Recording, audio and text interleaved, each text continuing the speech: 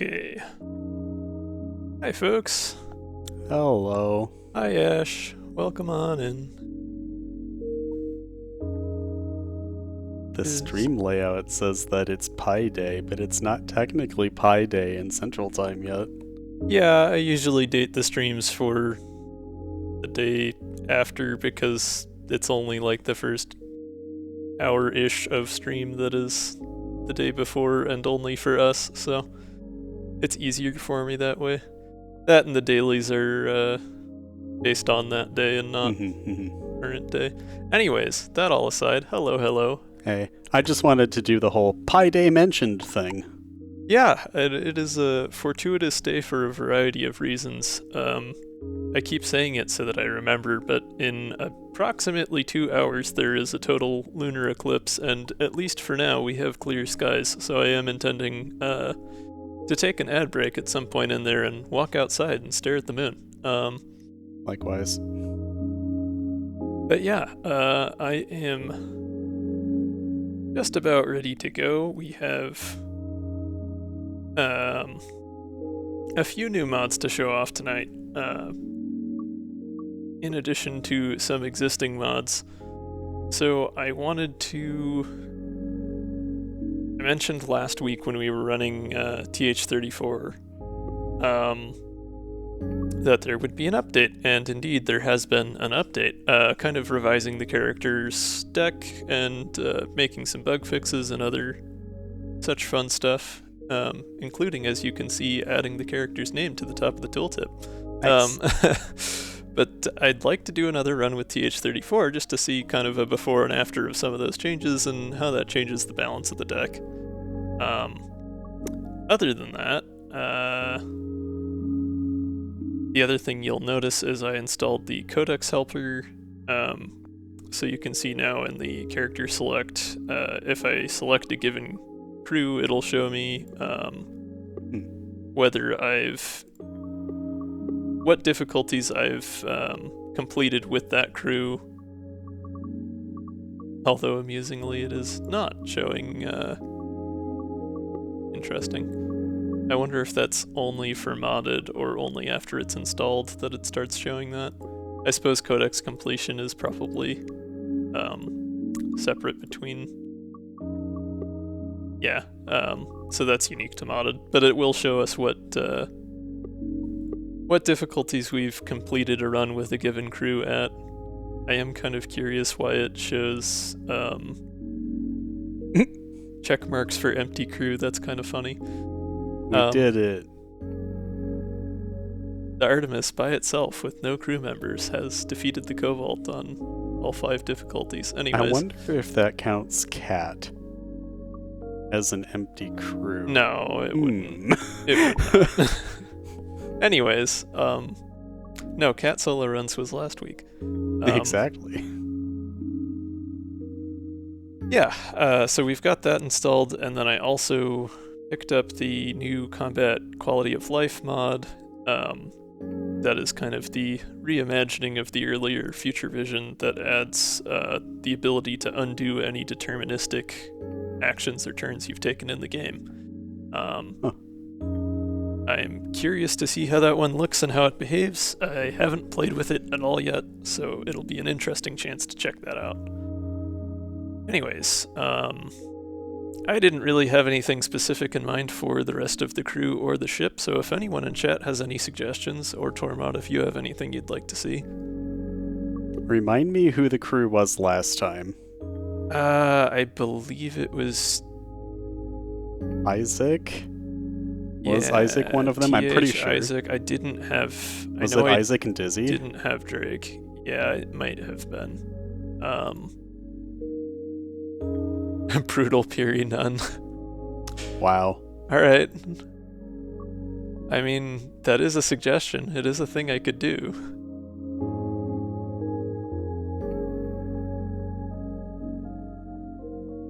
I'm gonna check now because I have this written down. Maybe.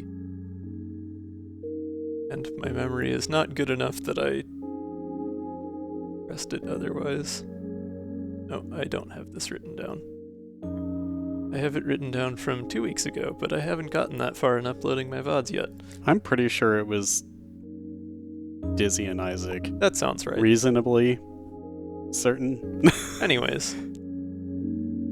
So let's not do them again.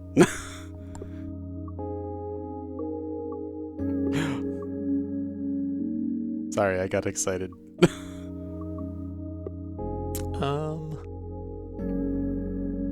I have yet to actually do a brutal difficulty or cosmic difficulty run. I don't know that I want to do that now because I kind of want like for like as far as comparing TH34 before and after. I think I was only on, was it hard or normal last time? I honestly don't remember.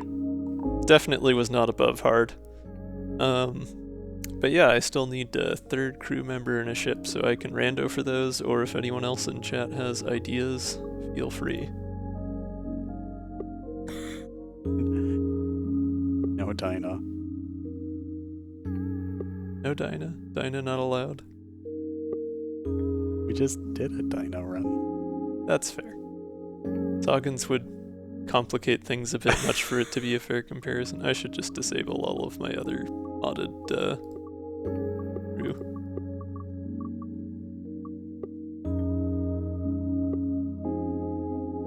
Rigs, Peri, and TH34 sounds like a fun time. Yeah, alternate deck rigs, apparently. Alternate deck rigs. What was that? Evasive shot and something. Evasive shot, quick thinking. Alright. Seems fun. I don't think we've done this ship either. We have not.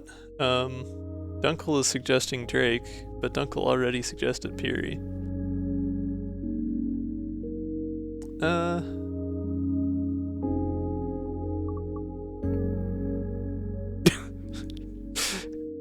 Fine, I guess I won't do TH34. I'll do something else, because now you said it and I don't want to. Yeah, anyway. How does Tine work again? That was the mine ship, yes. Launch a space mine at the end of every turn. Start combat with 1 drone shift. Well, that should be good because these characters otherwise don't do mid-row things, I don't think. No. And with regs, you would get a lot of movement to get out of the way of the mines. One can hope, yeah. Cool, let's give it a shot. Yeah. So besides,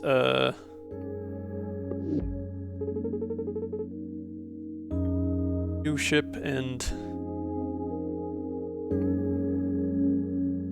updated character, I'm probably going to take some time in the first fight to just move around and check out the new quality of life mod, because I am curious how the future vision and undo functions work. Yeah, for sure. We have a couple remove options, or we can just get an artifact. This is another thing that the QoL mod adds, is a turn counter, which is definitely a handy thing, because I often lose track. Me too. Oh yeah, and for starters we can see that idle mode has been reduced in cost to only be a single cost. Turbo mode still costs 2, but it gives you a lot for 2 costs, so. What's up? I'm more tired than I was last week, and my brain filled in the name as sicko mode. I mean, basically. Yeah. No, sicko mode is the, shoot, what was it? Demon Core? Demon Core. Oh, yeah.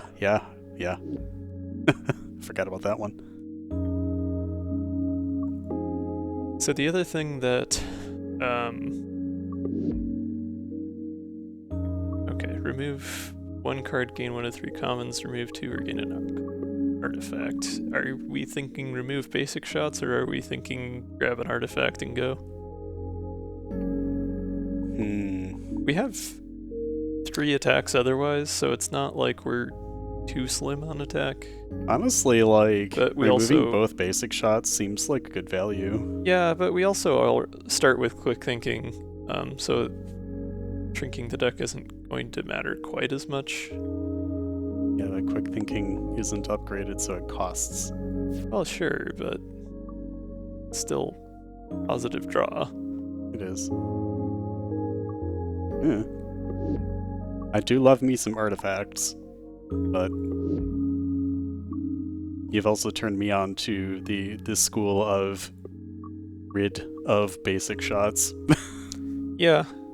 I mean, even basic shift might not be the worst to get rid of, because if we have enough evade, then it's not a problem necessarily. I suppose.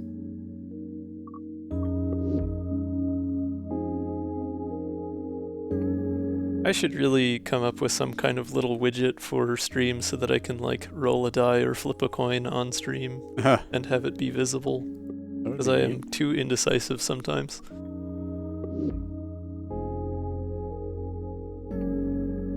Let's go ahead and remove those basics.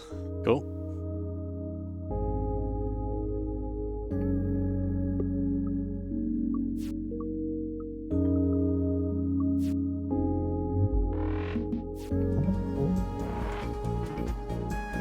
Okay, so the mine goes out at the end of the turn? End of the turn. Okay. I would assume that's before the enemy shoots then, so as long as we line up the missile bay with the incoming, that should be fine. Someone had to say it. Nice. The cannon on this one is funny shaped. It's like... it's not actually longer, it just starts from further back. Yeah, it looks like a fortress tower. Like the whole ship looks like a castle. It looks like Fortress to me, the Pokemon. A little bit, yeah. Yeah. I think it's meant to be kind of like... styled somewhat similarly to Wizbo and Ratso. Yeah. Anyways, so plus and minus charge appear to still function the same way they did, where minus charge you have that much less damage for attacks, but you also lose that much heat after every card played. It does... I don't recall heat being able to be reduced to negative before, though. That's new, that's good. Yep. I do like that. That definitely makes going into idle mode more worthwhile if you haven't built up any heat yet. Which was kind of an issue with the old deck, where there wasn't as much reason to take that stance unless you had other cards that worked together with it. Which I actively tried to build the deck around and still ended up having a better strategy of just Demon Core and Obliterate, but you know. The Demon Core is tempting. Rambling aside, so the other new things here, we have Future Vision, which I can enable by clicking on this little button. It's nice that they added a UI element instead of having to go diving in the menu for it. I like that. And the undo button, which just lets us undo whatever we've done. So presumably if I just play something with a deterministic result, like basic dodge, I can then unbasic dodge. We end up right at the start of the combat again. So at least in basic theory, it seems like it works well. I like it.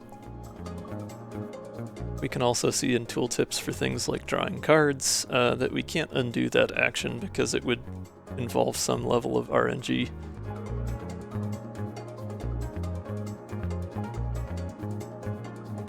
But everything else in our hand is deterministic and therefore can be undone.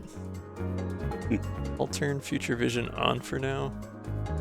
Yeah, okay, so we can see that flashing 2 shield there indicates that it'll lose 2 all when it shoots the mine that Tine puts out at the end of the turn.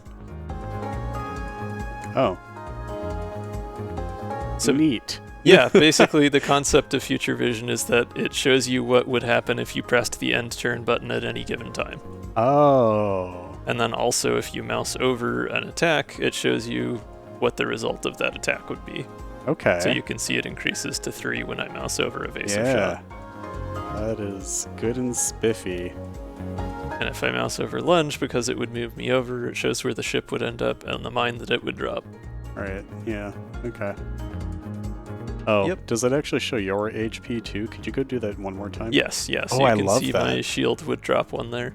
Yeah. So this alright. was previously a standalone mod that was later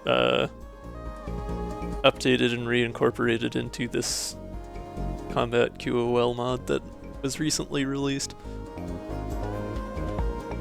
And my understanding is that it should be somewhat less buggy now because it had a reputation. Not that I can speak to that personally, but anyways, enough rambling aside. I have a game to play.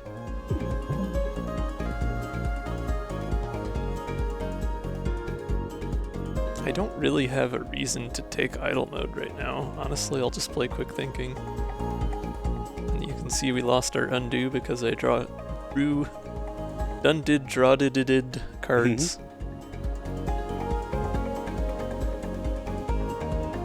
Guess I'll just take a block. Not that I'm likely to need it with all that mid-row. Oh.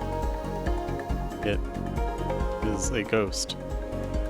Yeah, so that right, just shows yeah. them, Yeah. because I have future vision turned on, shows the mine that'll be there at the end of the turn. Oh, but it said it was disabled, now you re-enabled it. No, it said it was enabled, and then I clicked it to disable it, and then I clicked it again to re-enable it. Oh. Whatever. Hi. Hi. Hello. This is all new and exciting. Okay, interesting. So with multi-shot, because it's going to give itself shield at the end of turn, I would do 1 hull damage, and you can see that flashing as well. Got it. Oh, I have turbo mode, so I can multi-shot for quite a bit more damage. Nice. Very good.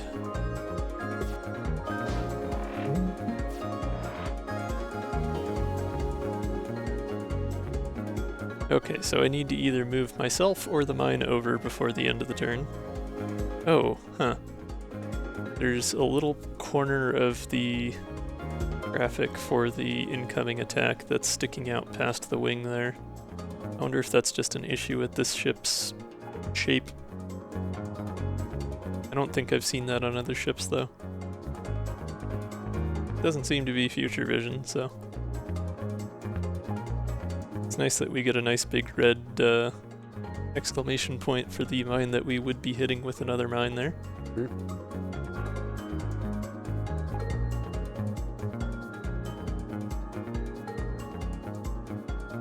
Okay, so minus charge is every card played. We'd only lose 1 heat per card played, though. So if I multi-shot again, I wouldn't be able to lose enough heat. That doesn't count playing idle mode itself, I don't think. Since that's what gives us the charge. Right, yeah. Okay, so if I were to attack with evasive shot to get 3, and then play idle mode, and then play 1 more card, it would end up with 2 heat. Well, wait a sec. You only need to do 7 damage. You can do 8. Oh, yeah, that's a fair point. Yeah. Mm-hmm. Just making sure I read the energy right this time, because I miscounted during the daily. Hey there, Taffer D. Thanks for the raid. Welcome on in. Hope you're doing well tonight.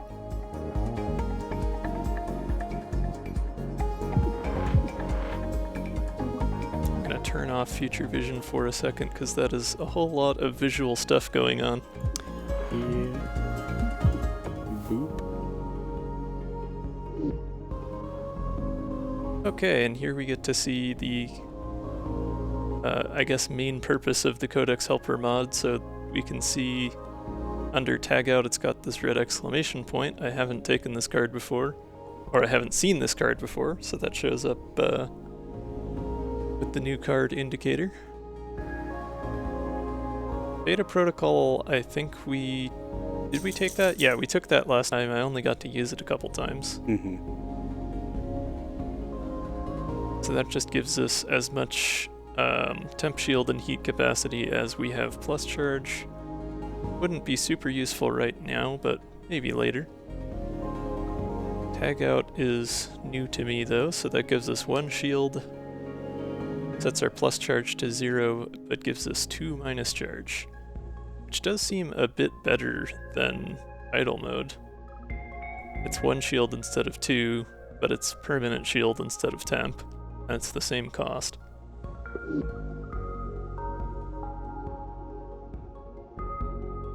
I do like that, because that would let us shed heat a little bit faster after using a multi-shot with turbo mode. We'll give it a try. Okay, very squiggly zone 1. Yeah. There is a route that lets us take 2 elites, a couple of routes actually.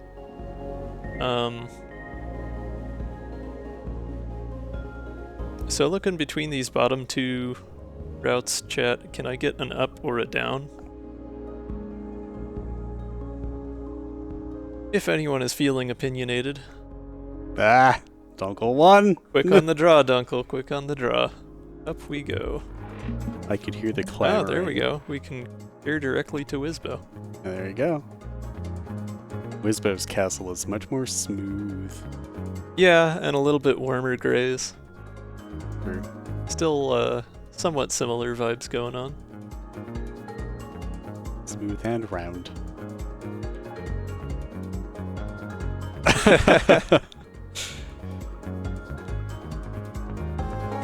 Alright. Future vision back on, just to have a look at that.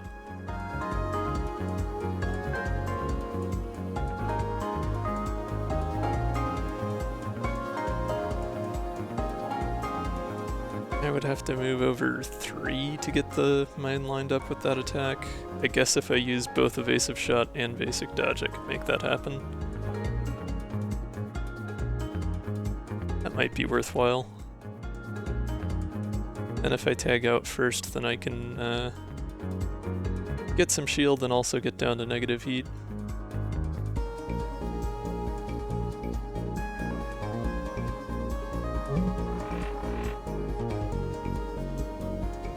Oh, you know what? I suppose I should have waited to do that until after evasive shot, because now it won't do damage. I forgot about that aspect of minus charge.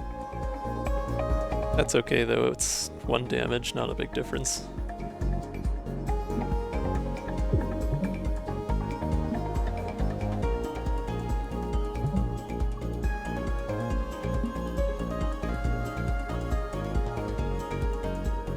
We can see that Wisbo is going to lose 2 shield.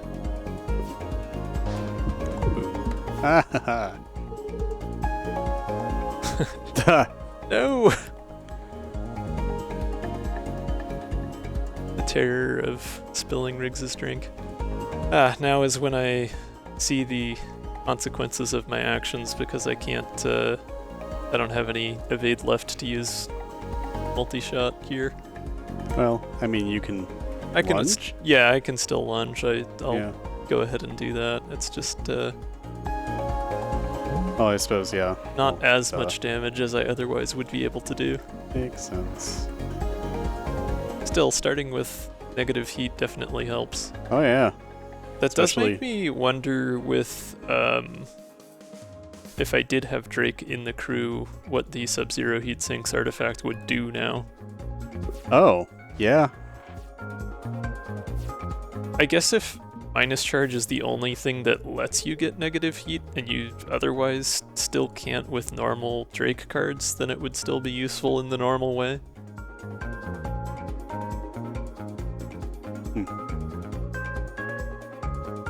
Okay, I could really use some movement here, but I have Toxic and I kinda need to get rid of that. And the mine is too far over for me to use basic shift to get it into range.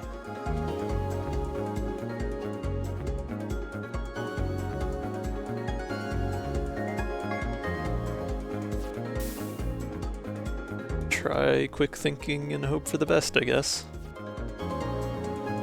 Okay, we got a basic dodge. That is helpful. I suppose I have enough shield that I can just tank this anyways, but let's get rid of the miasma quick.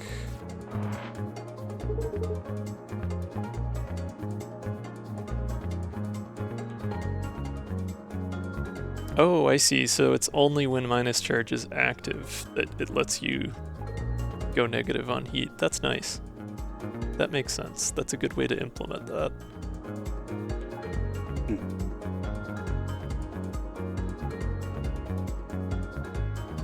Okay, so I could spend an energy to save myself a shield. By moving over, I kind of need to move the mine out of the way if I don't want to take damage. Which I can see if I turn future vision on. There we go. I would take 3 hull damage and lose all my shield if I don't do anything, so...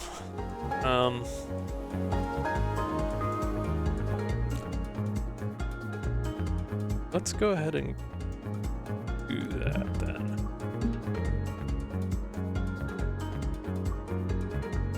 Seems like the most efficient use of resources.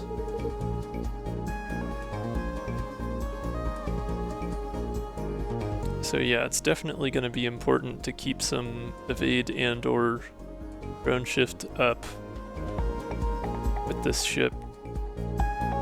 Especially if we're facing enemies like this that don't attack every turn.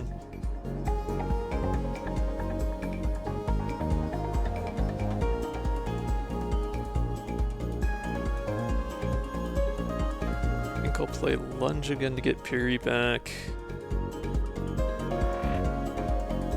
Evasive shot to give me that evade that I need. I'm still doing okay on heat, so I'll just play basic dodge for that extra evade. Just keep on moving left and laying out mines, I guess.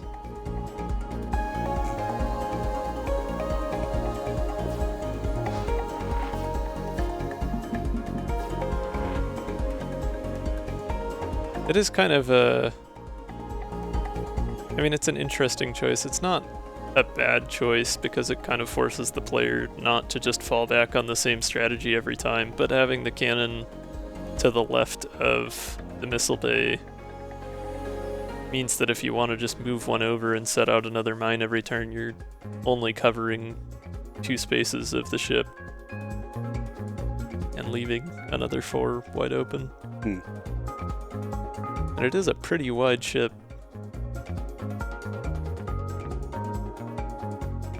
Yeah, I suppose so. I would be happy to see Celine, I'll say that.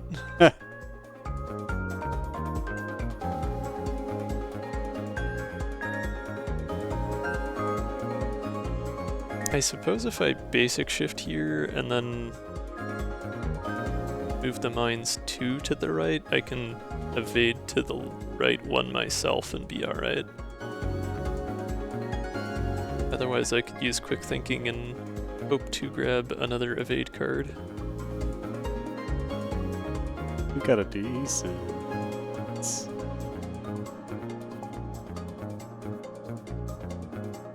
Probably better to go with the sure thing. Yeah.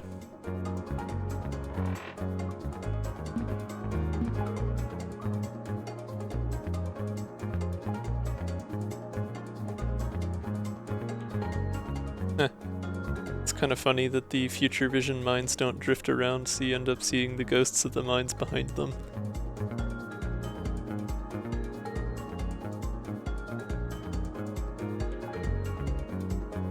I guess the best I can really do here is getting Peri back and playing a basic shot.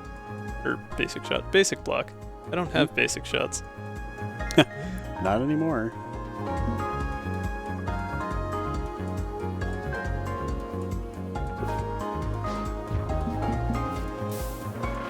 Good, finally lined up a multi-shot.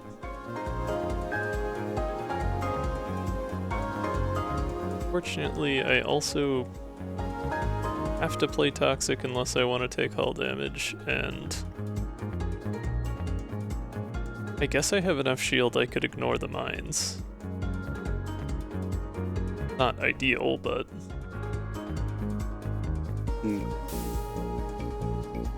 get rid of toxic, we could multi-shot and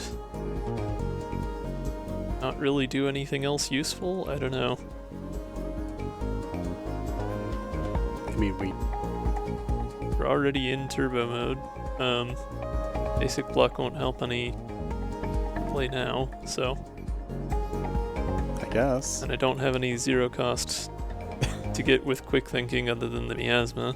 Oh boy, miasma. Would give me heat damage, so I don't want that. I guess I'll just multi-shot and end the turn. I guess, yeah. Do want to get the damage in while I can.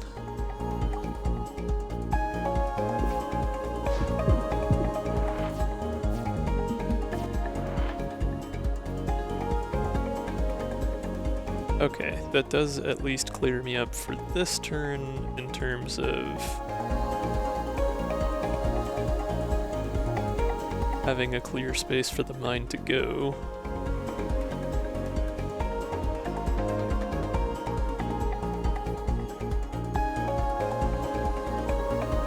This would be a good time for tag out, except that I would need 2 block to not take damage from Wizbo here.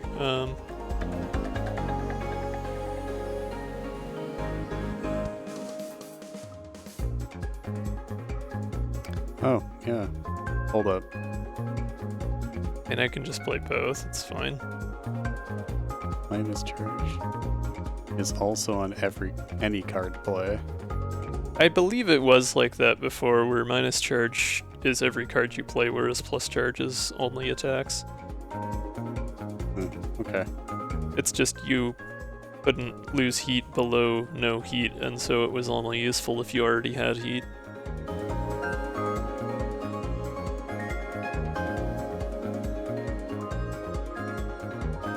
Okay, I'll do the straightforward thing here and myself just enough shield to block that.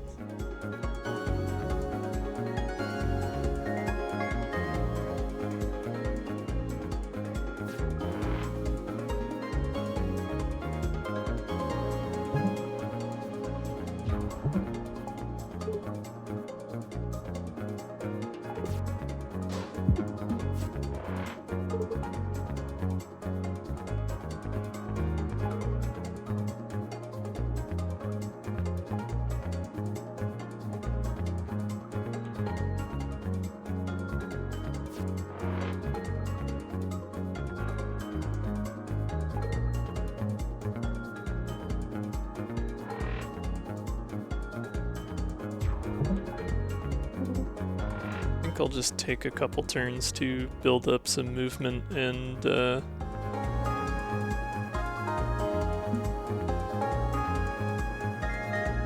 negative heat here. Yeah. And then hopefully I can get in a good high damage turn on Wizbo soon.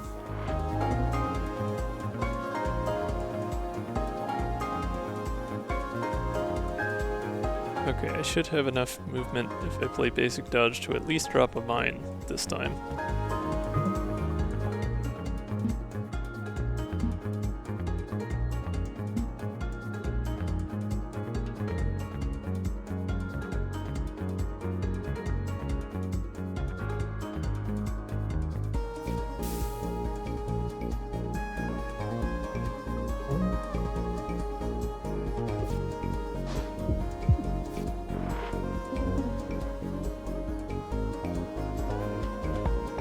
Okay, here's the turbo mode multi-shot to finish things up.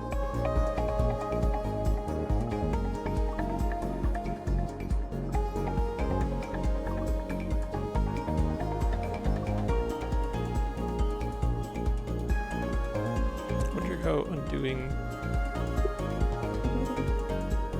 Yeah, not bad. Oh, it's interesting that procced a new voice line. I don't think that was there the first time I started this turn. Nope, I missed that one.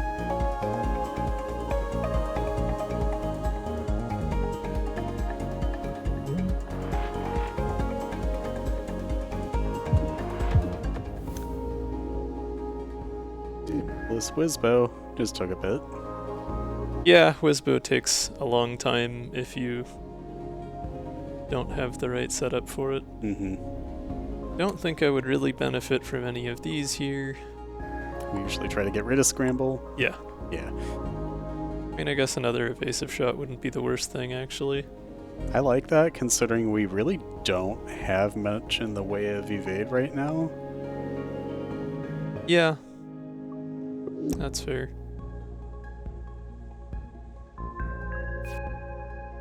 It sure beats basic shot. Yeah. Oh, this'll be a good one to have mines for. I'm actually all set for this turn already because the mine will block the 3 and the armor blocks the 1 just fine. Perfect. We did hit DST, that was last weekend? Last weekend? Oh. Yeah. Yeah, so, fun fact, I was just talking with Looney about this a couple days ago. So Portugal doesn't start daylight savings time until the 30th.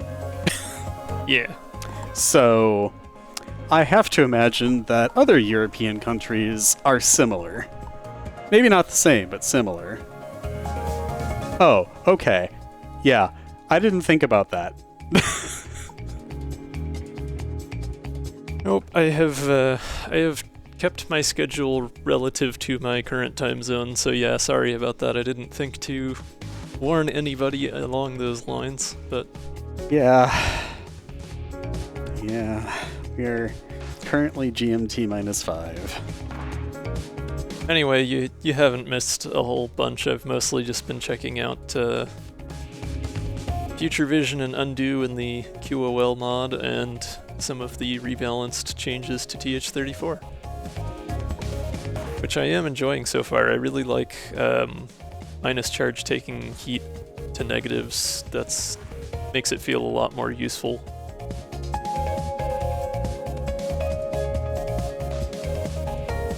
I don't think I'm gonna need to move basically at all, if I remember the pattern correctly on this fight, so I'm just gonna go straight to turbo mode and start attacking.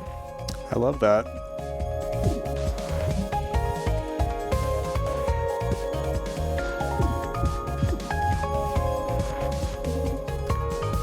Yep. Yeah, this is fine.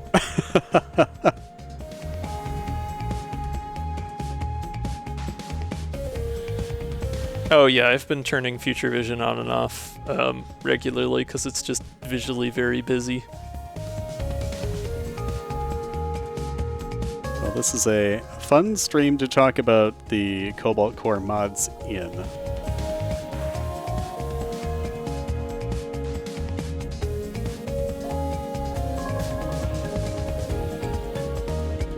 Amusingly, in this specific situation, turning it on does absolutely nothing because the enemy is going to add exactly as much shield as they will take damage. Oh wait, no, you can see like 1 pixel of difference down here where the ghost of the ship doesn't line up with the thrusters. It is very slightly visible.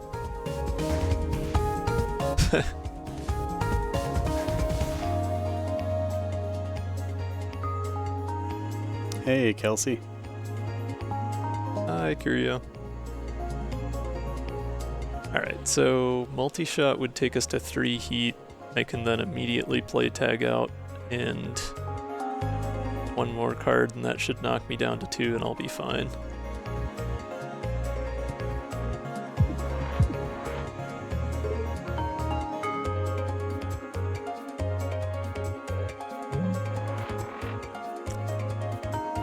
Don't want to play lunge because that would ruin my perfect positioning that I have going here, so I'm just gonna sit tight and play basic shift. I mean, I guess you could have spent your evade to go back, but yeah. Yeah, but why bother? Yeah, and now you can move back because you didn't spend your evade, yeah. Yep. Unfortunately, I am stuck with minus charge this turn, so I can't make effective use of the multi-shot. I guess it'll still do 2 damage since the missile bay is weak. Is that how that works? Yeah, weak just takes 1 more damage, so even if it's a Right, 0 yeah, one or more. Right, 0 yeah, damage, I forgot about that part, yeah. Bonus damage. I'm certainly not complaining. Peri says she'll do it again. Okay. Actually, amusingly, you will do it again. Yes, with negative charge, you can have up to negative heat, or -3 heat, rather.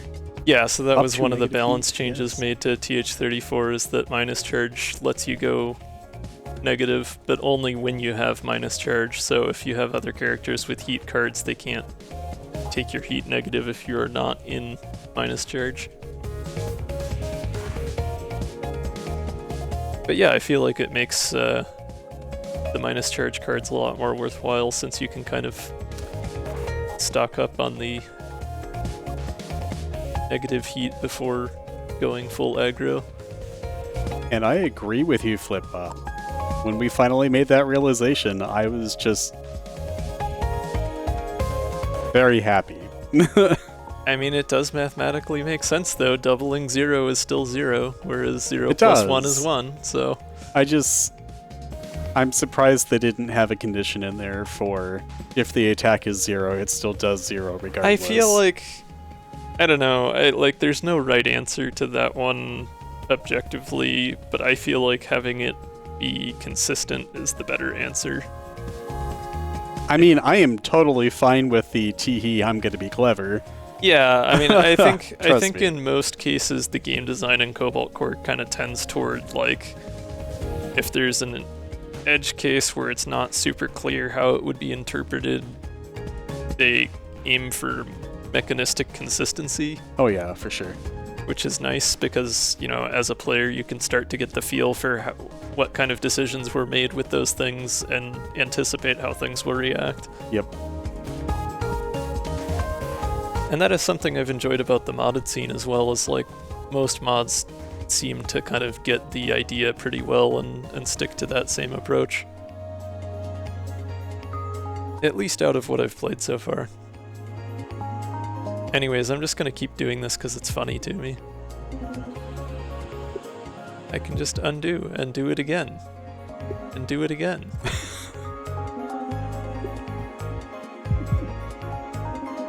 She will do it again because it's a time loop.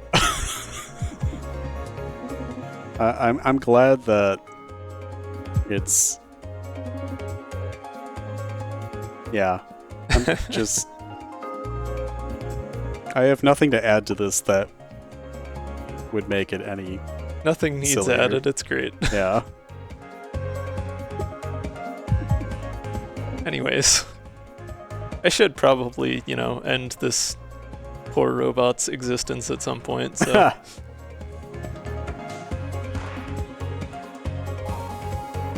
The time-space boundary is just a coyote pressing the undo button over and over again, yeah. I'm taking that prism away. I mean, if you think about it, the player is kind of the time-space boundary. Like, they're the ones that keep on coming back for more runs. So, if you want to get all meta and fourth wall about it. Ugh. Bark, bark, bark, bark, bark, bark, bark, bark, bark, bark, bark. There we go. All right.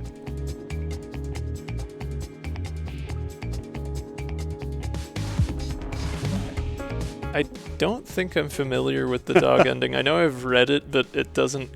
Or read about it, but it was long enough ago that it doesn't come to mind. I've never played any of the games from that particular franchise. It's the kind of thing that I probably deep dove the Wikipedia article for one time and promptly forgot about. The song on the soundtrack for the dog ending is unique, we'll say. That is fair. Unload, that's a new one. That looks like a fantastic finisher. I do like that. So the caveat is that it sets your plus charge to 0 at the end. which isn't necessarily a bad thing because with 3 attacks you're going to be at full overheat by that point anyways. Uh-huh. I mean, even without the plus charge change at all, like that's a really good damage card for 2. Like you could play that if you just didn't have any plus charge and it just wouldn't have any downsides. It would be a triple 2 damage attack for 2 cost. That would be really good. That seems kind of OP. I feel like this one should be I feel like this one should be more like the Sagan's card,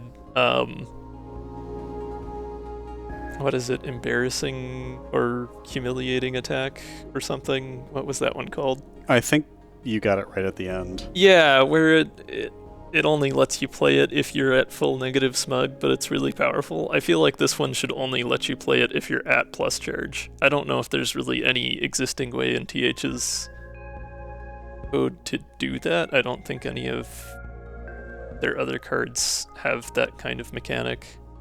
So you have to take the 1 whole damage, basically. Yeah, I mean, like, I don't know. Yes, it would be higher damage, but Unless like you have Drake.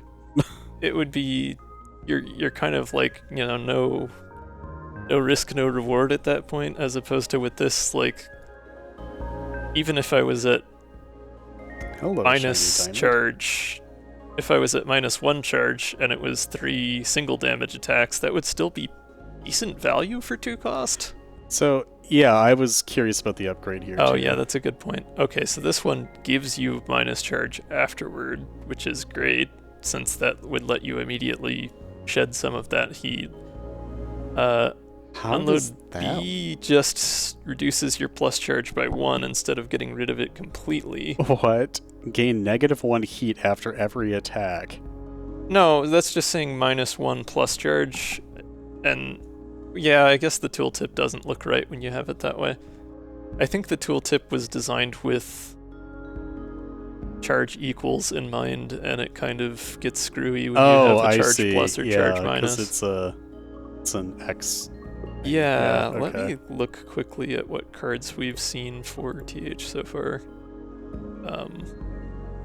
Because I think there was another one. No? Okay. I guess this is the first one that I've taken, at least, that just adds or removes charge directly. That's... Huh? Anyway, yeah, I guess I could see that being useful if you were trying to... If you just didn't mind taking the heat damage, like if you had rebound reagent or something.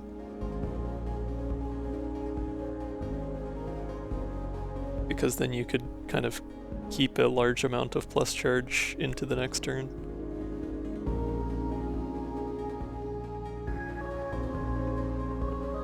Anyway, we're definitely taking this.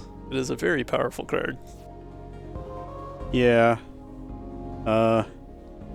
Let's, I don't know. Huh. That tooltip for the B upgrade needs some doing. It does need some attention, yes. It is at least easy enough to understand what it is intended to mean, but Yeah. we have more mines for the minefield. We're just here to fill it up a little bit. It's Patch true. the empty spots. 1 per turn. TH34 has definitely been buffed so far by the changes we've seen since last week. I had a reasonably successful run with TH last week, but the consensus of what I had seen about, what I had seen of discussion about TH in the server was that they were a little bit hard to get out of Zone 1 with sometimes.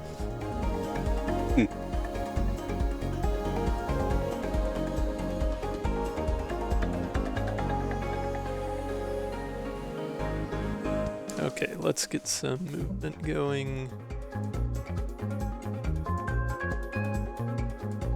don't think lunging would be... Well, I guess if I lunge and move back one to the left, I would be fine.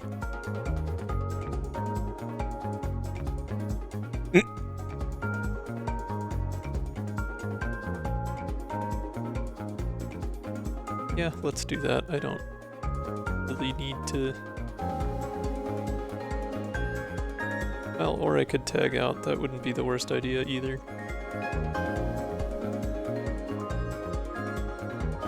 And again, I'd have to get through another couple turns before getting turbo mode again. Yeah, I'll just lunge.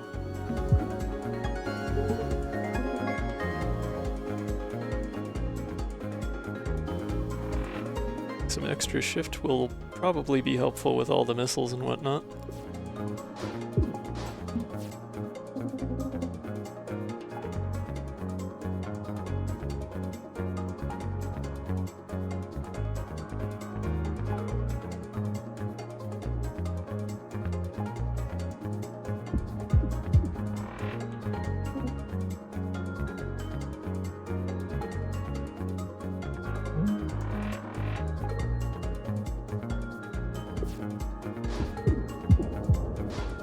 Oh, whoops. I forgot that there was already a mine there. That was a mistake.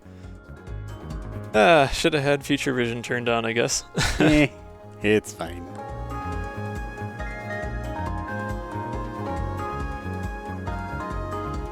See, the problem is I got used to having future vision turned on and was not thinking about the mine there as an actual mine. I was just thinking about it as, oh, that's a ghost mine. No, that is not a ghost mine. That is a mine. Mines are, in fact, mines. Plot twist.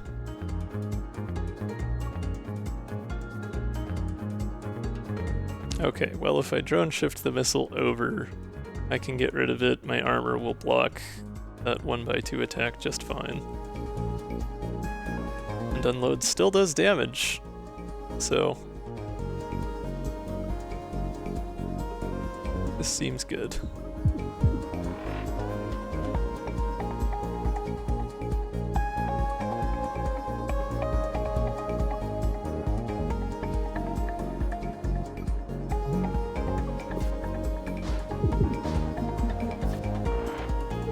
Ah, running away right at the end. Okay. Rude. I would literally die if I did nothing. I would take 8 damage from the mine and another 3 from the missile.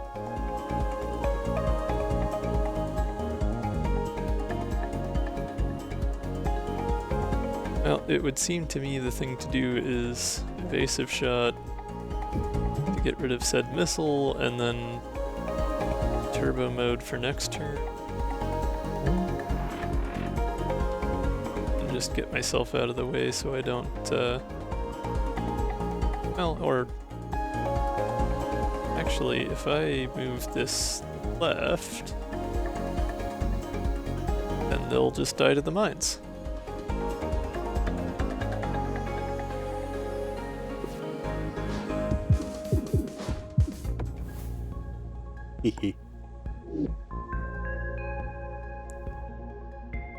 Yeah, Shiny Diamond, the negative heat was added in the most recent TH update this past week, so I've been playing TH again after my run last week to kind of compare and contrast how the character handles after the update, but yeah, you can see in the description for minus charge here, heat can be reduced to -3, so only while you have minus charge, but it lets you bank up some negative heat. So Anion and Anion and Amp Up are both new cards to me. So it looks like Amp Up gives you an extra plus charge. It doesn't have the equals sign, so it just adds 1 plus charge. +1 either. It just says 1. Yeah, but that's how, I mean, like, evade says 1, right? Like, it just gives you... Yeah, I suppose so. Okay. And then if you look at... Oh, the other one was specifically -1. Okay. Yeah. Right. Got you. That's it. I don't think we took it. No, it was the B upgrade for Oh, right. Yeah. the name of. I already forgot. Unload. There we go. Yeah. Yes, Yep. yeah. So it just shows the minus to indicate that it's Right. negative, but it's not an operator minus, it's a negative sign minus. Yeah.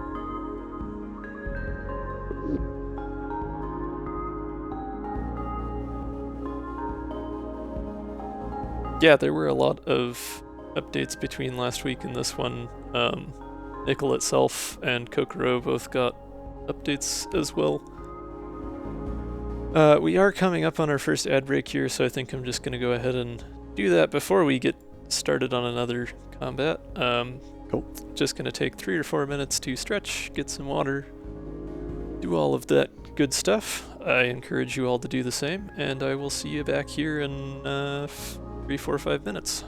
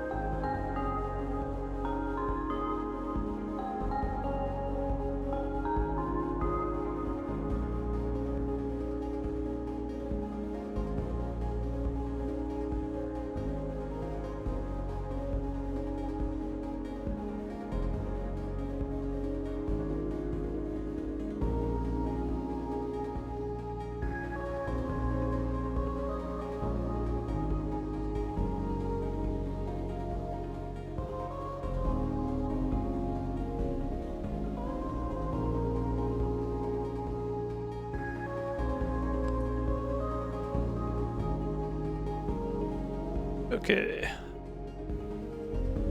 Back again.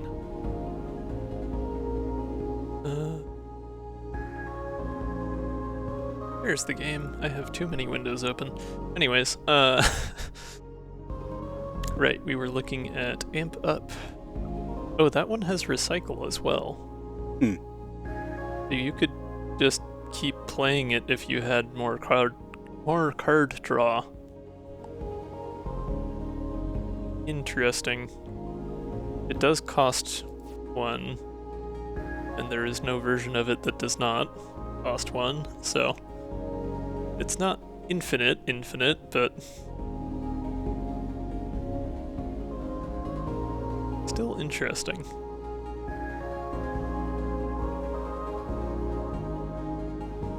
If you had like a draw shot, you could amp up, draw shot, amp up again, or something of that nature. Or just play it once each turn to gradually build your plus charge.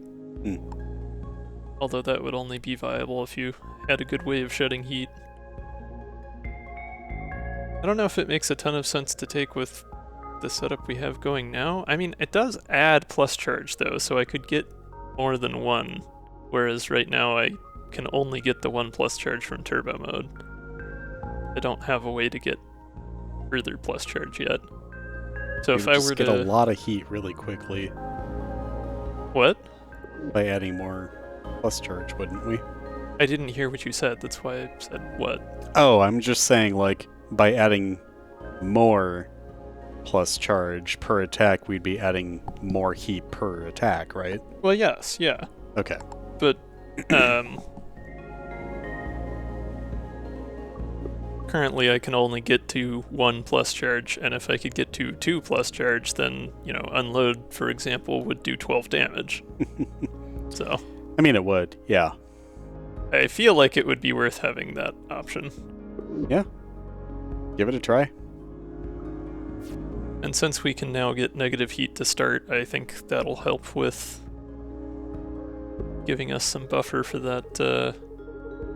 You know, Celine, I said I was hoping to see you. The scaffold is not what I wanted. This is the one that I wanted when you said Celine. Of course it is. I mean, it's not like it'd Tine. hurt, I guess.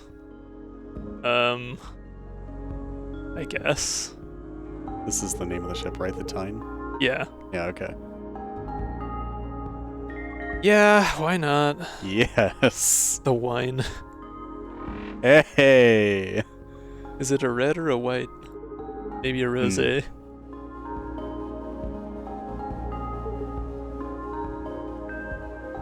I don't know, it has red wine energy to me. Yeah.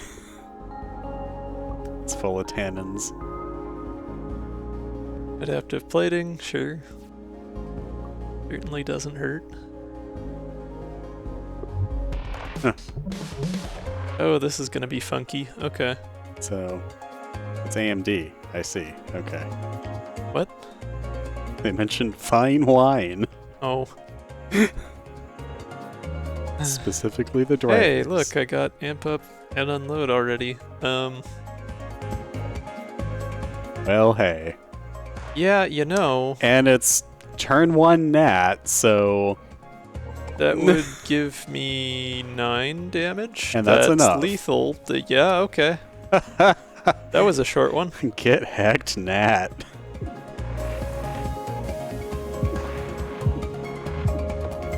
You love to see it. Yeah, glad I took that card.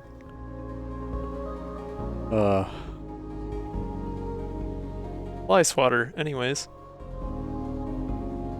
I finally got that in Super Animal Royale last night. Got my first pacifist victory after... Oh, there you go.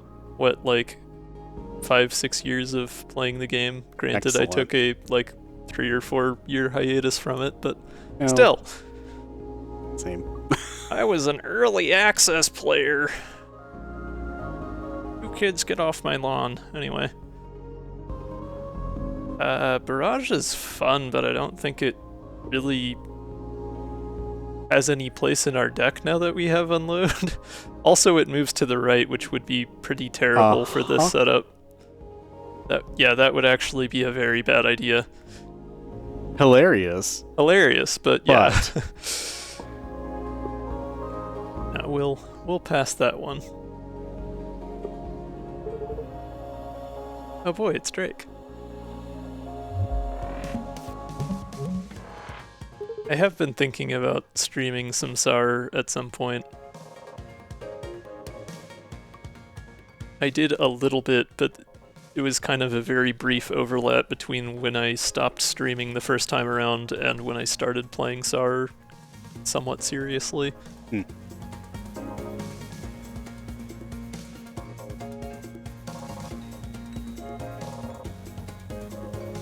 Juke probably wouldn't have been the worst. I didn't really think about it because I just habitually ignore cards with random movement a lot of the time. yeah. Just because my playstyle is, I don't know, I heavily favor deterministic strategies, but... Well, if you ever want to get up to squad crimes with us, let us know. Yeah, I mean, if anyone is interested in playing the game with me, I am on fairly regularly, so... hit me up. We get up to some silly things. I do also have voice channels in my Discord for the gaming, so... But that's enough plugging myself. Time to plug Drake. With a cannon. I have amp up from the get-go again.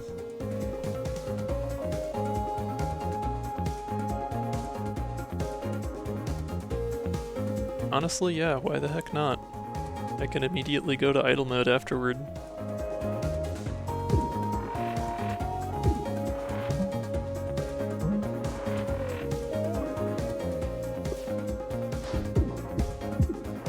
Oh, you know what? I forgot about the asteroid. There I go, not paying attention again.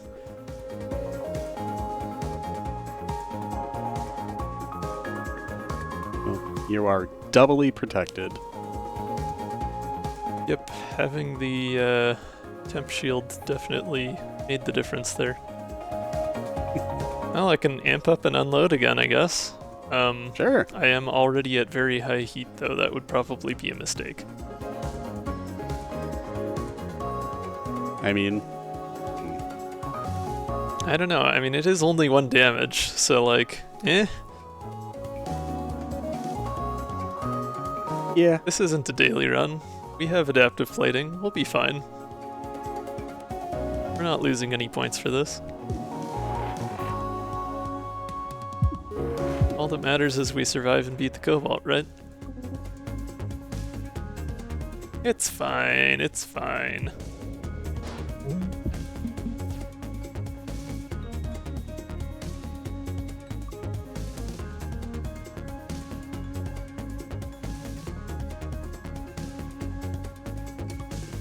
Oh, yeah, that would be a nice feature, Shaka. I do kind of like that, because otherwise there's nothing that indicates it unless you have future vision turned on. I didn't even think about that because I am new to future vision as well right now, but if I were playing this ship without it, it would definitely be kind of a problem where I would keep forgetting that the mines would come out.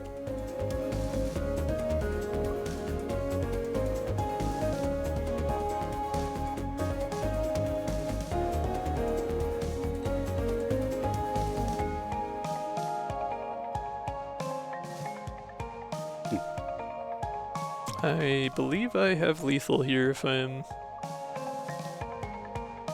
Amp up, lunge evasive shot.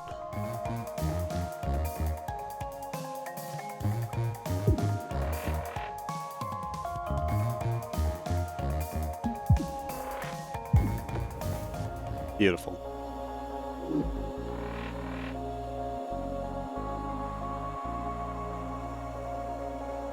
Oh, does controller use a specific button to end turn? I've not actually tried Cobalt Core on controller before.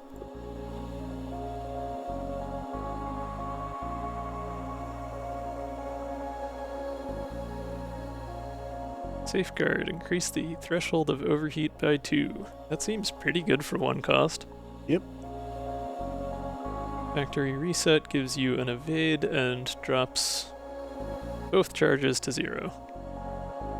I like Safeguard better for sure. That would go well with the ideas that we had. Yeah. RAM! Yes! Stun Calibrator though, that's not bad. No, it's not. Or Nanofiber, seeing as I'm gonna be... That would let me take heat damage every combat and not care. That's true. Very true. Yeah, I like that. But ramming the wide Tine. Ram would be fun, yeah, but...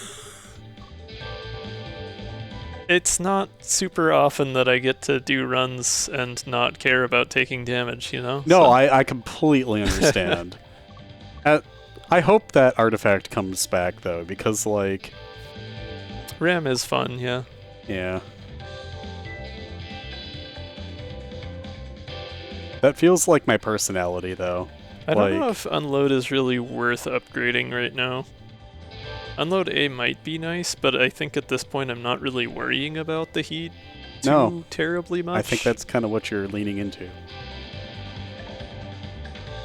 Granted, I mean, I guess Unload sets your plus to 0 either way, right? So, like, it kind of would be helpful to have it immediately go into minus charge.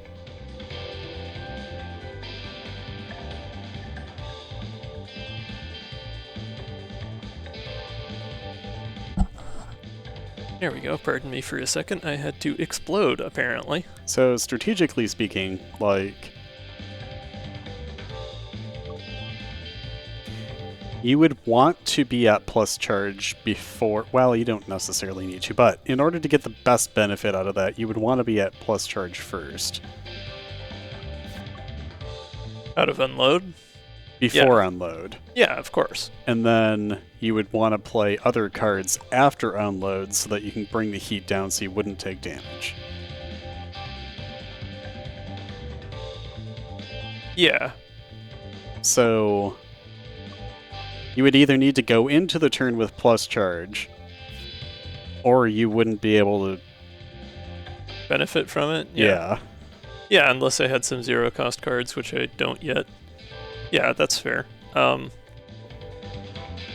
That's true. Most of the time with Unload, I haven't necessarily been going into the turn with it. I've just been playing Amp Up first. Yeah, I'm kind of liking upgrading something else right now. Safeguard A seems nice, but it's also once per... Turbo Mode A seems pretty great, since it's just the same but cheaper.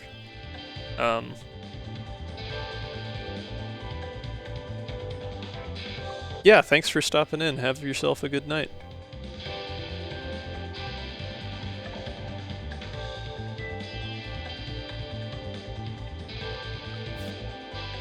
There is always the classic multi-shot upgrade.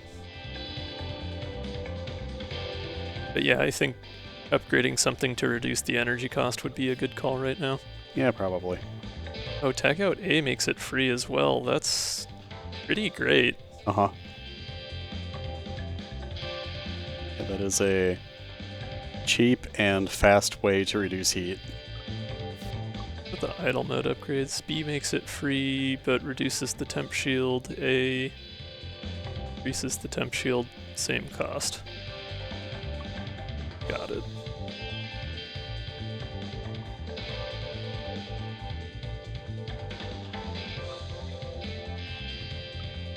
I think cheaper turbo mode would be good because I could start up having plus charge that way, and that way when I play amp up at some point afterward, the attack on it does damage, and then I end up with 2 plus charge. Huh. I guess it's not terribly different either way, but that at least would let me use turbo mode to gain shield if I needed it. True. Gaining extra shield is probably helpful considering the mines. And my tendency to forget they exist. Yeah. Well, yeah. Yeah.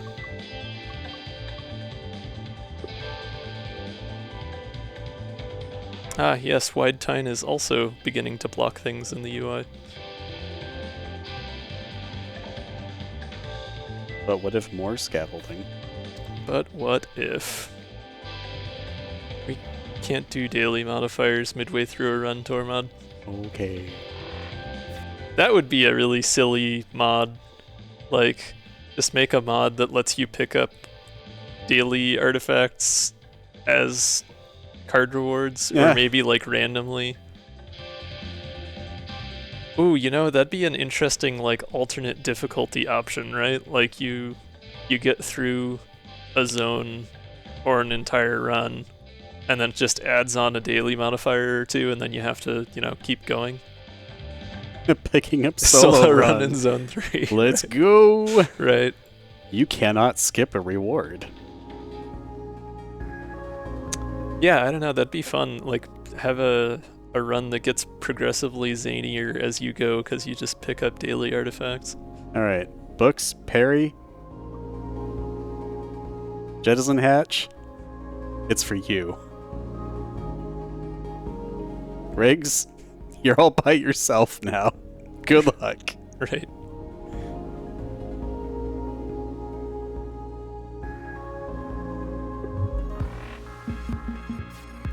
Yeah, you'd probably have to,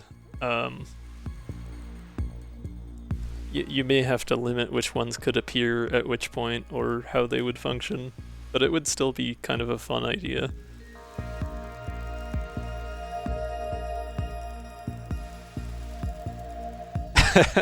Upgrade all cards to A, get the only B upgrades modifier. Yeah, I don't know how that would work. Would it just like Thanos snap half your deck?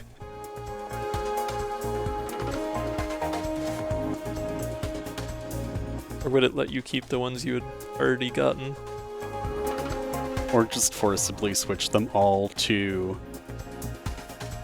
Bs. However, yeah, it treats it like you had the Brimford event and you have a bunch of annoyances now too. Yeah, right. Get a deck full of annoyances.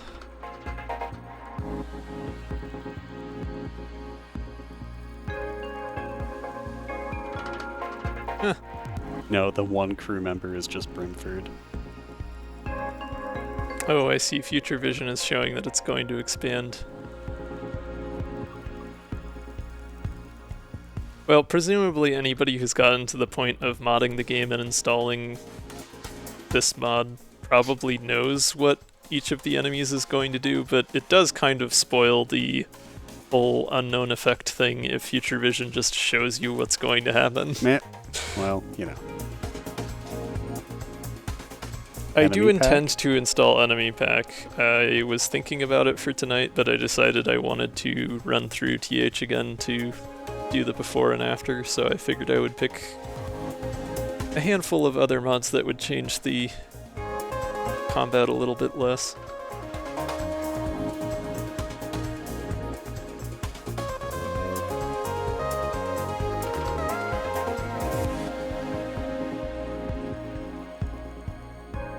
Anyways, playing the game, right. Guess it's a good turn to get some evade built up and do some damage, since I'm good on block.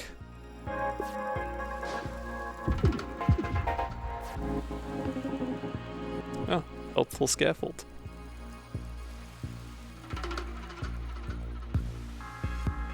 It is too bad my only attack right now is lunge. I guess I can play tag out just for the shield and then turbo mode amp up. That seems like the way to go.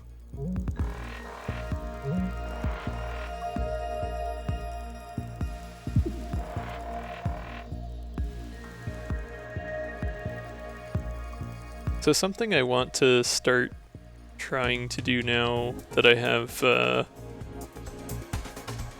undo mod.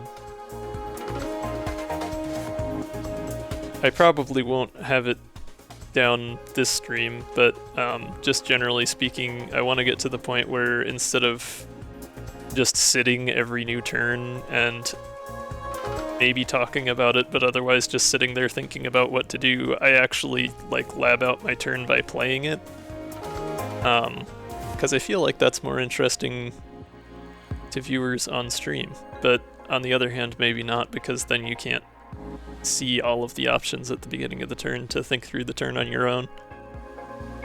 That and yeah, I would have to be careful about random actions.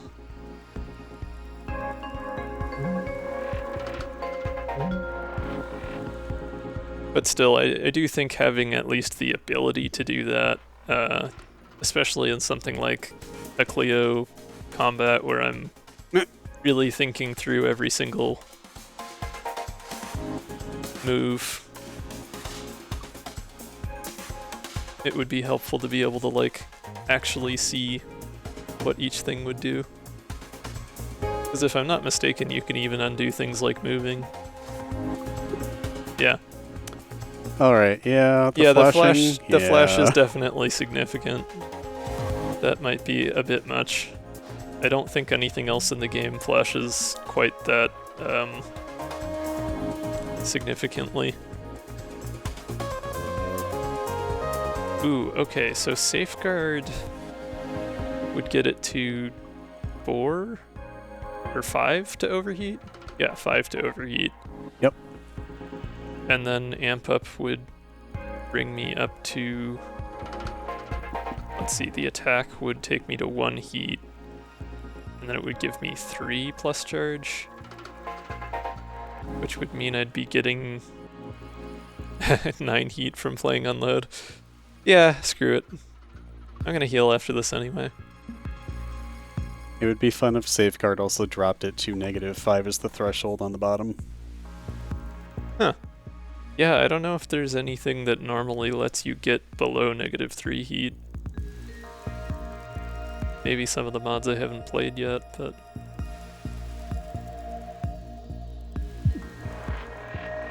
Oh, duh, I don't have enough energy to also play Unload after that. I wasn't paying attention. I shouldn't have played the heat capacity lowering card. Or threshold raising card. The Safeguard, that one. Words are hard. Undo. Oh, yeah, Undo. It exists. Yeah! Hey, look at that. We're just getting flashbanged, it's fine. Let me check really quick if there are settings for that. Or I guess mod settings, yeah. Combat quality of life. Prognostication. Yes. Allow cheating. You can just turn on cheating. That's neat. But no, it doesn't seem to let you turn off the flashing.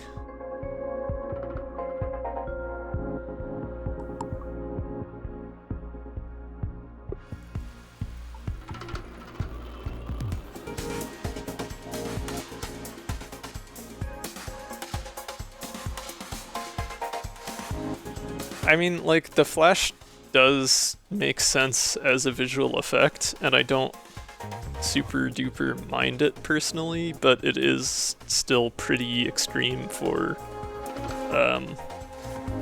viewers that, you know, have visual sensitivities and that sort of thing. And since the game is otherwise pretty toned down in that regard, I think it'd be good to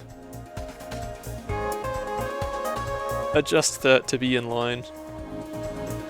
I'm trying to think if there is anywhere else in the game that has a whole screen flash like that. Maybe when you die? I don't think it quite does it to that extent though. That's more of like a flicker to static kind of thing.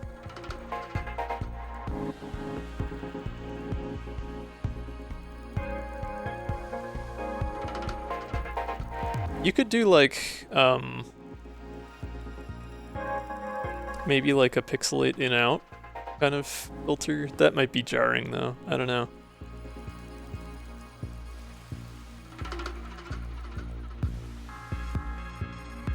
Like a blur, I don't know like the right word to describe the effect in my mind. Like when you're seeing a video and it cuts between 2 shots by going like all the way blurry and then back into focus, except you do the same thing by going distorted pixelation, like big pixels back to small.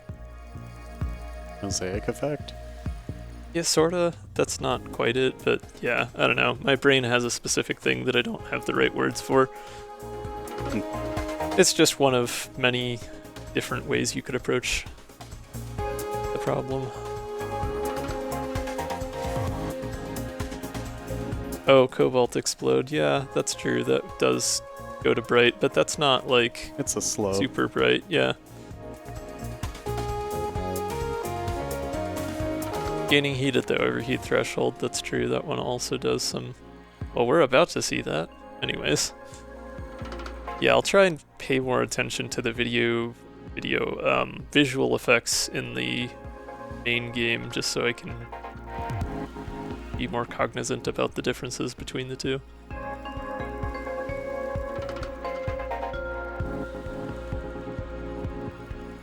I still have yet to actually play Into the Breach. I should give that one a try sometime. I've seen it advertised a whole lot. Really? I mean, by FTL. Well, okay, fair enough. Oh, that's spicy, and I That's like that. Too bad I don't have one more of those. Right. Not quite lethal, but it's fine. We'll get all that health back. Actually, I'm gonna undo that quick. Okay, so that's the undo flash. And that's the flash for heat. I guess because it's red, it doesn't register to me as being as jarring or as bright. Yeah, even though it is still kind of a full screen flash. It's also got alpha channel to it, Yeah. which I don't think the undo does. Yeah, it's not full opaque. Okay. Yeah. Yeah, so it's a little more toned down. Still definitely a factor, but undo comes from the center. Does it? It looks like it's just kind of a full screen at once, but maybe it's just too fast for me to see. Yeah, it's just a pulse effect.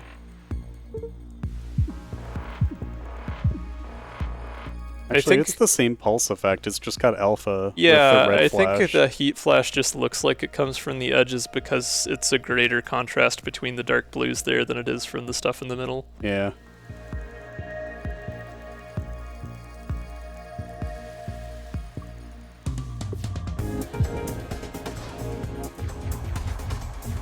And taking heat damage, you just kind of get that smoke effect. You don't get much in the way of, like, actual full screen flashing.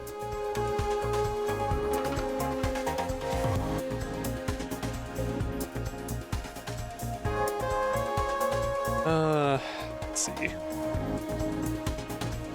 I do have amp up again, but I don't have much I can do to deal damage with it. I guess lunge or two, and then maybe next turn. You'd want to move over 2 and then lunge. No, I'll just move the mines over. Oh yeah, that's also fair.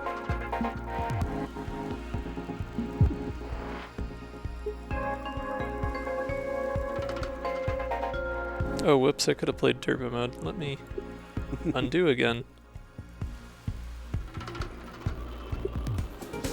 I missed that turbo mode was in my hand. That is what the nanofibers are for.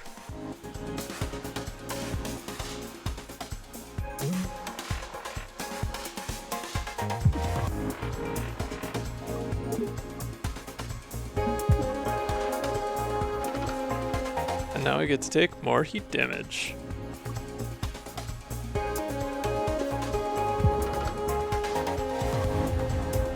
Bye-bye.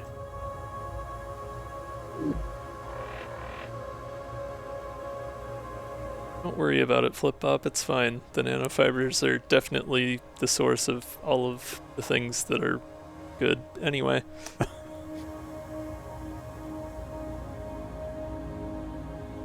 Ace, Manifold, or Inverter. Manifold is a single cost, increases the threshold of overheat and gives you a temp shield, but it does not exhaust. Alternately, you can upgrade it so it's infinite. That seems pretty great. I really like that. Yeah. Granted, my approach so far has been just don't care about the heat, but, you know, if Manifold and the Safeguard, I could probably get it to where it would be acceptable. The ship is just broiling. It's fine. No damage. Alternately, Inverter wouldn't be the worst, because I do actually have a pretty good amount of shield generation right now between Turbo Mode and Tag Out. And being able to get some overdrive to add on to that plus charge would be pretty great. Yeah, also fair. It is 2 cost. It is 2 cost, but if I had 4 shield and spent 2 on Inverter, that would give me 4 overdrive that would last several turns, so That's fair. wouldn't be the worst. Then again, we are specifically trying to mess around with TH, and I haven't taken this card yet, so. Let's upgrade it. Yeah. Okay, Mechanical Heart we got last time. That one gives you an extra plus or minus charge anytime you gain plus or minus charge. Which seems like big value still. Yeah, it does, and I'm also wondering with that, if that would behave the same or differently between cards like this that just add 1 versus cards like this that set it to 1. I would think that that would make Amp Up give you 2 plus charge every time you played it. So if I had already played Turbo Mode, that would take me from 2 to 4. Should be pretty nice. Well, I think for the cards that explicitly set it to 1, that wouldn't change. No, they do. They do? Yeah. Mechanical Heart changed those last run. Did it? Okay. Okay. Definitely not liking either of these other ones since I'm actually using TH for a lot of the damage we're doing. Alright. Yeah. Yeah, Mechanical Heart seems good. Okay, I think that was the longest Zone 1 I've had in a while. I've had a good handful of runs that have been shorter than that Zone 1. And I am not a fast player, so my runs are typically not short. But hey, we're discovering new things. We're playing around with stuff. It's fun. It's fine. It's good.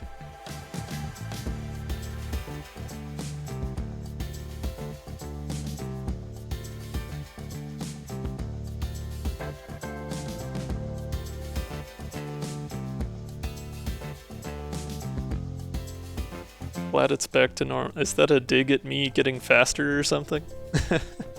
Eh. Turbo Mode A and Mechanical Heart, yeah. A timed turns mod, oh no, that would be horrible. My anxiety would be through the roof.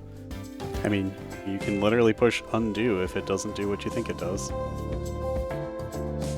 Well, yeah, but that's not gonna change a turn timer making me anxious. I don't know.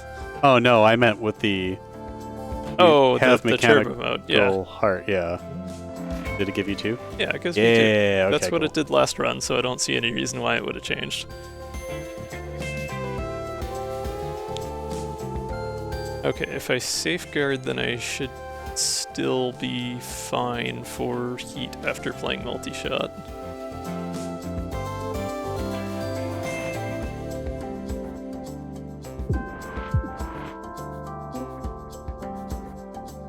And I guess I have the shield that I could just sit still. Be the worst idea. Save the evade for next turn once there's a mine already out.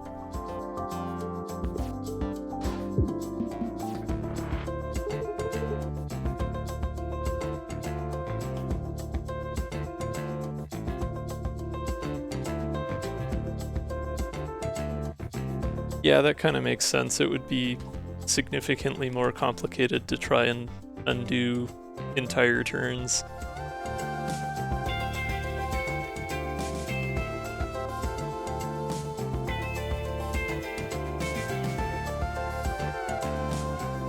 No? Okay, fair enough. It would just...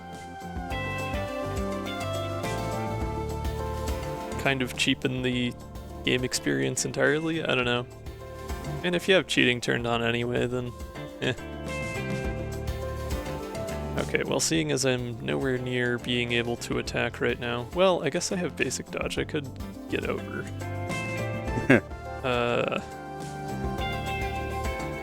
Amp it up would take me into overheating territory, though.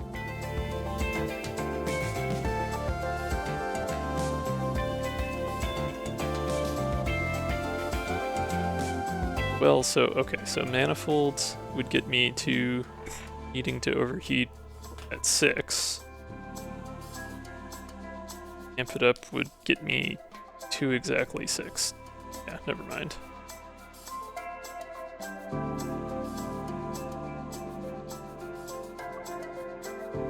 This seems like a decent time. I'll just play tag out. Unmanifold. And give myself some extra movement. Let's play defensive for a little bit.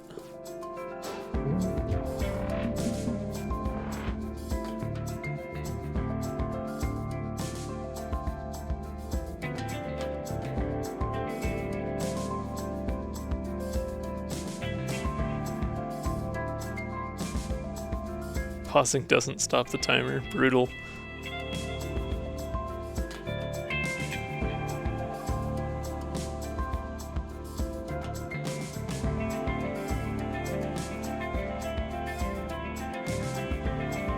Okay, of course now I get to regret going into minus charge because I drew unload. I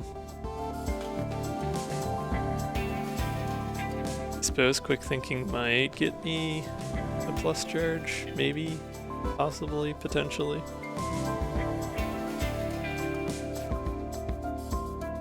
Nope.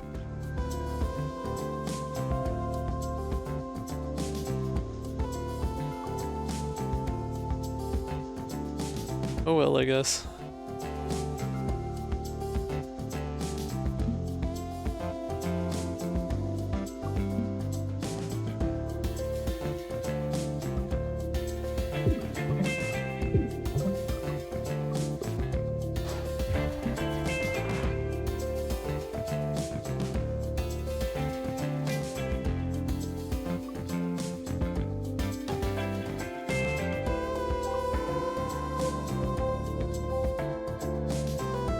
See, what I would really love to see, and I can't think of any, like, not extremely complicated way of implementing it, but it would be really fun if there were a way to make Cobalt Core, like, multiplayer somehow, like 1v1 Cobalt Core duels.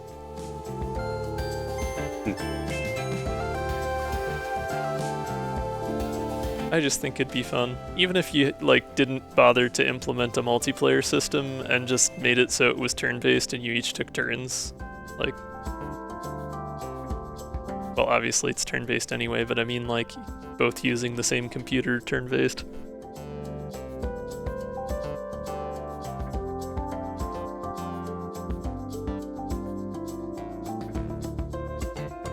I don't know. It's just an idle thought. I enjoy the combat system and the ship mechanics and stuff, and I think it'd be fun if there were some way to multiplayerify that. Wow, okay, captions can just get multiplayer-ify, apparently. I do not understand sometimes how that manages to pick up nonsense words and then completely garbles totally normal English. Yeah.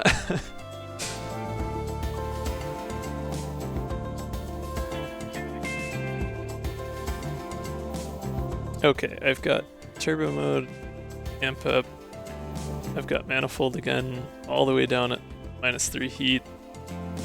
Great time to charge myself up for next turn.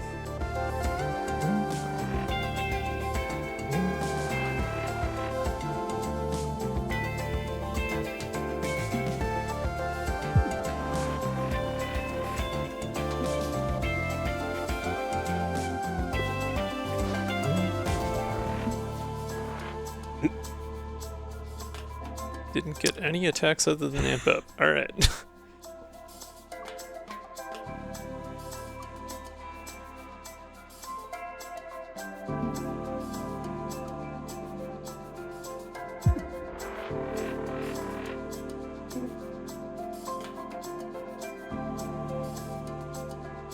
Don't have anything to benefit from playing turbo mode here, so guess some extra movement it is.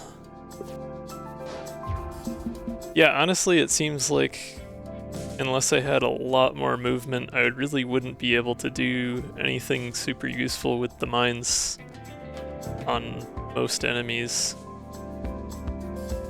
Because they're just, you know, they're not intentionally going to shoot the part of the ship that has mines, they're just going to keep dodging to the left, so they end up being almost more of a detriment than they are a help a lot of the time.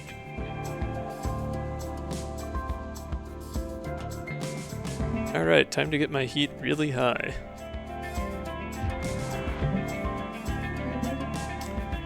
Goodbye.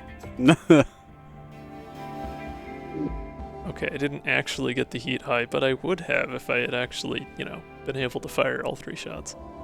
It's fine. Oh, you know, Theta Protocol would be great now.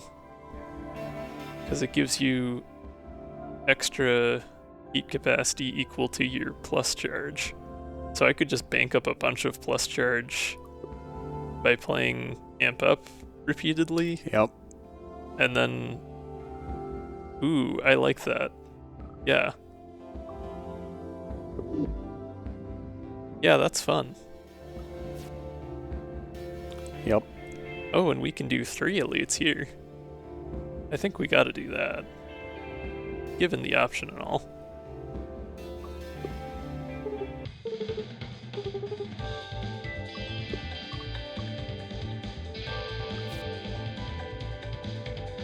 Oh, right, what was it?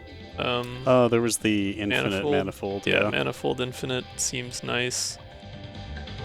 Although that's a little less necessary now that we have Theta Protocol. Well, what does Theta Protocol upgrade to? It's a good question. We can make it free, or we can make it give you 1 additional plus charge before having its normal effect. Which would be 2 additional plus charge in my case. So that keeps it cost 1. Yep. Theta Protocol A is free. Yep. All of them still exhaust. Theta Protocol B seems like big value though, given the artifact that you have. Yeah, I mean, since it would give me an extra 2 plus charge and on shield. top of whatever I had already. And so then that would translate into an extra 2 threshold and an extra 2 temp shield. Yeah, that seems amazing. However, since I already have amp up to serve a similar purpose, I'm not sure how much value that necessarily adds.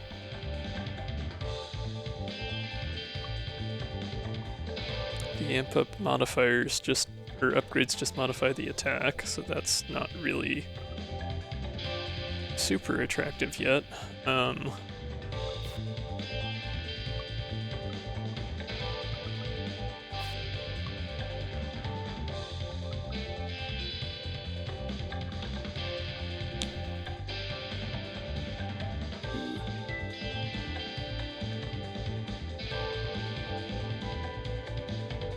That is a good question as to whether the X charge is properly calculated with Mechanical Heart. I would think that it would still calculate it correctly because the amount of charge plus or minus that you have as a status under your ship. So as like Mechanical Heart operations thing. Yeah, Mechanical Heart takes effect when you play the card that gives you that charge, but once you have the charge, you have it. Then you can add on to it with other cards or subtract it with other cards, but that I would think that this card's X value would just pull that from whatever the number under your ship was, not by reconstructing it from what cards you had played to get there.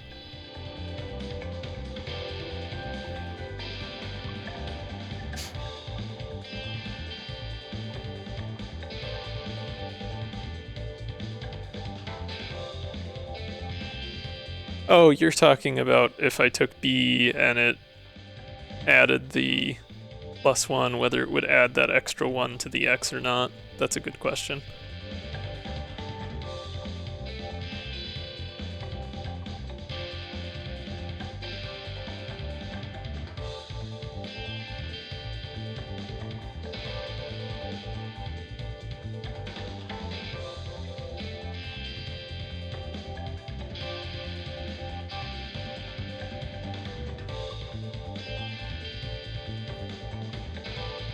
Anyways, is there anything else worth... I could probably go for like basic dodge B or an evasive shot B at this point. Since I have any card. That's probably not as much value as Theta Protocol though. Yeah, with it being pre-calculated, it is weird. Yeah.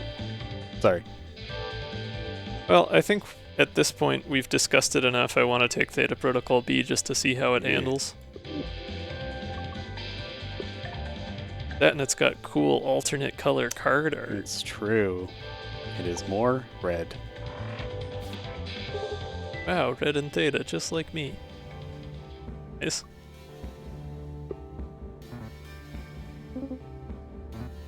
Take this card.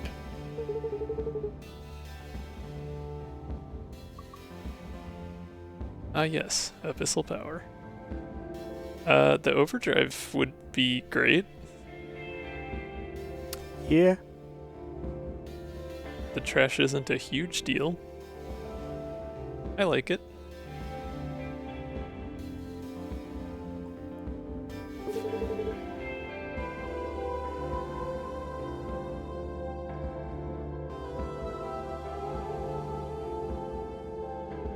Watch the next Battle Beast Arnicle. I would laugh. Nope. I laughed anyway. Sure didn't hear you laughing. I guffawed. Oh, fair enough.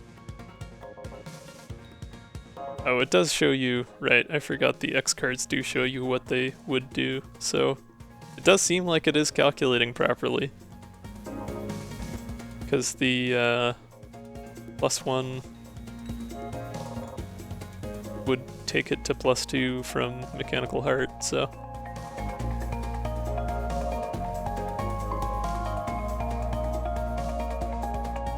Yeah, I'm with Flip-Bop on this one. I don't say no to the mystical space creature offering me powers from beyond my comprehension. I just accept it. It's a wise choice.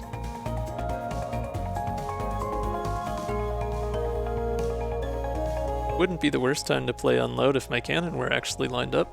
However, it is not. So I guess I'll just tag out to get some negative heat going.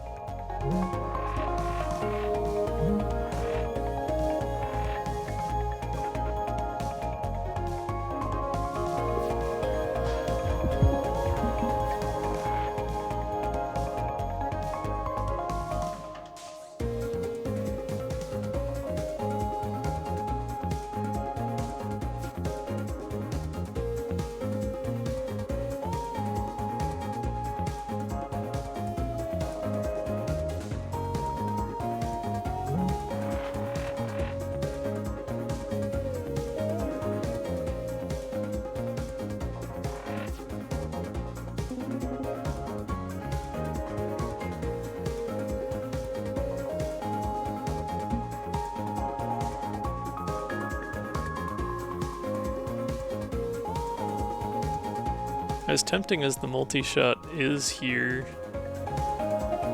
I'm kind of thinking I might do evasive shot just to play the long game, keep my heat down a little longer, get my evade back.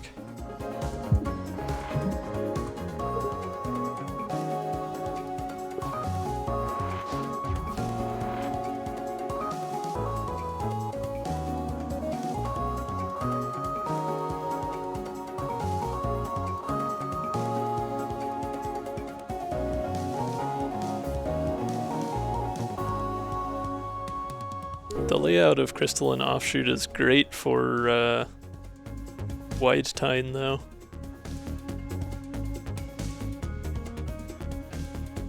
So it can just be scaffold, mine, missing.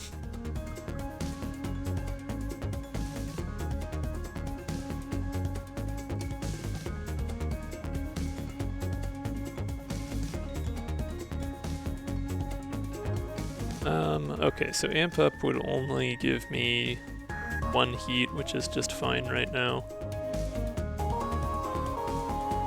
Yeah, I guess there's not much reason not to. Safeguard first. To up that threshold a little bit. I suppose I could also lunge, potentially. Well, it's deterministic. Let's see what would happen.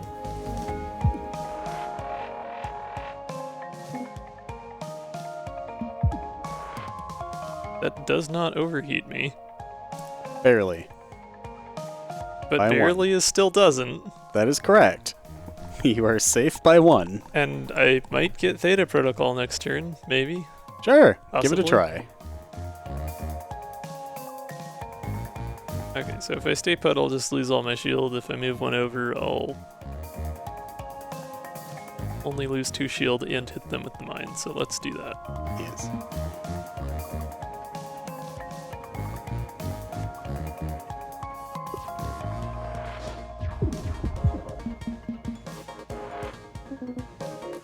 Oh no, I don't have any evade left.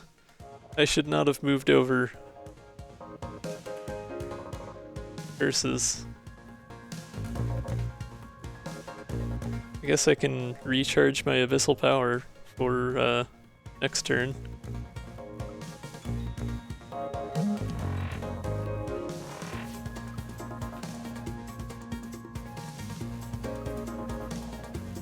Oh well. Hey.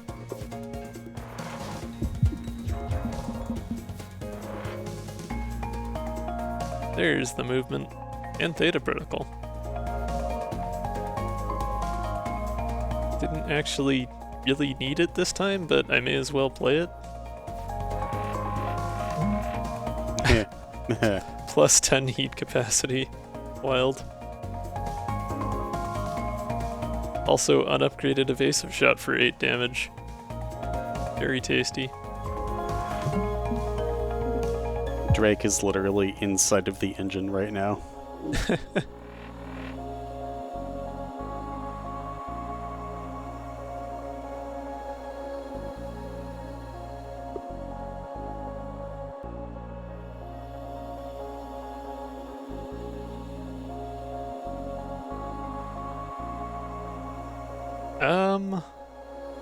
Wait, actually, multiple Theta Protocol would stack. Yeah. That seems worth doing. Yeah.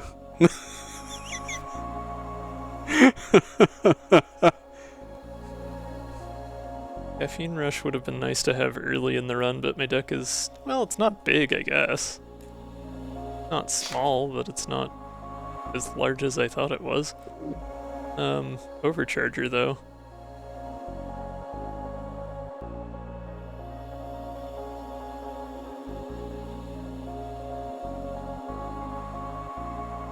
Yeah, I think I'll go for Overcharger here.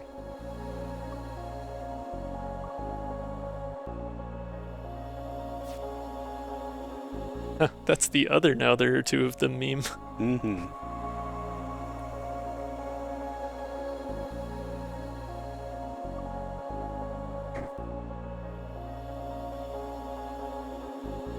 Okay, it's only, what, 117? Soon. So I'm gonna snooze the ad so that we have a little bit longer so that I can time the ad break to be during the lunar eclipse so that I can go outside and look at the moon. Oh, woo.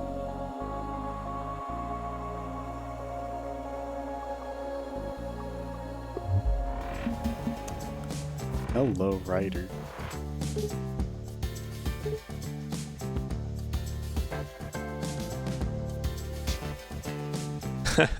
Turbo mode, Theta Protocol, and then no attacks because we don't have enough energy. Oh, we do! Why? We do, because it's a binary star. Oh shit! Yeah, actually. Heck it up. Yeah, I suppose I mentioned way at the beginning of the stream before anyone was online, but for those of you who are somewhere where it is dark right now and or where you can see the moon, in about 10 minutes-ish, there will be a total lunar eclipse. So, that'll be fun. I think it's the bloodworm moon or something, because it's March. Well, it's better than being wet inside. Well, I should hope that you're wet inside. That's kind of a necessity for being alive. Sometimes.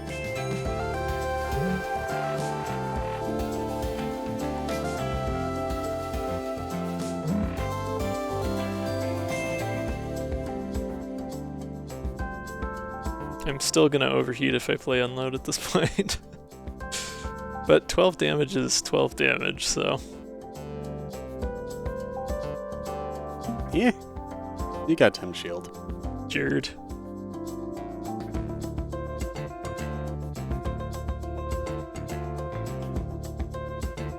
Gene Herd.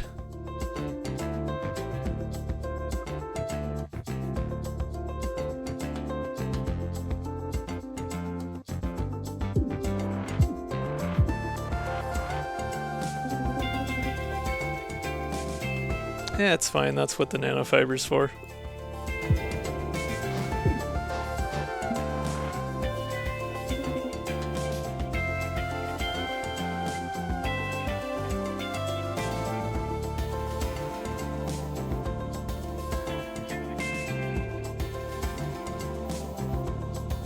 Can't quite do enough damage if I amp up Abyssal Power. I would still be too short. It's too bad I didn't draw multi-shot or something this turn.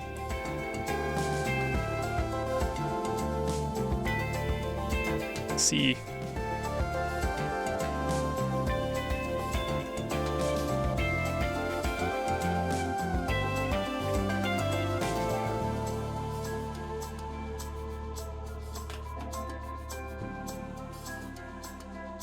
Oh, may as well just charge things up for next turn then, I guess.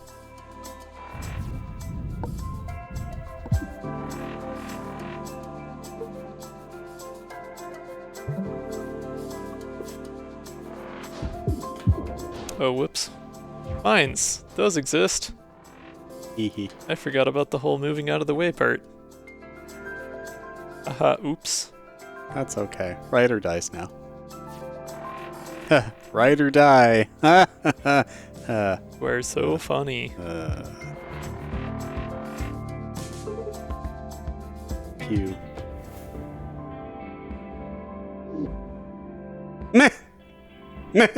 Okay. hand it to me on a silver platter, I guess. Okay. Yeah.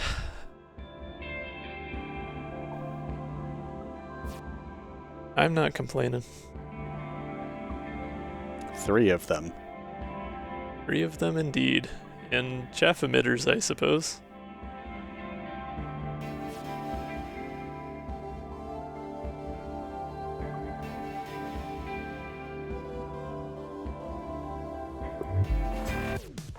Hey.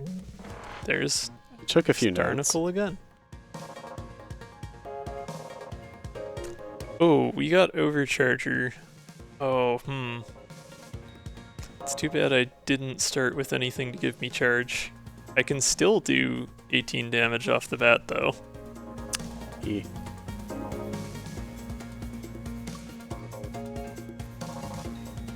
That's pretty tasty. I like that. Uh-huh.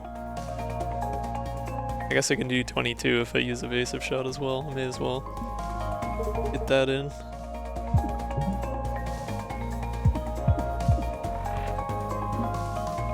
Yeah, Unload is just a really powerful attack no matter how you slice it. That's fun.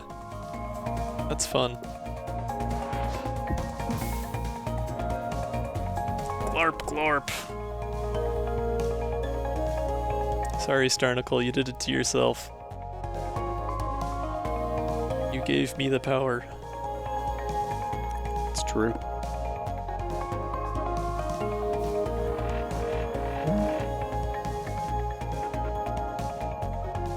Mm-hmm. Murder, death, kill. Bye-bye.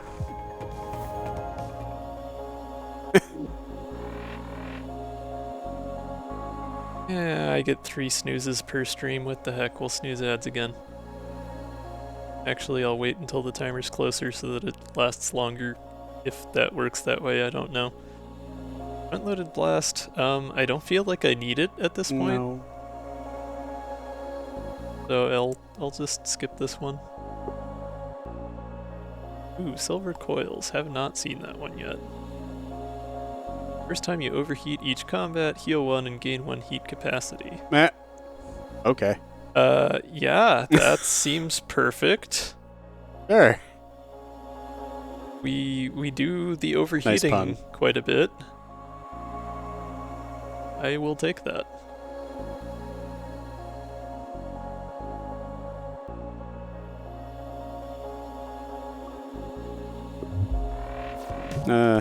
Yes. Our robotic rival, XO5.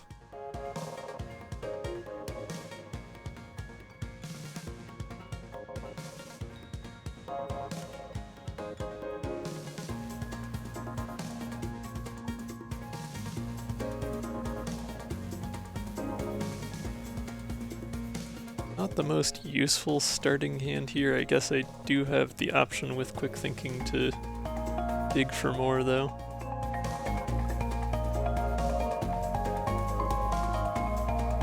Or I could just go idle mode and intentionally shake off some heat. Let's do that. It's not like I'm in any real risk this turn.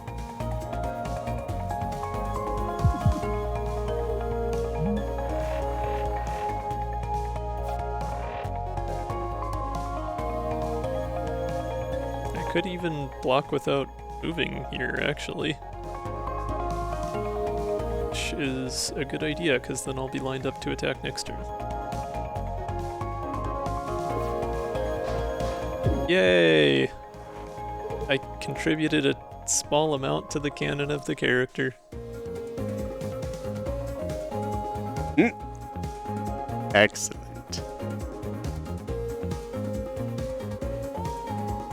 Plot twist, rail cannon is actually just on like a wheel, and the outer diameter of the wheel is a rail track. I mean, The rail cannon is actually stationary, and it's the wheel that's moving. it's fine. Anything can work like that depending on your frame of reference. It's all just frame of reference in space. Okay, so we have turbo mode and theta protocol and abyssal power, but no other attacks. I could turbo mode, theta protocol, and then just attack with abyssal power, and that would end the phase. So that seems fine. Yes. And I can even manifold as well.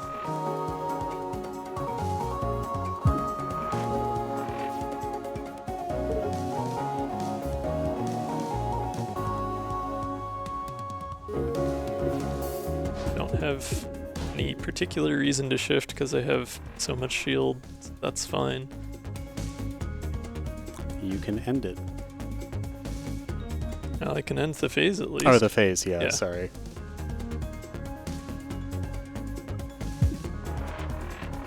And I don't even have to worry about overheating because I have the silver coil now. This is pretty great.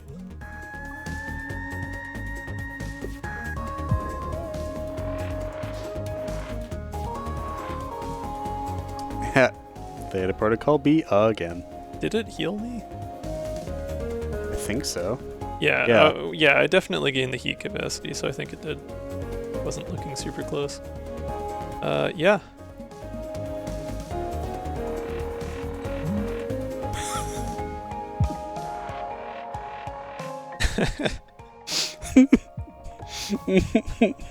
And goodbye.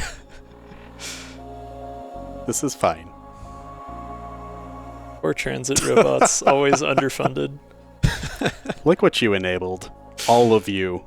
None of you are free of sin. Extra battery wouldn't hurt. Then again, I don't know that there have been a whole ton of turns where I've needed to play more cards than I've been playing. I think we're fine. I think we're fine.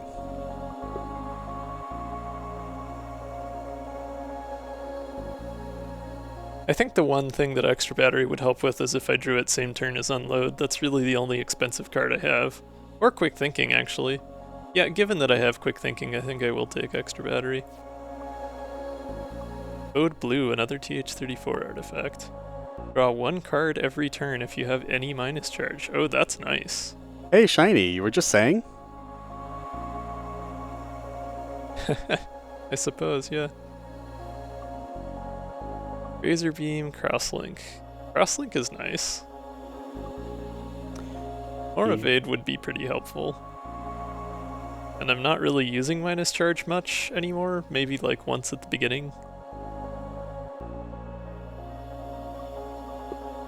Anyways, we have that ad break starting in a few seconds, so I am going to leave things here for now.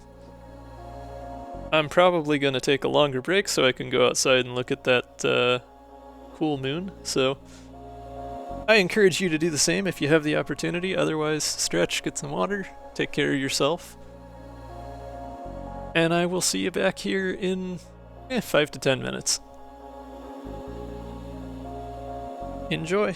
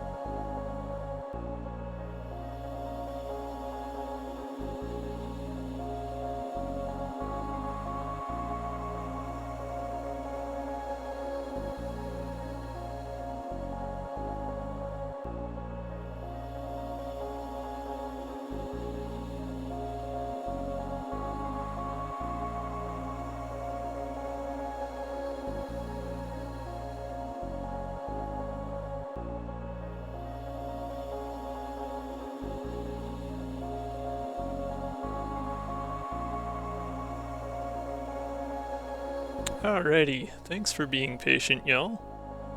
Have a moon to show you.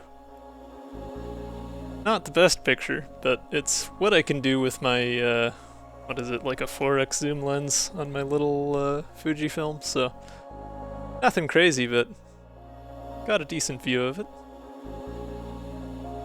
Lovely night for it. But, yeah. Should be remaining in totality for the Americas at least for another half hour or so, so there's plenty of time. If it's cloudy right now, keep an eye on it. But yeah, I don't know, it's always fun to stick one's head outside for celestial events, especially now that the weather's starting to warm up a little bit. Anyhow, back to the Cobalt Core. Actually, let me... for funsies.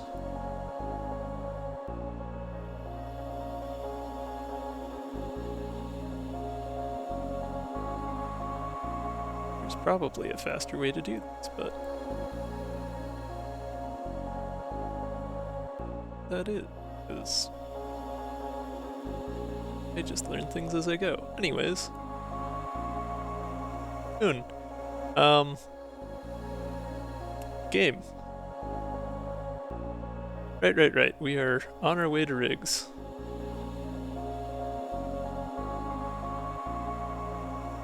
And I had an artifact choice to make.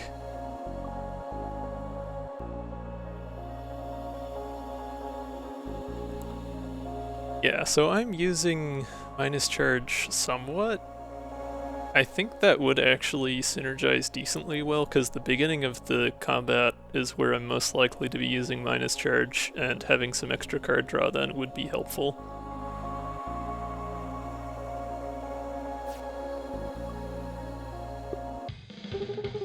We get one more repair yard before fighting rigs.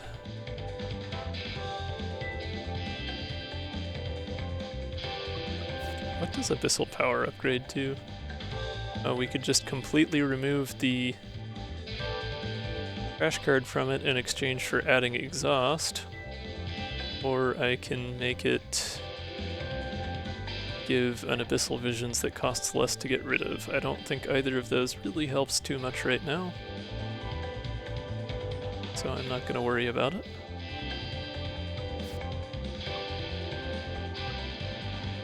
Safeguard wouldn't be the worst.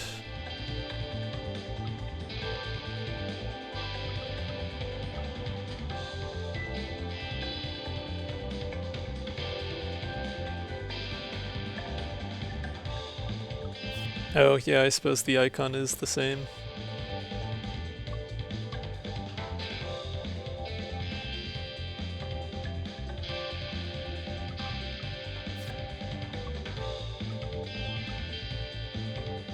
Honestly, maybe I should just keep it simple and do basic dodge B or something, just to slim down the deck a bit.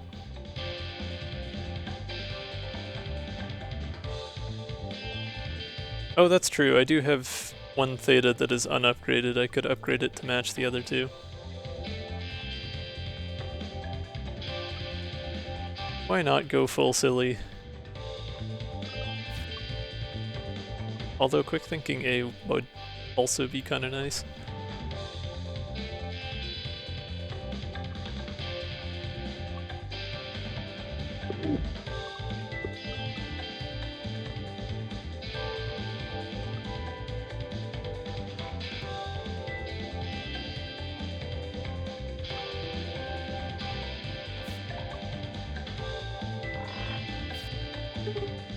We'll double down, or triple down, I guess. Alright, mecha rigs. Good time to have mines, I guess.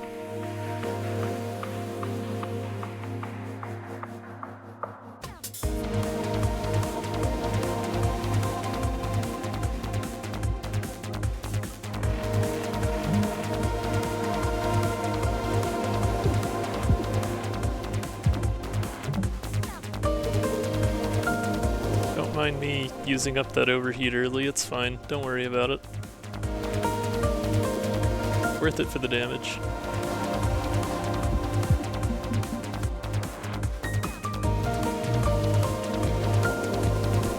Okay, so the punch would happen after I drop my mine. Yes. No? Wait, I'm confused. Where's the ship? Would the punch not move me over? Is future vision not showing the punch movement?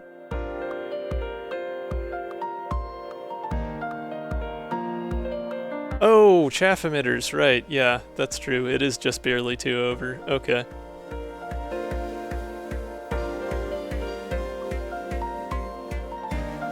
I forgot that that was a thing that I had. Well, that being the case,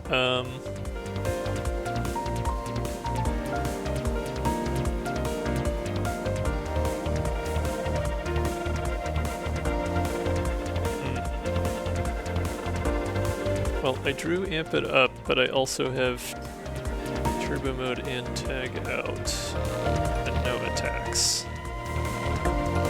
So not the best hand.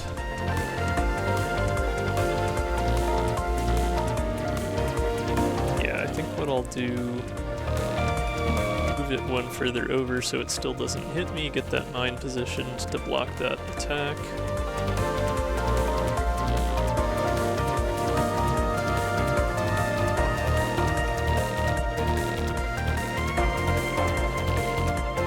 So if I play tag out and then turbo mode, does it still reduce the heat before applying the plus charge? I think it would. Yes it does. Okay.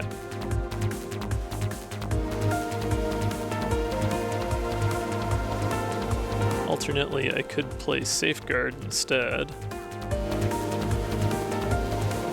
But I think I like starting with -3 heat a little more here.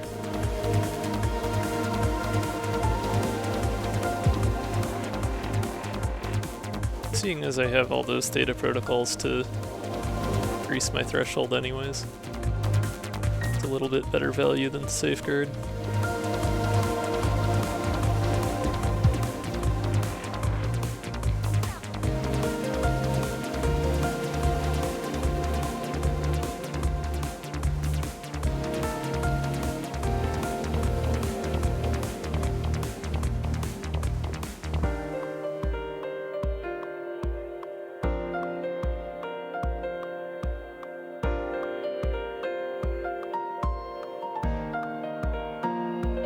Oh, I think I already have lethal here. Alright.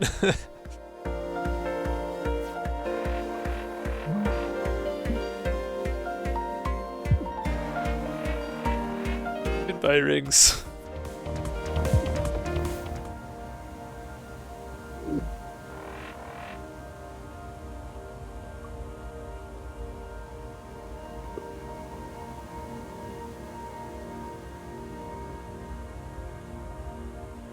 Beacon Hull, Inverter, or Ace. Alright, Beacon Hull A specifically. Already upgraded is nice, but it's not great value for the build I have going on right now. I think if anything, maybe Ace, but I still don't think that's worth wasting an entire turn of energy on. I suppose I did talk about maybe taking Inverter earlier, and I have a very low cost deck, so Inverter wouldn't be the worst.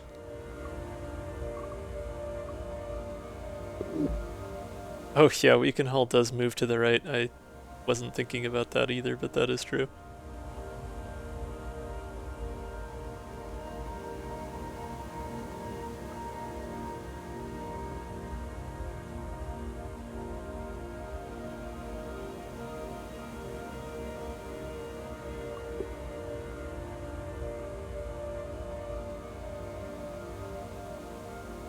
I don't know if Inverter's really going to be all that worth taking, though, just because like the situations where it'll actually be useful are gonna be kind of narrow. And I don't want to dilute the attacks in my deck even further, because there aren't actually all that many attacks compared to the number of effect cards I have. Yeah. Still haven't taken Spinny Top. I still don't think this is the run to take Spinny Top. I need to just like set out with the intention of doing a run where I just do not care so that I can take Spinny Top if it comes up. I have such a fun deck. Taking Spinny Top would just like, you know, completely...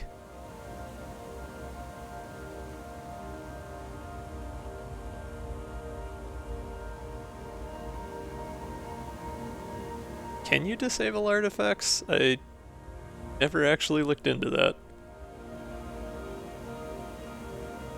Paw swap and end up taking Spinny Top that way. That'd be hilarious, honestly. Really, that'd be the perfect time to do it, though, because it's right at the beginning of the run, like... YOLO, you know? Oh, interesting. Got it. Right, yeah, you know, I have seen that setting and I just forgot that I looked at it. Anyway, yeah, Warp Mastery seems fine. Although, ironically, it does make it so Inverter would actually have been pretty handy to have because I'd always have at least 3 shield. Oh well.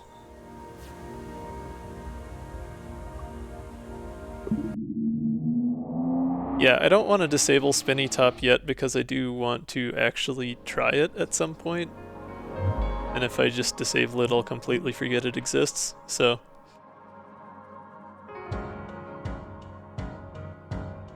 It's just in there as a slight debuff to give me a junk artifact that I don't actually want.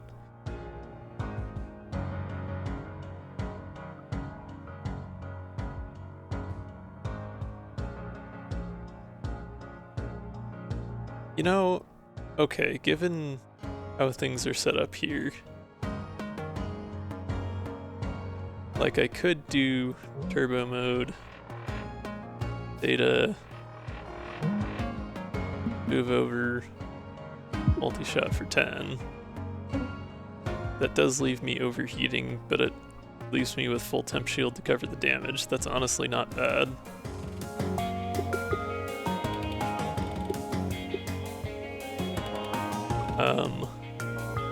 Yeah, the flash is definitely obnoxious if you're trying to undo multiple actions. It'd be nice if you could just like hold it to undo as far as you can go without it flashing multiple times or something like that. Like if you just click and held for a second or something, it would skip back as far as it could go.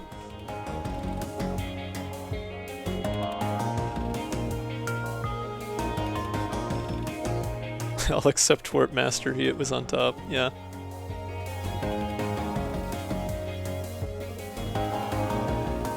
That's fair, Flip-Bop. Maybe I will put a poll in there next time it comes up. Anyways, right, the other thing I was thinking of maybe doing instead is I could turbo mode data protocol to give me the extra capacity and then tag out so I get more card draw next turn and can get down to that -3 heat right away.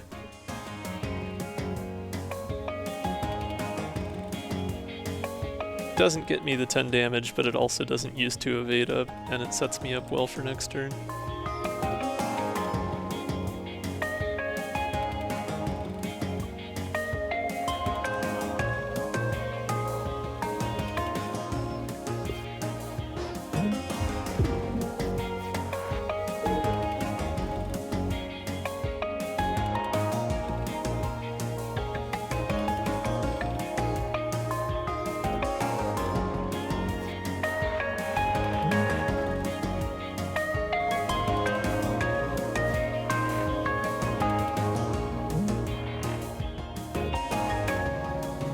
No, I don't know why I bothered with the extra battery. It doesn't actually gain me anything here.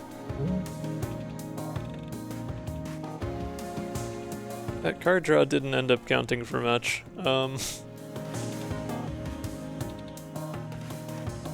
I guess if I spend all my evade I could hit with lunge, but that doesn't seem super worth doing. Guess I can use it for movement just to get out of the way though. Oh, you know what? Actually, I can use that extra 2 energy to get rid of the Abyssal Visions. That's a good way to spend that. And I've got enough temp shield to block this anyway, so all I need to do is get the mine out.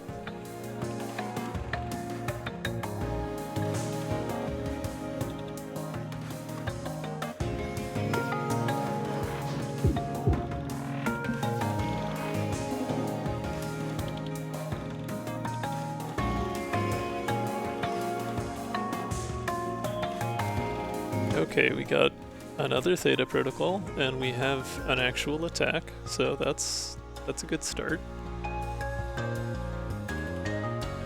We do unfortunately have another mine, but that's no big deal. We'll be fine.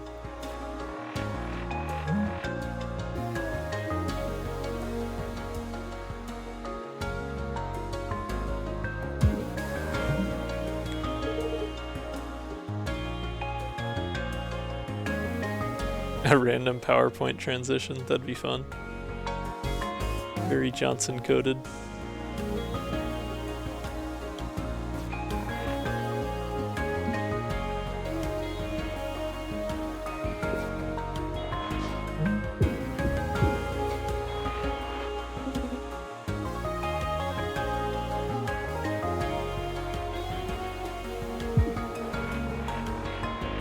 And goodbye.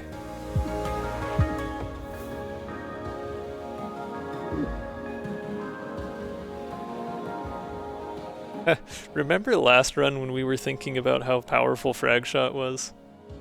And now we have Unload, and it seems like very little in comparison.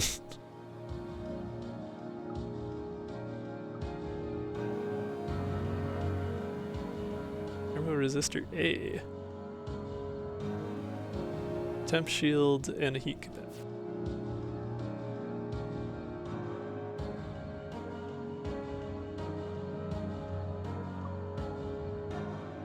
That's weird, I could have swore we saw this one. It says we have not seen it.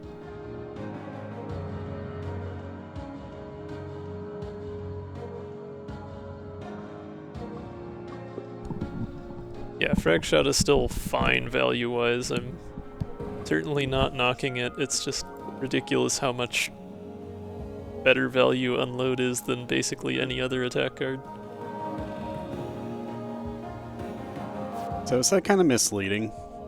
What? Where we may have seen it offered, but we didn't take it? No, there's a separate icon for that. There is. Interesting, because I thought I remembered seeing it too.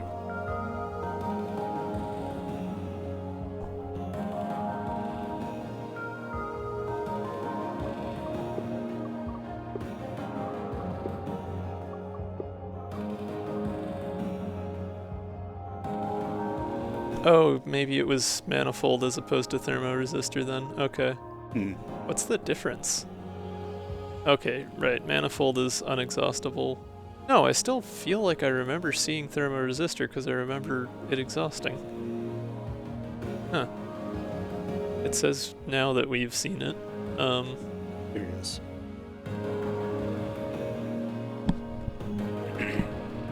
I thought I remembered seeing Thermo Resistor, but maybe I'm just tripping. Yeah, they're both the same card effects, the same energy cost, but one exhausts. Yeah, and I remember seeing a 0 cost version of it, which is... And I swear I remember the card art, too. It could have been that I saw it last week, because I didn't have the Codex Helper installed, and that was before the TH34 update, which probably reset some of that anyways.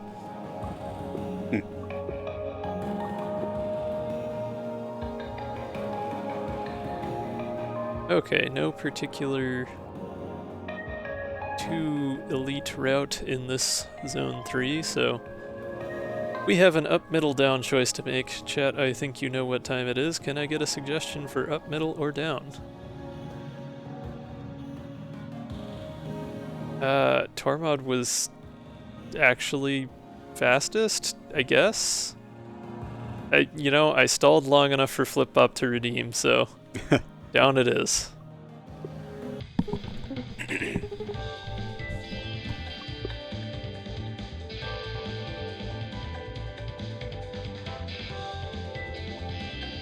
Just so you're aware, you can just redeem those ahead of time. You don't have to wait until I ask. It is called dibs. Not that you have to. I mean, if you have more fun doing it in the moment, feel free. I just might not always see it before I make the decision. Quick thinking was a nice option. There have been a couple situations where I would have liked that. Manifold Infinite was another fun idea, although I don't think that's really necessary now that we have 3 Theta Protocol.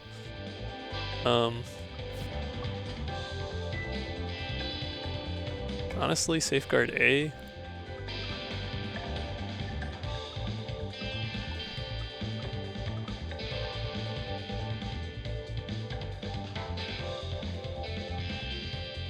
Dibs instead of veto. Yeah, I could make multiple rewards. I could make a separate one for veto. Maybe veto costs more than dibs, who knows? You have to be really precise in your timing, though.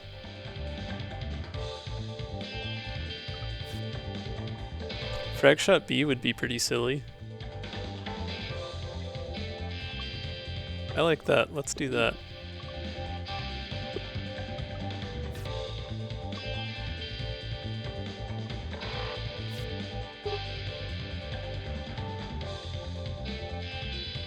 Me sets price to 6,000. Anyways.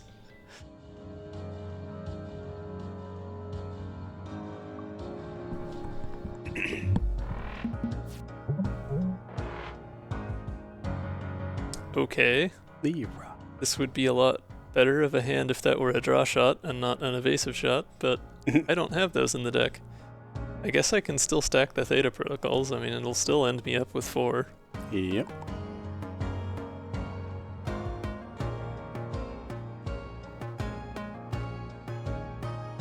You say that as though I can't just set whatever price on channel point rewards I want. What if I set one that was 10,000 or 10 million?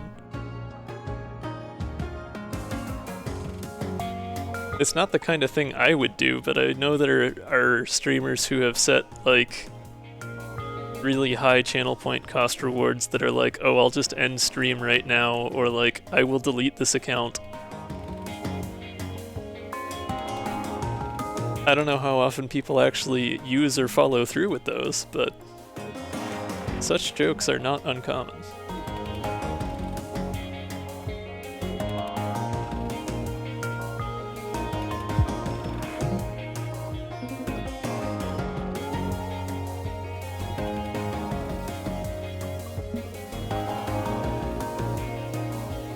Oh, I should have dodged right. Oh well. Wait, I can undo. I don't have to oh well anymore, I can just undo things.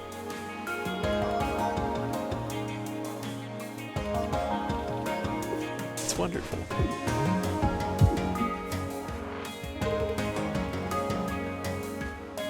And we already have lethal.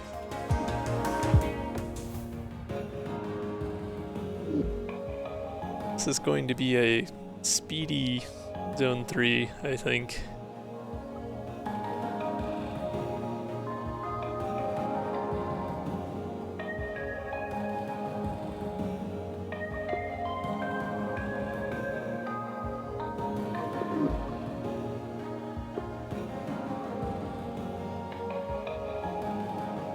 Yeah, we do actually need card draw. I was just thinking that. I didn't end up actually taking hardly any Rigs cards, or Peri cards for that matter. You just TH all the way. Maybe I should do a TH solo run after this. I feel like it would be viable.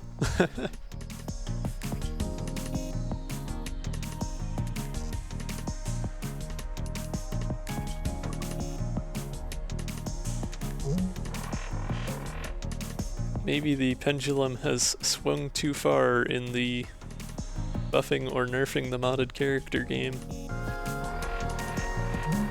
But who's to say?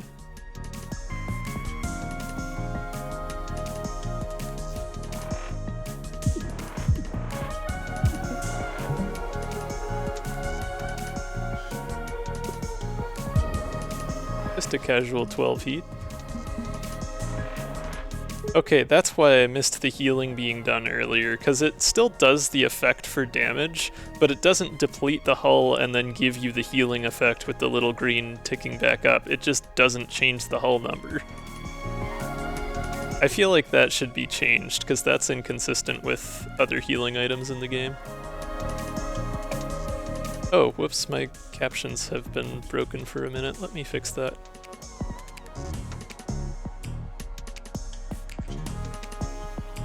Okay. Yeah, that's back. Sorry if anyone was watching with captions enabled. I usually catch that pretty quickly when they stop working, but...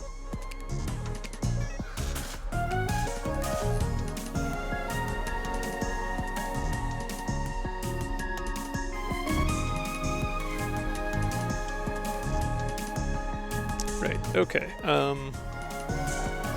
Not that we need to, but let's Abyssal Power first.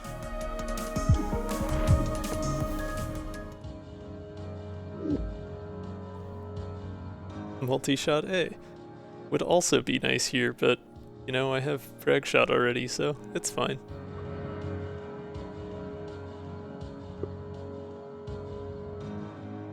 Okay, chat, you know what time it is. Are we going up or down here? Dunkel was just right there with it. Maybe I should just, like, suggest people type U or D, because I feel like the up voters have a distinct two-letter advantage here. Ah. You know, somehow I don't think we'll have a problem with this one.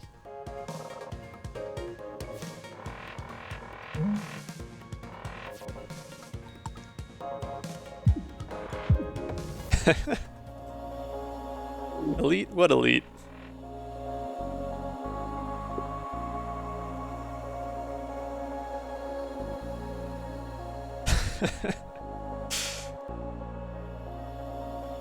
Buried further indeed. Up A just does a little more damage. A second one of those wouldn't be the worst. We took reboot last week. Don't really have much to benefit from it here.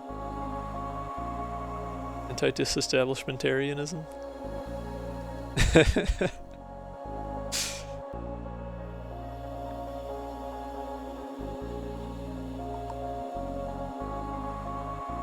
Yeah, there's no real way to filter out the copy-pasters. Maybe that's Dunkel's secret. Maybe Dunkel just has a keyboard macro set up to just push a single button and it types up and presses enter in a span of 2 milliseconds.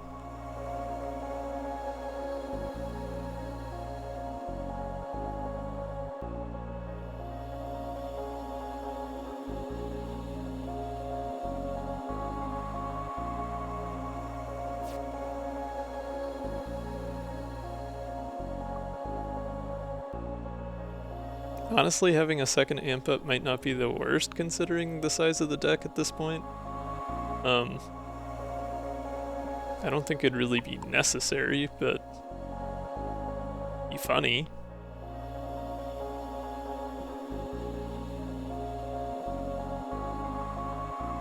I think I'll skip it. Card printer. Gee, I know what card I'm gonna print. We only have 1, maybe 2 more opportunities to use it, but I could print. If I get lucky on turn 1 draws, even more Theta Protocol.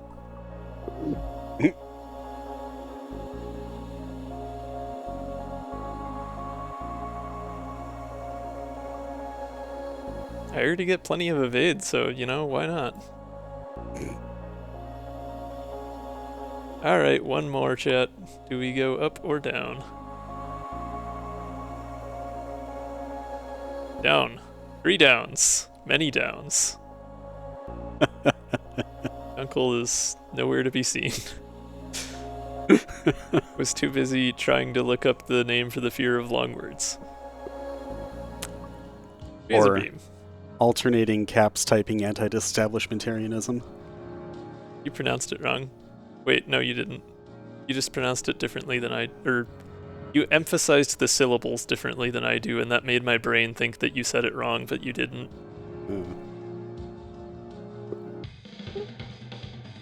Like, you put extra emphasis on meant, and I normally just say disestablishment. With the, like, in sound instead of the n sound. I don't know. Hi. Hello. Accents. What a concept.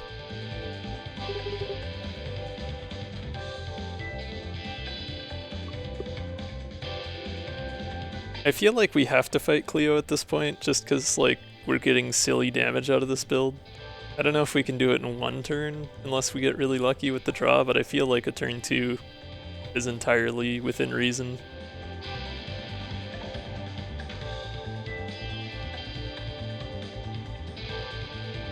Fighting Cleo is an extra print. That is an entirely fair point.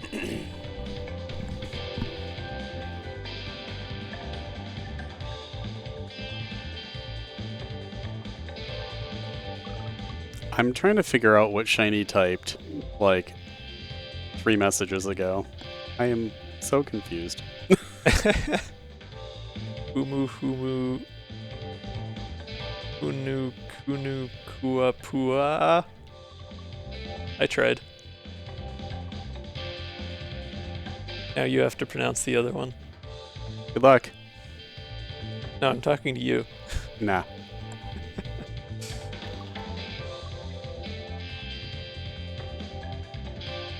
Yeah, that's fair. That does sound like a fish name. Go quick thinking bee, why not? Oh, it's a word. I see. Okay. Neat.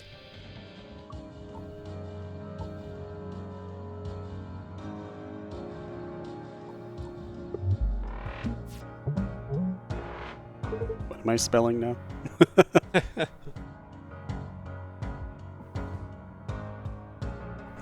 I don't know, I don't feel like having channel points to make Tormod do things would be fair since it's not his channel, but he's welcome to add channel points to his Twitch channel to do any number of things. I'm here to entertain.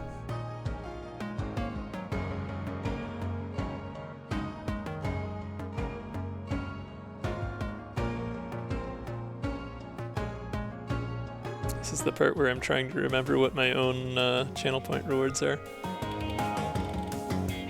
That's true, that That would require me to stream. yeah, you haven't done that in a minute. No. I mean, crowdsource yapping, I didn't specify, I don't think, as to who the question was for, so, you know, you could ask Tormod a question. This is fine. I'm good at rambling. Never said it would be truthful rambling.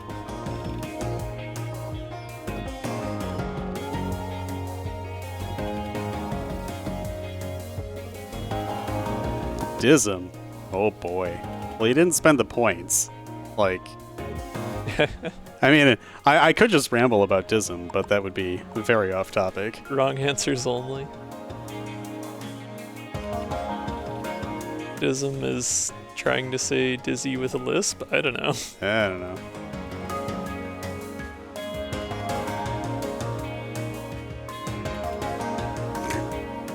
Wow. This is a serious question. What is it? What is up, dog? I don't know. Dismuds. Yes, dismuds. That is so bright. Alright. But we could just get Brack to keep saying crab time. That's true. We can crab time as much as we want. Crab time!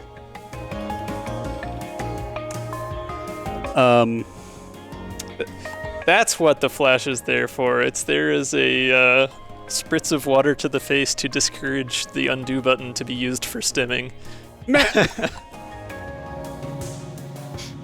I mean, I was going to make a... never mind. Ow. I smacked myself. That was unintentional.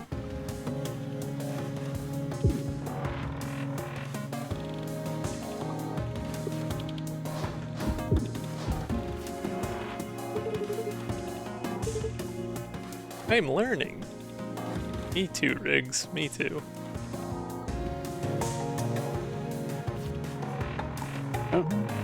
Hello, the Mouse Master. Thank you for the raid. Yeah, welcome on in. We're just having some fun with modified Cobalt Core run. Testing out a recent update to this here character TH34. It is going kind of silly. That is a casual, what, 26 damage there?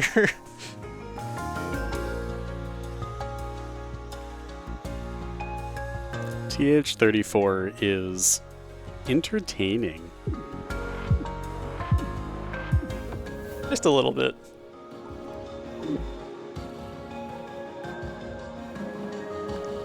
Future Vision I was just turning on and off as needed, just because it's visually busy to leave it on all the time, and that kind of mentally overwhelms me.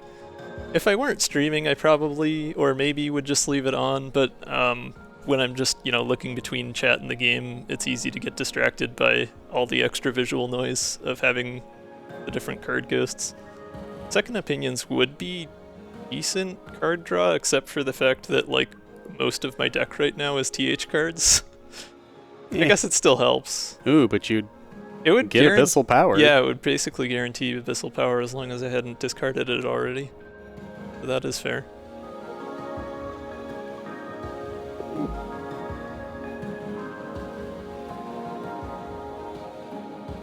Oh, right, that is A. I forgot. That's pre-upgraded. Yeah. So that's from the discard. I mean, still not the worst. And it's effectively free, right? Like, it's not like it's gonna hurt things. I mean, are you gonna go for Cleo? It would be funny if you did. I do intend to go for Cleo. I have so much damage output at this point, like, it would be kind of silly not to. To me, it just feels like it kind of pollute things. Yeah, I don't think it would actually help that much. If it was unupgraded, I would take it, but... Okay, I'll go ahead and skip it. We are at the very, very end. Yeah, I'll probably start another run after this since I'm feeling pretty good, but... This one is coming towards the end, and as such, I will be fighting Cleo because we have the build to do it, so why not?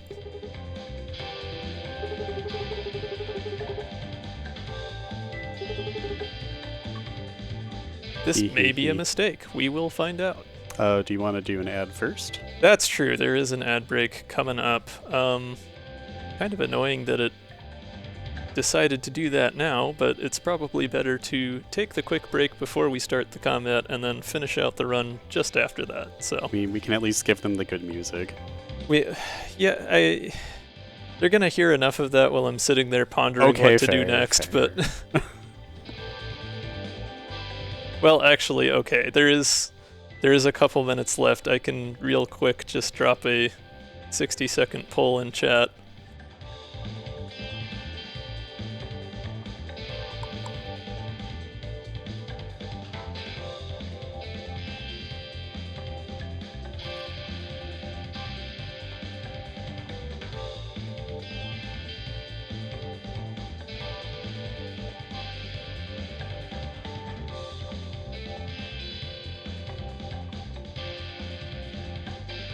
I am not a fast at typing kind of critter, but there it is. You can vote.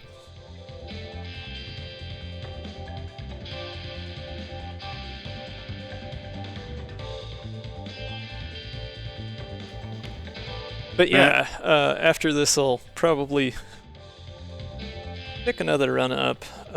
Maybe not with TH34 since this was so incredibly busted, but we'll see. I have options. I did come to think of it, yeah, I will try something else out after this. It is pretty heavily skewing toward battle music. Oh, I wasn't even looking. Yeah, we have quite a lot of votes for battle. Battle music it is. Alright, I will enter the battle. We will take a quick 3 or 4 minute break. Good time to stretch, get some water, headbang, and I will see you back here.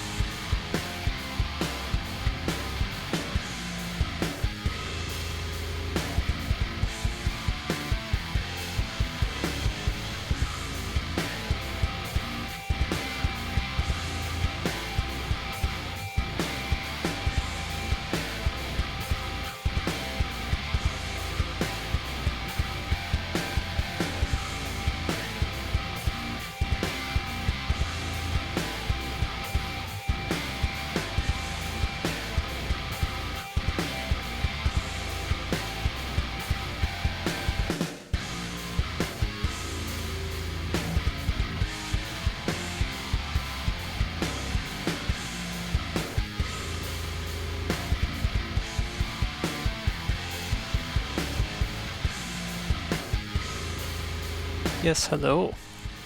Alright, we're back, but my hands are not yet free because the dog is demanding pets. We don't ordinarily have the dog up here. She is a good girl. She's hanging out with us. Well, my sister is away. And dogs are priority, as you well know. Anyways. Yep.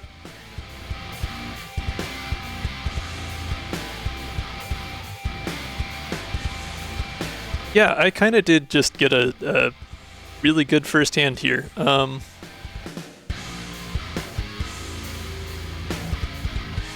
Let's turn on future vision, actually. So even if I did nothing, I would still survive. That's impressive. Oh, and I got lucky and got my overcharger this turn, too. Neat. Okay, so if I...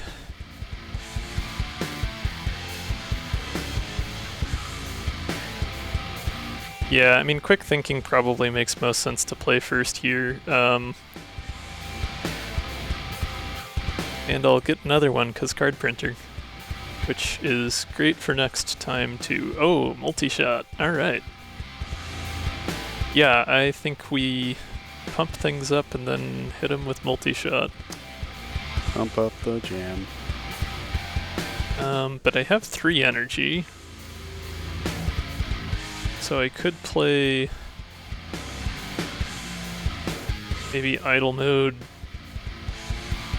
or manifold first. Probably idle mode because it's worth the most block-wise.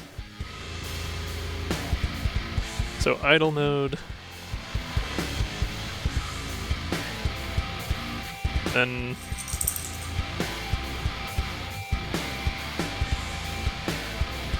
data protocol. So that gets us to plus charge, gets us a little bit more temp shield. Then I can play Abyssal Power for 2 more overdrive, or I could just play it as an attack for straight up 7 damage.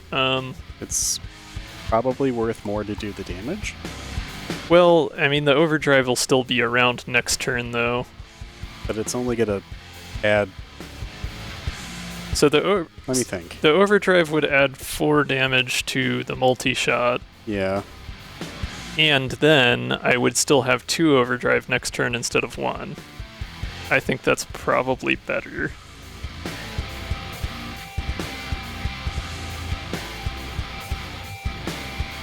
If I want to have a chance at lethal turn 2, that seems like the way to go. I suppose, yeah.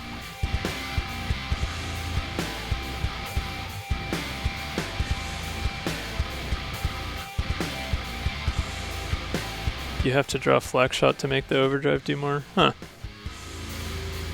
Yeah, I guess that's fair, because I would have to have at least 3.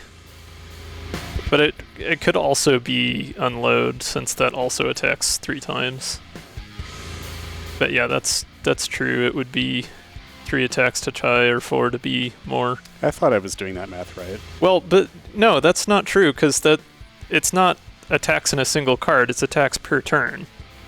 Like, if I drew unload and then also attacked with amp up or something, it would still be 4 attacks. Yeah, because overdrive will affect every card on the turn. Yeah.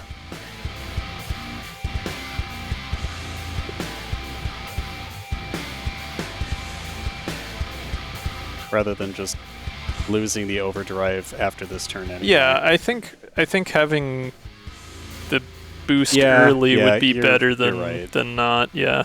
Just hope. We'll be fine. Casual 12 damage. Okay, how do I reduce my damage the most? If I go to the right one, that takes it down to where I'd have 12 left. If I keep going right, 14, 12 again because I'm moving back. So I'm going to do the annoying thing in flashbang chat repeatedly. What if I were to move left? I don't think that would be any better. Oh, whoops.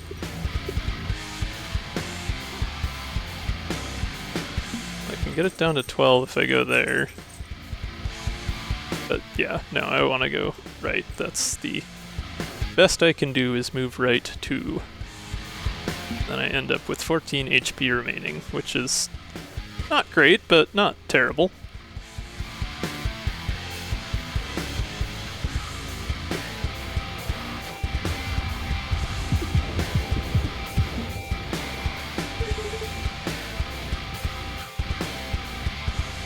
Okay, crap.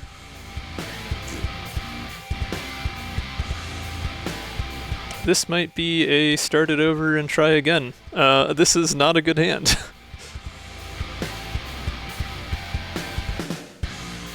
I guess if I amped up first, then I would get more temp shield out of Theta, but I don't think it'd be enough to save me. You would have 1 hull, allegedly.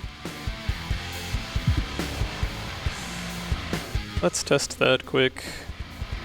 Yeah, that would leave me with 3 hull, 5 if I go right. I guess if I tag out, I could also get more block that way, but I kinda need to have the plus charge if I want any chance at actually winning. Don't tag.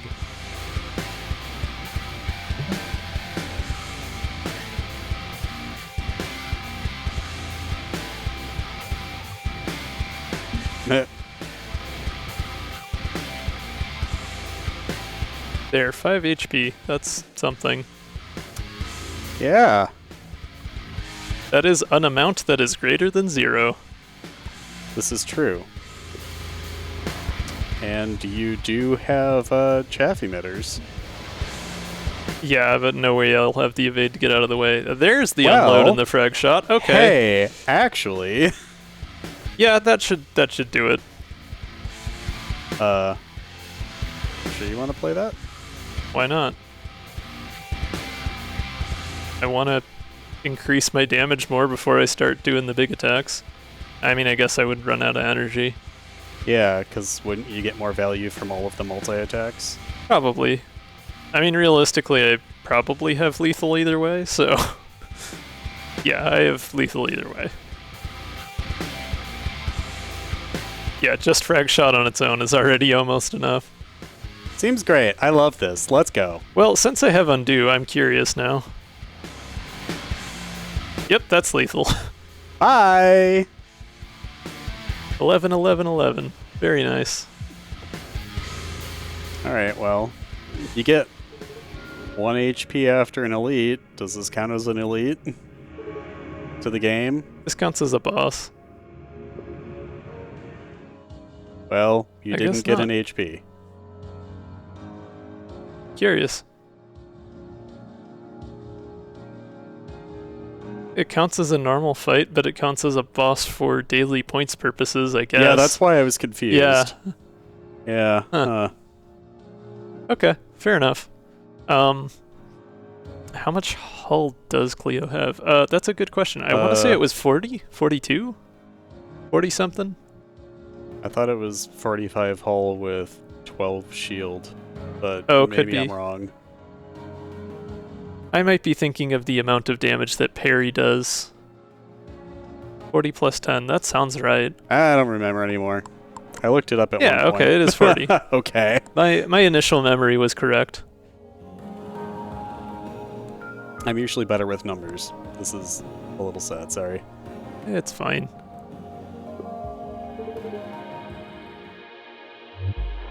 Shiny would know. Resident Cleo Destroyer. Well, now we're killing this thing. And I got quick thinking again.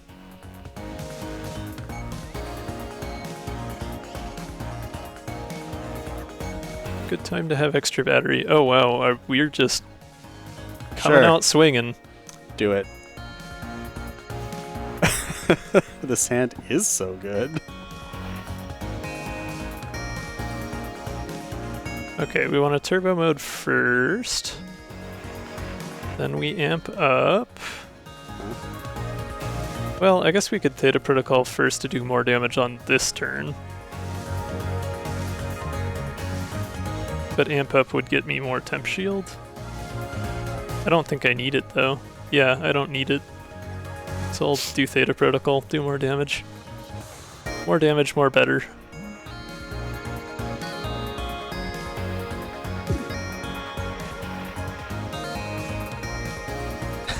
Not quite, but pretty close.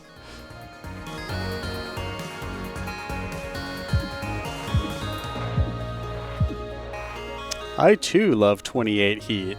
It's fine. That we won't take damage for because of the artifact. It's fine. Don't worry about Instead, it. It's we'll fine. heal. It's great. Drake is living in the engine. It's fine.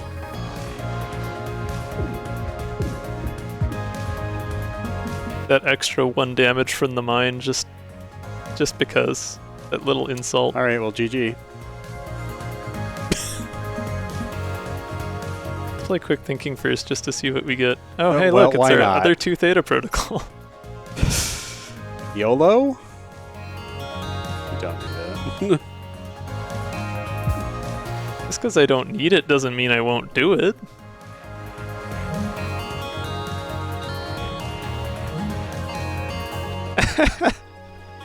"22 temp shield."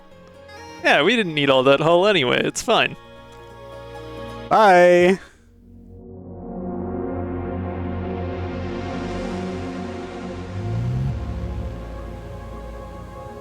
Okay, yeah, I think it is safe to say that TH is no longer in need of any buffing whatsoever. That is a different font than I'm used to seeing. What is? Oh, so I also installed the Better Run Results mod. Okay. Yeah, so I was like, hold up. Yeah, What? so this screen is different. We have not seen this on stream before. So this shows how many times each artifact procced, or was used rather, Oh. and then also shows how many times each card was played. And we didn't have any, but it'll show an icon if you make any permanent modifications to a card like you can with some of Max's artifacts. I see. Okay. We had a nice number of turns too. I'm just looking at the stats here. Yeah, so like you can see I didn't actually end up using code blue more than once, so maybe that wasn't the best choice, but we used the mechanical heart 53 times, which is just however many cards with charge that I played after getting it. Yeah, this font reminds me of the one that's used in the SD to SNES menu for the HD mode in the Super Nintendo. Huh, fair. Oh, and it also lets you mouse over the cards in the results screen to see the tooltip for them. Oh, Which yeah. is a handy thing to be able to do. Oh, that's good. That is real good.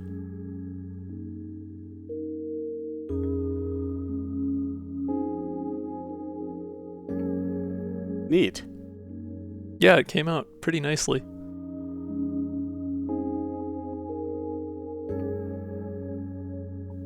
You almost don't notice the difference unless you're Tormod and you immediately yell about the difference, but Sorry? no, it's fine. I was like, that's different. Yes, there's an extra mod there. Me.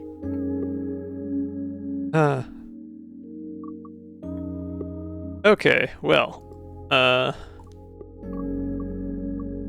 do wish, is there a way to just like clear all your locks and whatnot? That'd be nice if there was a button for that, because you can like lock in or cancel certain characters. It'd be good if there were a quick option to reset all of that, or if it just did it when you pressed the clear button.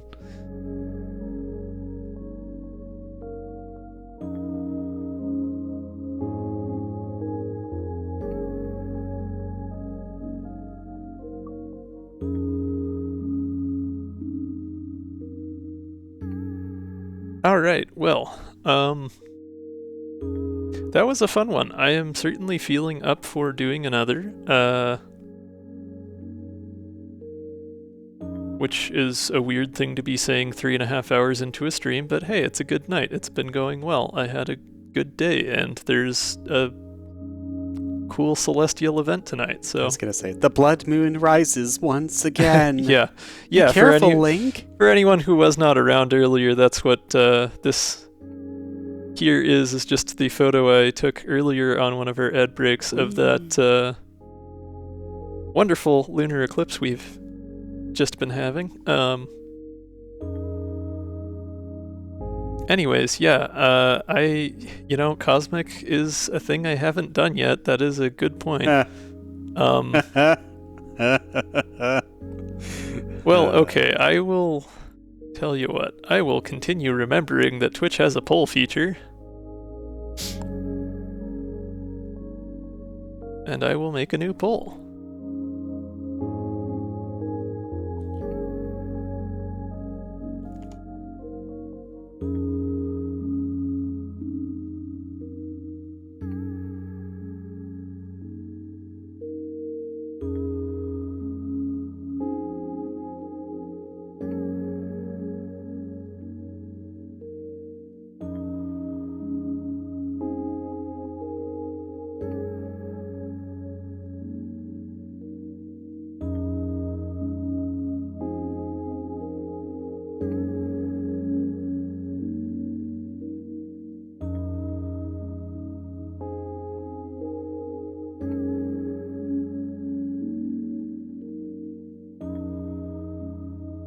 Here I am taking a long time to type things. Don't mind me. Do.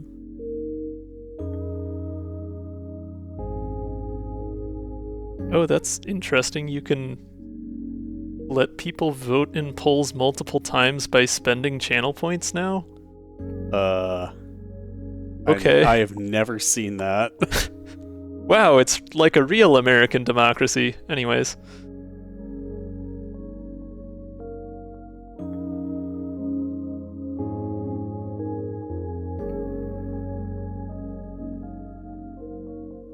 There we go, poll is up. Feel free to put some votes down as to what you would like to see next.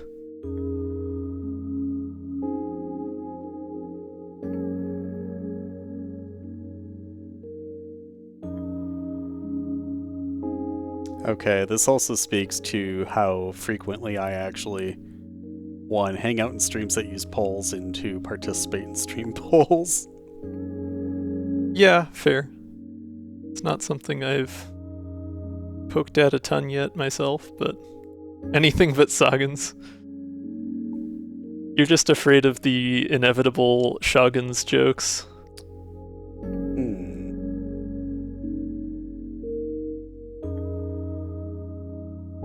Request a run.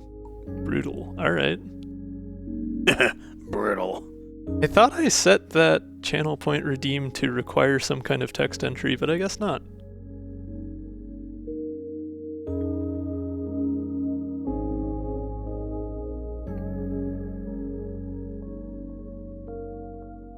There is about 40 seconds left on that poll, so get your votes in while you have the chance.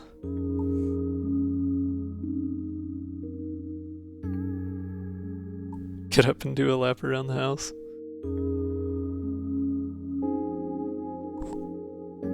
I mean, you know, I could.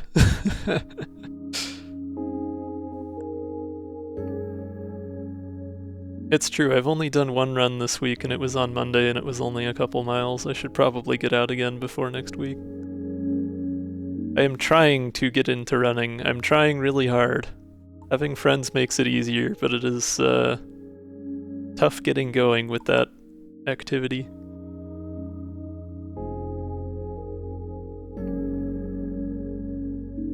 Brutal is just anti-cheese, yeah. Okay, it does look like the votes are overwhelmingly in favor of me trying a new character out, so we will aim toward that. But if anyone has suggestions for the other 2 crew members or the ship, now is a great time to make those.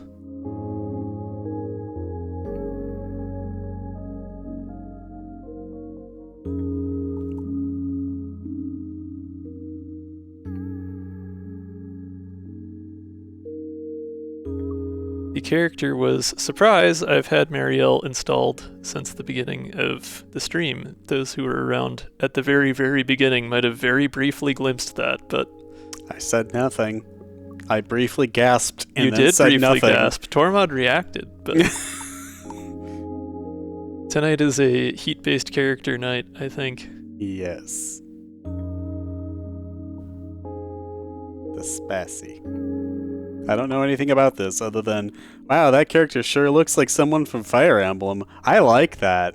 And that's about that. Anyways, yeah. We have Drake Max suggestions. Alright. Burn. Burn, Bobanga, burn. Alright, Chrono Trigger, let's go. I haven't done a max run in a little bit.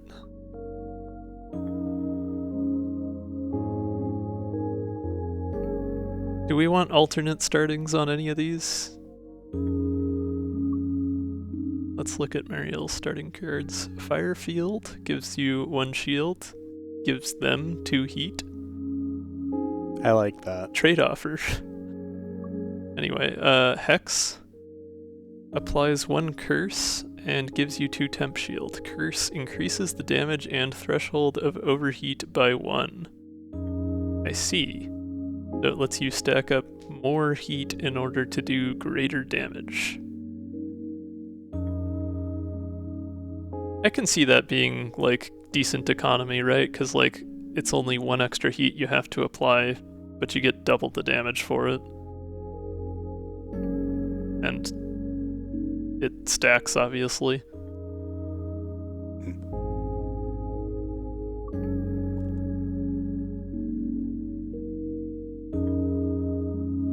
+30 damage to the Cobalt with Marielle. Okay, that's nuts. Well, I am excited to get in there and start seeing some of those cards. Do we have any interest in suggesting a ship? I don't have all of the modded ships installed, but I do have some.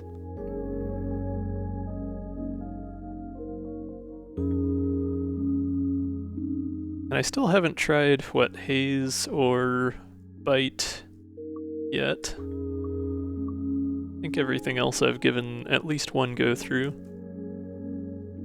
But I'd be happy to do a normal ship too. Wide Runner, okay. I do lack in movement, so that would be appropriate.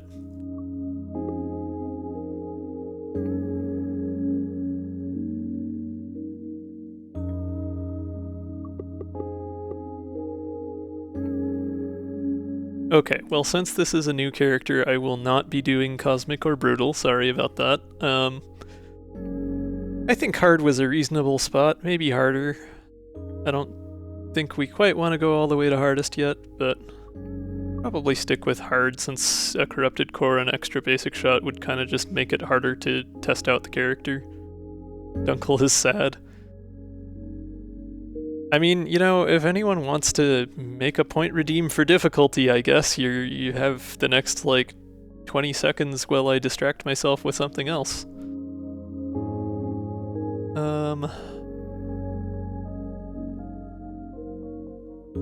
Yeah.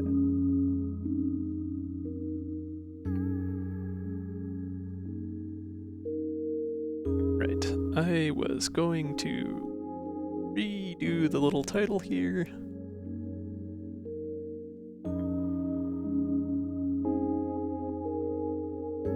To represent what we are running now. Which is Drake.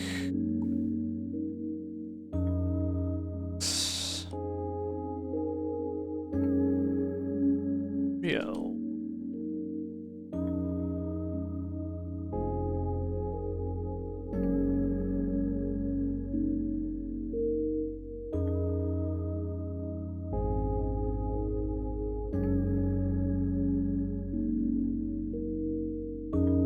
Okay, no votes on difficulty, so I guess we will just stick with hard.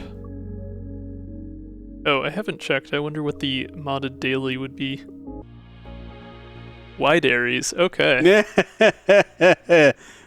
The Waries.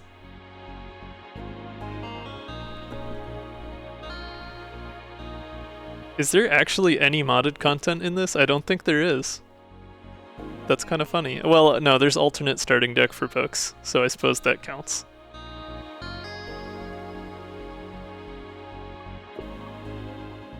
Anyway, yeah, we'll go to hard.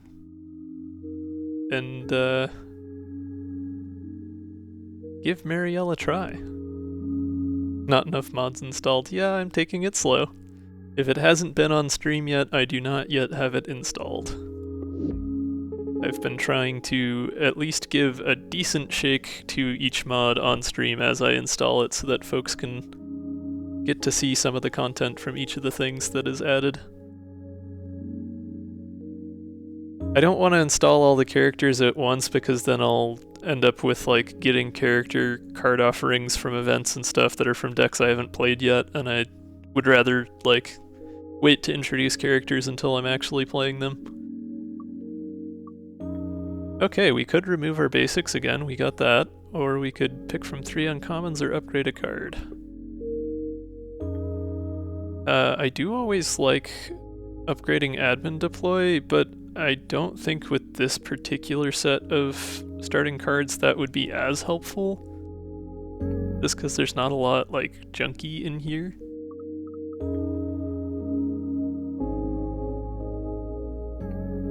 I suppose I should look at what the upgrades are for Marielle's cards. We have A adds 1 more shield, B deals double the heat but also gives you 1 heat.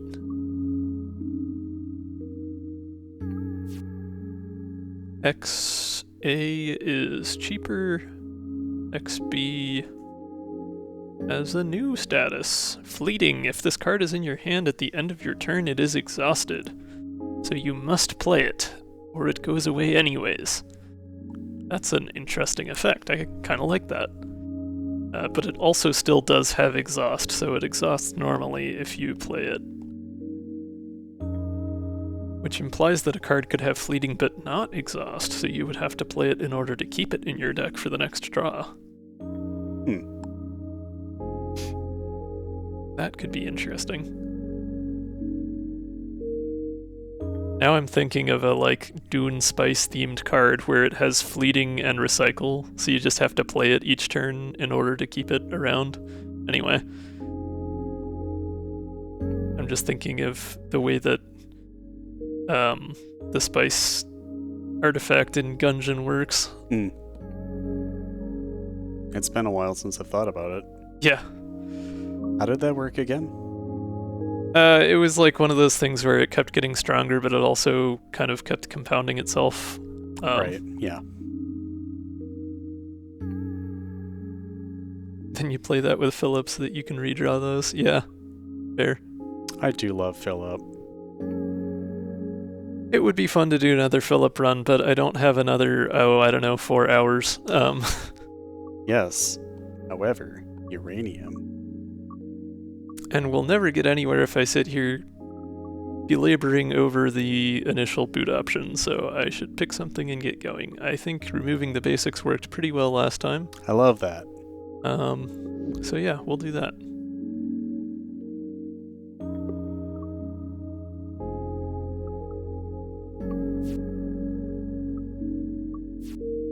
It'll let us play more Marielle cards per combat anyways. Oh right, I still have future vision enabled. Okay, Tiderunner. Gotta get back in the Tiderunner mindset. Moving around.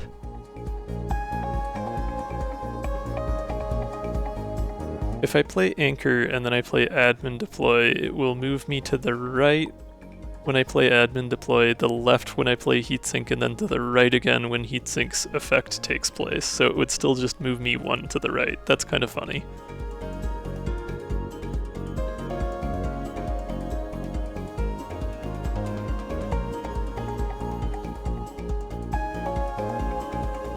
Oh, that's true. I have reroll. I can admin deploy anchor. I missed that. That is lovely. Good eye. Thank you for that. And I suppose I could admin deploy basic block as well, which, honestly, yeah.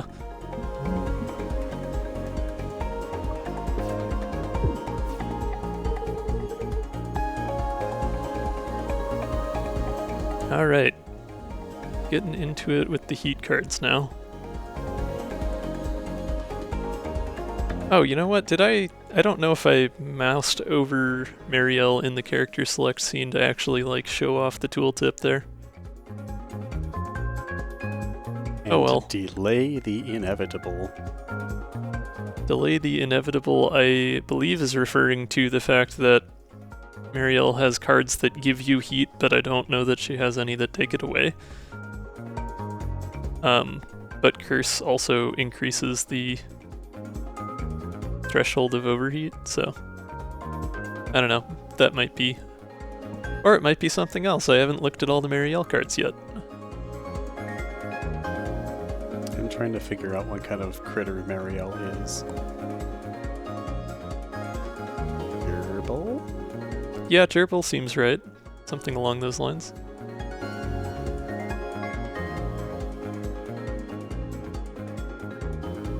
Guinea pig?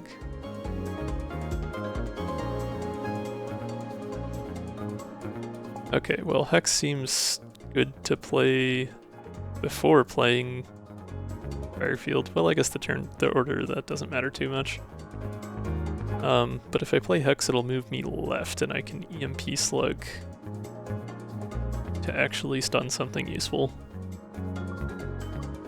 Granted, EMP stunning the part that generates more shields is probably more worth my time, so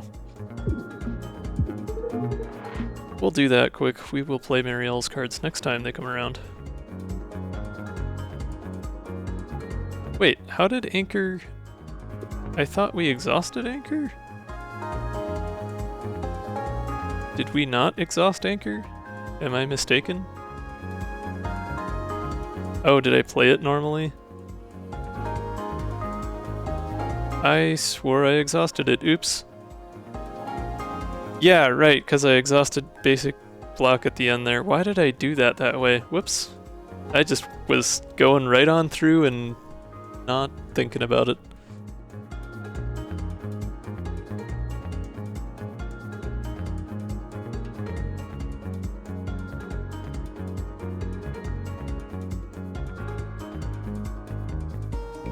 It's the first fight. It is the time to make mistakes if ever there was one.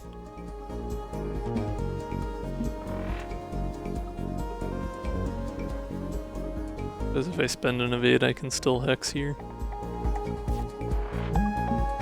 Or I can just accept that my shield will be gone. Maybe that's better to do here. Well, the shield is still useful.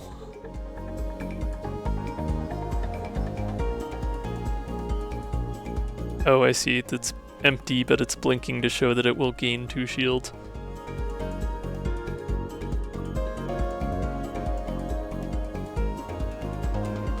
Got Anchor on the right side again, which is not super helpful, but Firefield doesn't have to be lined up. So we'll do that. Oh, you know what? Actually, I can retry now. I missed reroll hiding there on the left side. Still worth playing Firefield, though.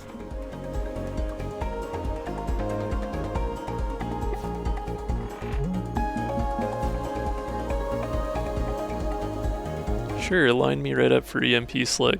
Why not? Fine by me. Get rid of a basic shot.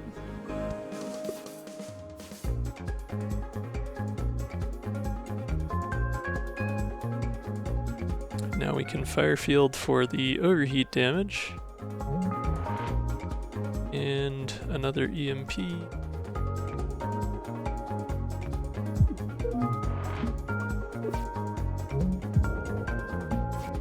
And that'll do it.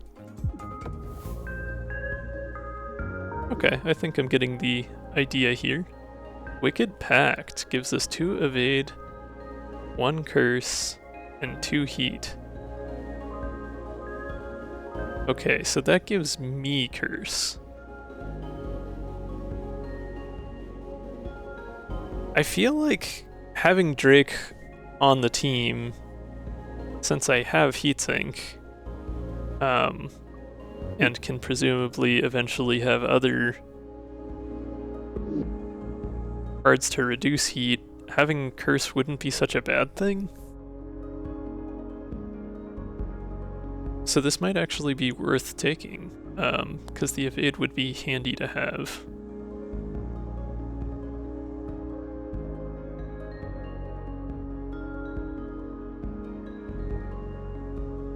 I would only be able to play it if I hadn't already accumulated more than 1 heat, or if I had a way to immediately get rid of some heat. But it's only 1 cost, and it gives me 2 evade and a curse, which can be useful, so. Wicked Pact B gets rid of the heat. Wicked Pact A reduces the heat by 1. I kinda like B with that. It's fleeting, but it's 2 evade and a curse for 1 cost, so. We'll take Wicked Pact. We'll see if that ends up being a good choice or not. Looks like going down will get me events, repair yard, and 2 elites, so I think that's kind of a no-brainer. Gotta get all of the fun in.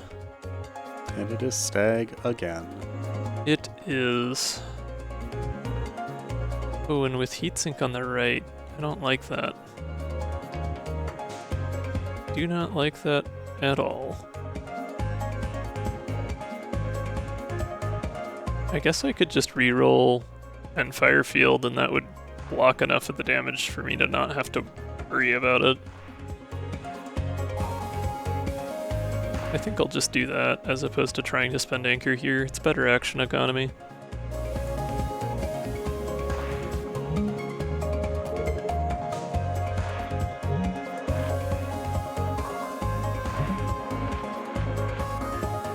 Okay, so I do have the 1 curse.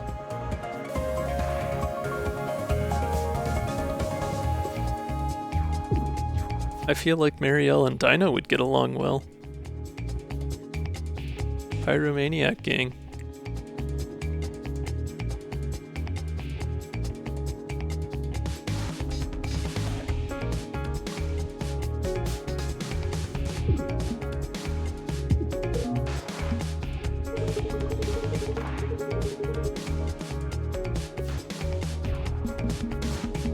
I like how Drake's saying that when she didn't hardly even contribute to the heat.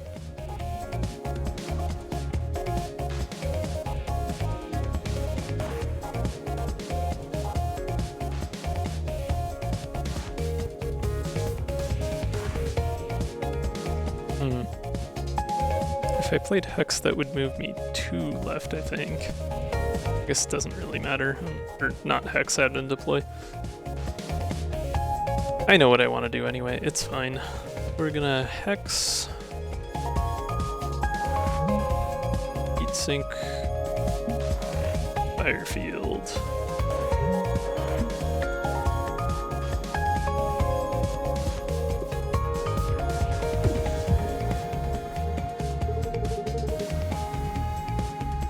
I suppose the problem with that is that now we're way over here. I do have the evade to get back if I play anchor though.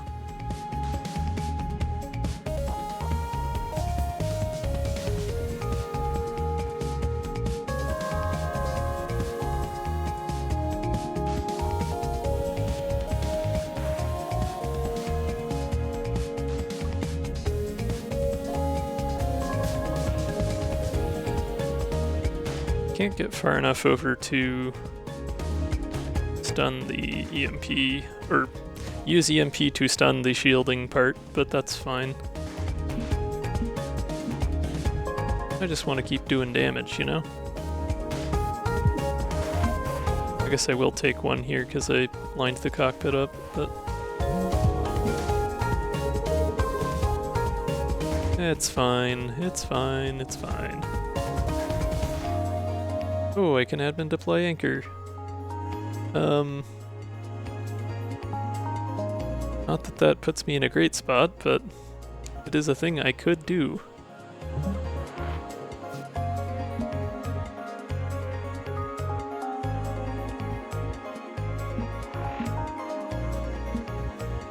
Could be worse.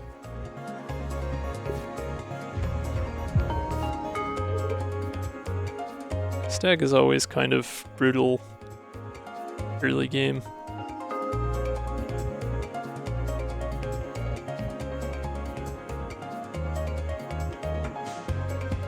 Wicked Pact would, I guess, still have me just under the overheating threshold. It wouldn't be by much. Probably better to wait until I've shed some more heat if I can.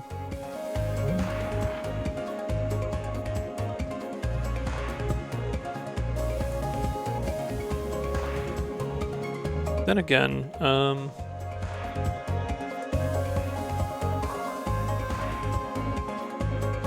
yeah, no. Wicked Pact is going to be more useful once I have more ways to reduce heat, or if I upgrade it to be.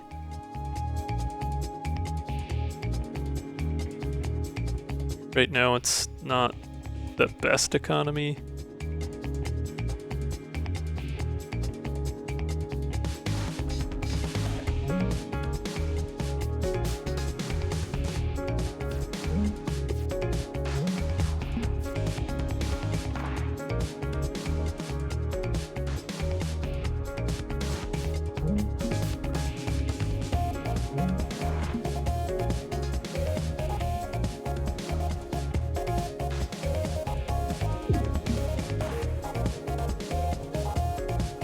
Kinda sucks not to play heatsink, but I'll take it.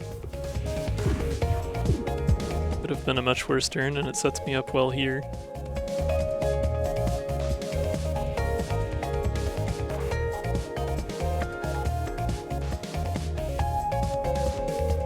Ooh, it's tempting to Wicked Pact so I can get over and stun that missile there.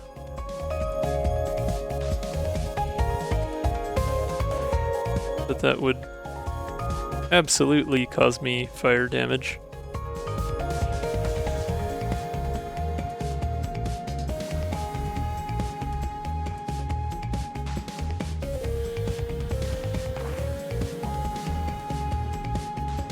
Oh, that right, yeah, it would be extra hull damage because of the curse as well. Yep.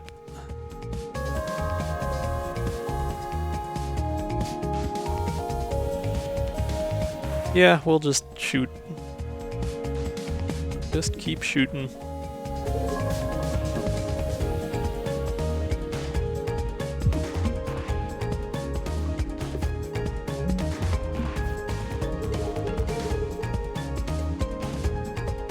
You know, Drake, you say that. Not sure I believe you.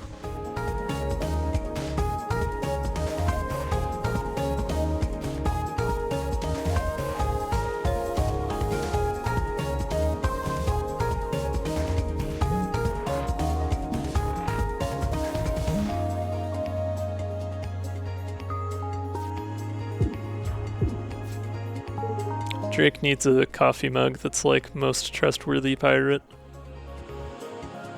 Uh-huh.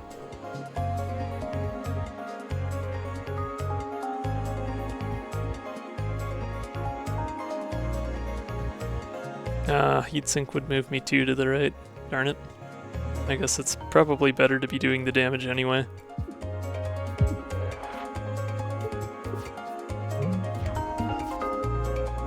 Getting close. Still a ways off, but we're getting closer.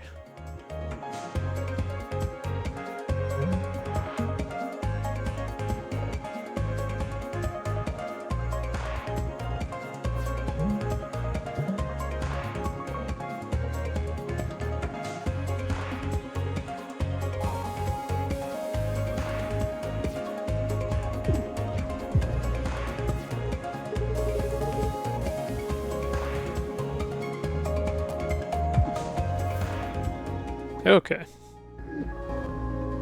That was quite the war of attrition. Hot shot. Attacks for 1, deals 2 heat. Seems pretty good. Guess replaces one of those basic shots I got rid of. Hotshot B deals 3 heat, and the heat is a separate action, which means that it doesn't matter if the attack hits or not. Hotshot A just does 1 extra damage. Hotshot seems like pretty great value. Root access is nice, but I don't think I would benefit a ton from it right now. Maybe like heatsink, but giving heatsink retain and having it end up on the left side would be kind of counterintuitive with Tiderunner. Root access anchor. Yeah, honestly, not the worst.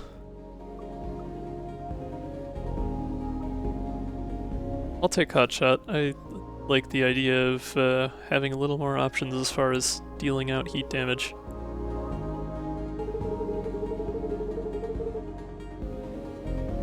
Boy oh boy, it's time to fight Drake.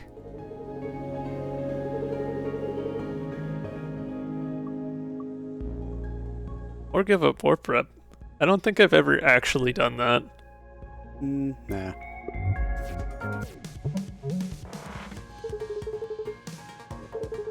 Oh, don't even get the benefit of an asteroid field this time.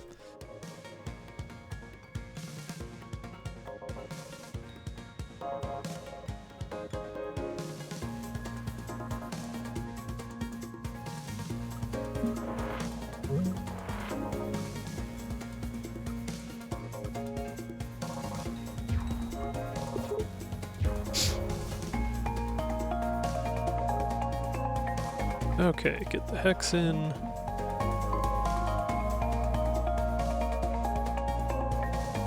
I should probably start dealing damage, although Drake is going to shield up immediately afterward, but who will save Drakebot? Yeah, that is a good question. Drakebot is just doomed like all the other robots, I guess.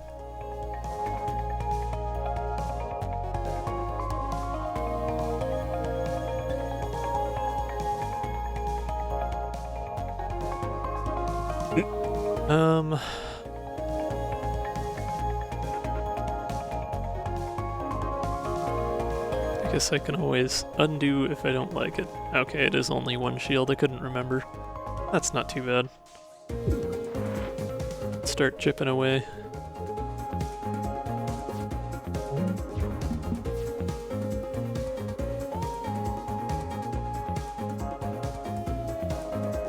Well, this is actually a decent time to have anchor, as I would not want to move with heatsink here anyways.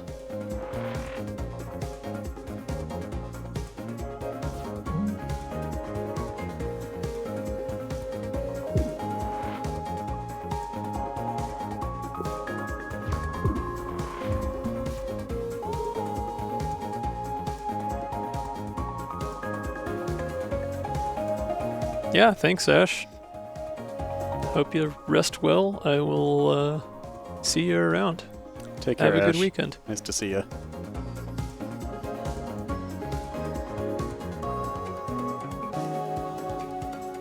We did indeed get Fairfield and Hotshot.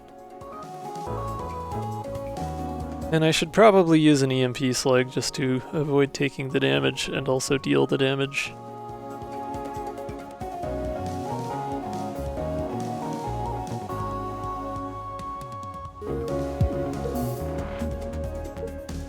I think I'll actually use Hotshot here so as not to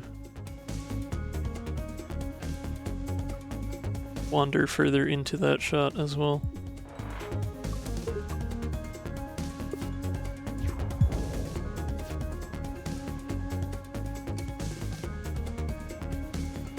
I had men to play offering me an excellent get out of jail option here.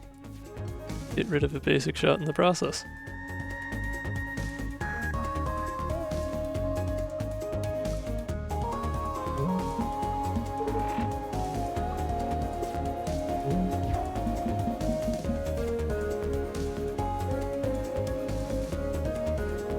Yeah, you're probably right. That would have been the better way to play that turn.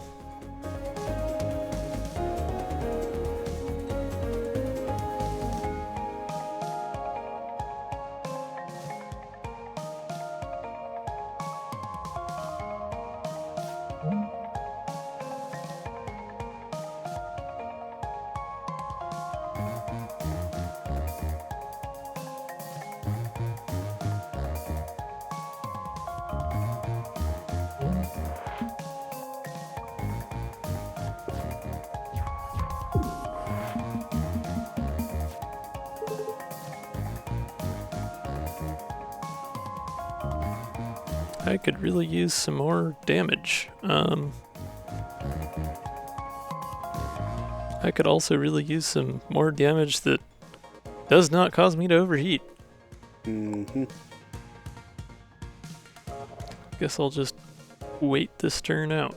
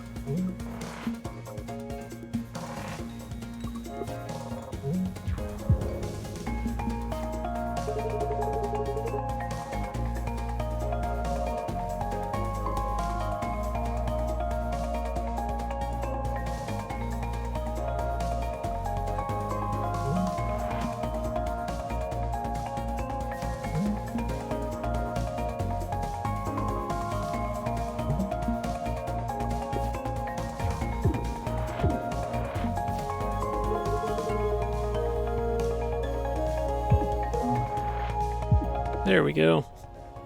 Nice. Oh, I do love me some piercing. Seer is pretty nice, but also explosive slug B though. One less cost. But More heat though, yeah. Seer upgraded gets high. Hello, stun. There we go. Thank you. Stun, yes, that is what that is called. I'm Yeah, I don't know. I like these attacks normally, but also we're kind of running up against the limits of our ability to tolerate heat here fairly consistently.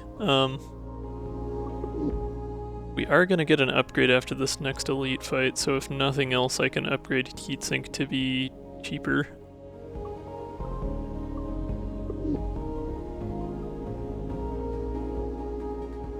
I don't too often have the choice between Explosive Slug and Seer. I mean, Seer is better value unupgraded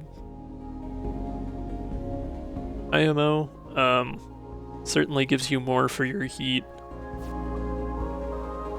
But Explosive Slug B is almost as good, and it is cheaper energy-wise. It really just kind of depends on like how you're doing with heat management as to what's worthwhile. And with Seer, I can always upgrade to Seer A later if I'm still struggling in the heat department. Oh, Ignition Coil could be pretty powerful here. Seeing as we have the Wicked Pact, that would let us be at 3 heat. That could be pretty nice. I am seeing a strategy. I like it. But you know, we'll see if that works out. But it is time for another ad break, unfortunately. So we will be taking a quick 3-minute break. Good time to stand up, stretch, get some water, pet the dog that is laying on your foot, all of those good things, and we will see you back here in 3 or 4.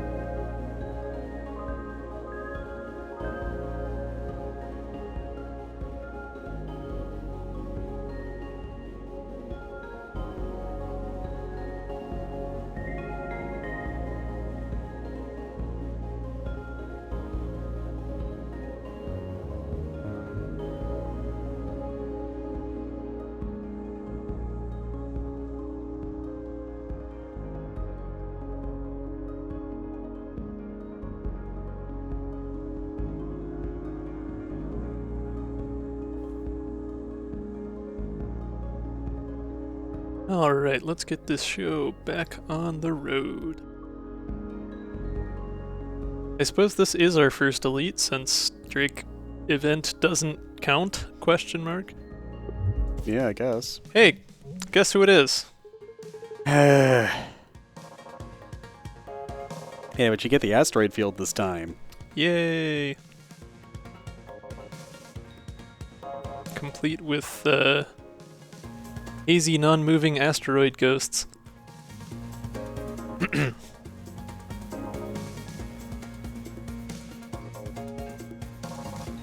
Rocks, rocks, rocks, rocks. Actually, admin deploy Wicked Pact would be a decent start. Seeing as I don't generally want to play that one more than once anyway.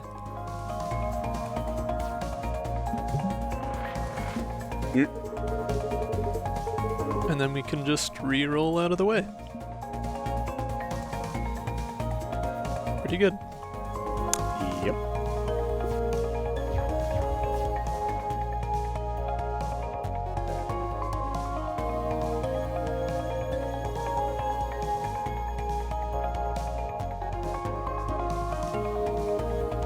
Okay, get Hex started.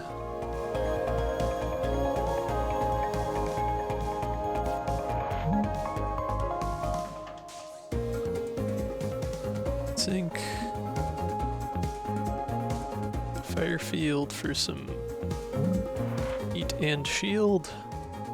Then just use one of those evade to dodge.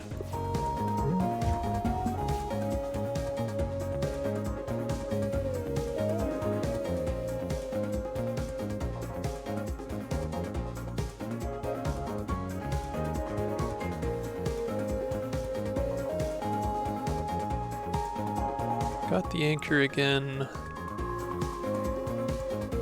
I do still have a decent amount of evade. I could just move over and then attack.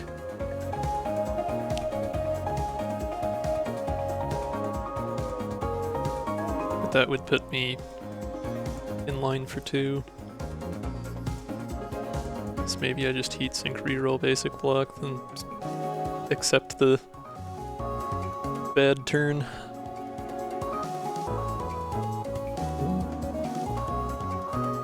I don't know, do you think laser drills can pierce diamond?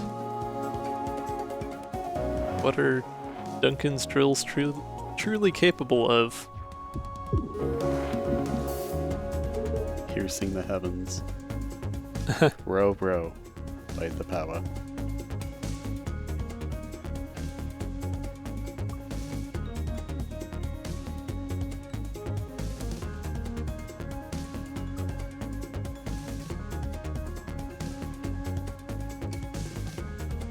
Okay, let's see. I can move one over.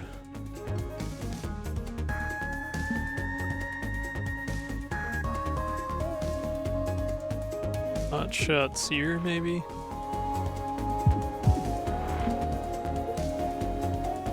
course, then I still have to move one more out of the way and I'm out of evade.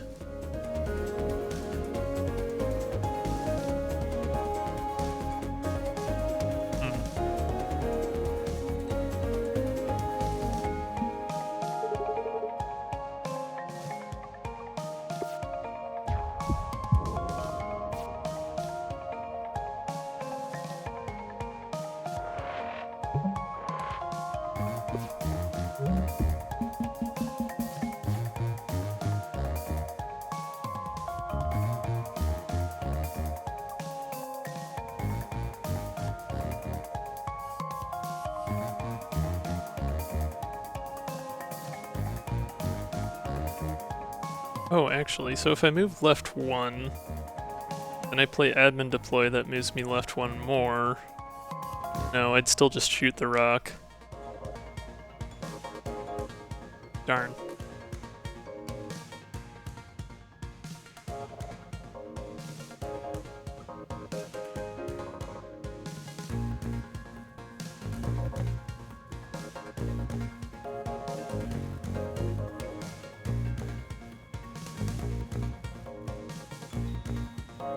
Yeah, not much good alignment I can make happen with this. I was trying to figure out if there was some way I could hit with Hotshot here, but I don't think there is.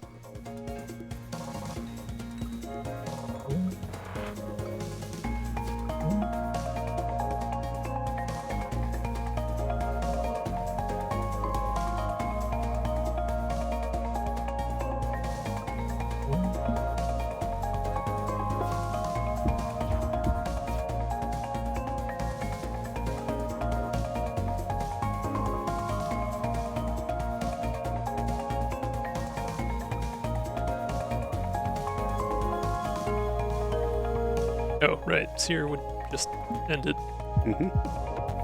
Yay, piercing!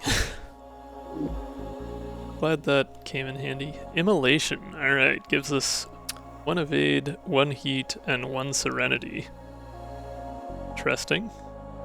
Slow roast. Outgoing.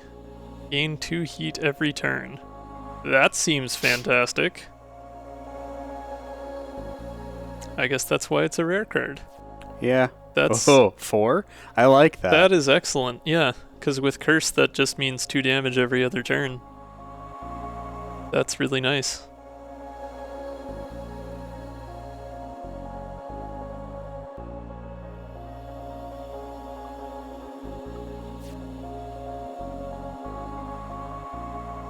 Sticky note, okay. Overclock generator and lock on.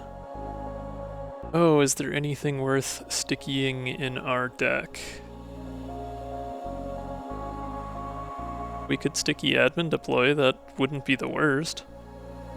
Consistent leftward double movement if we used it on something we actually wanted to. Stickying heatsink would mean that it would not provide any movement whatsoever, since it would be, unless we played it as soon as it was drawn. If it was retained, it would end up on the left side of the hand, so Tiderunner would move us 1 left, and then heatsink would move us 1 right.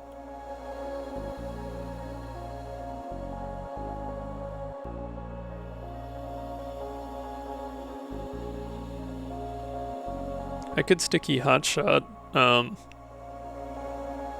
There are definitely turns where that's more advantageous to hang on to. I haven't gotten to use it all that much, actually, because of it not necessarily coming up on the best turn to play. I don't know if any of those are really more valuable than taking Overclock Generator, though. The extra energy would be pretty nice. Yeah, retain on this ship is, like, kind of an all or nothing proposition.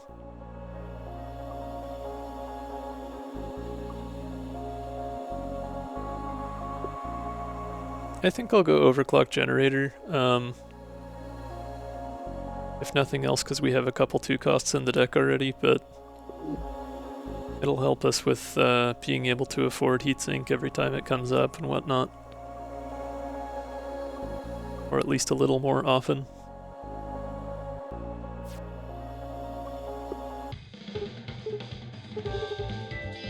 Speaking of which, now is a good time to do something about our heat situation.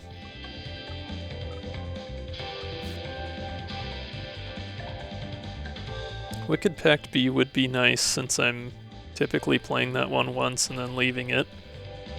Although if I do get to a point where I can consistently get rid of the heat quickly, I could play it more than once and then Thermofuse would allow me to benefit more from having higher heat.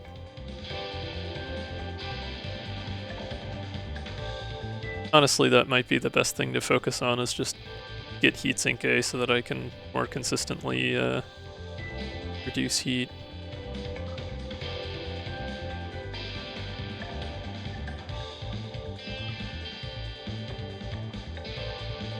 Then again, I'm going to be playing Wicked Pact every fight anyways, probably, so having it get out of the way on its own and not give me the heat in the first place seems well suited.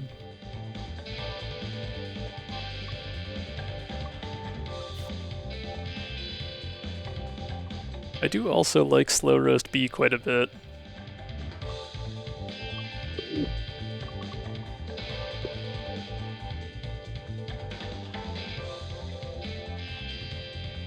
I think for now we have to focus on the heat though. That's gonna be more important.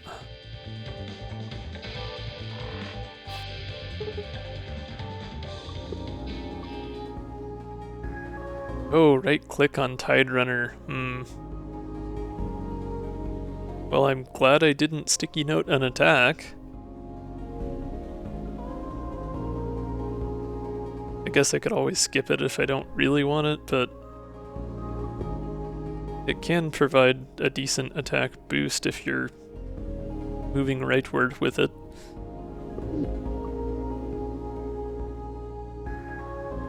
Why not? We'll give it a shot. Spike 2, alright. Well, this will be a good one to use heat on, actually. Why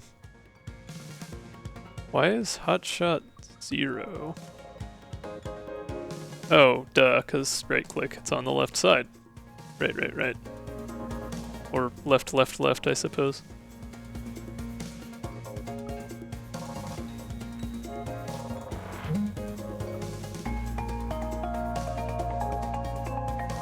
Definitely want to get Slow Roast going. And probably better value to play Firefield here to get the block out of it.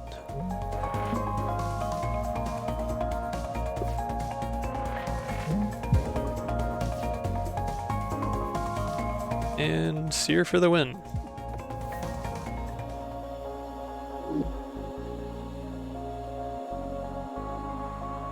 Pillage and Plunder, okay. This is not a daily run, so that is actually potentially viable here.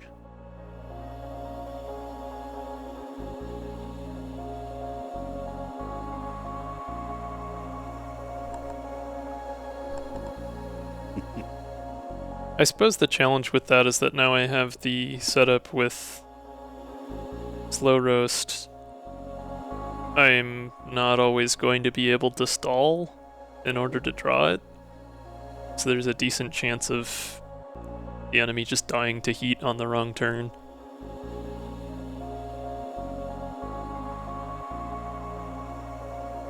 And it's pretty expensive unupgraded. Although we do have a repair yard coming up in a couple.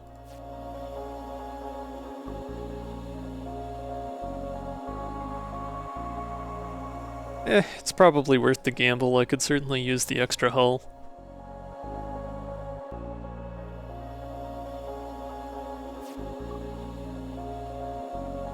Oh, we've got a Duo artifact and a Marielle artifact to look at. Dark Aura.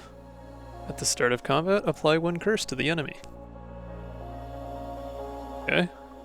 EO2 Fire Extinguisher, Drake Max Duo artifact. If you exhaust a card while you are about to overheat, reduce your heat to right below the overheat threshold. That could be interesting.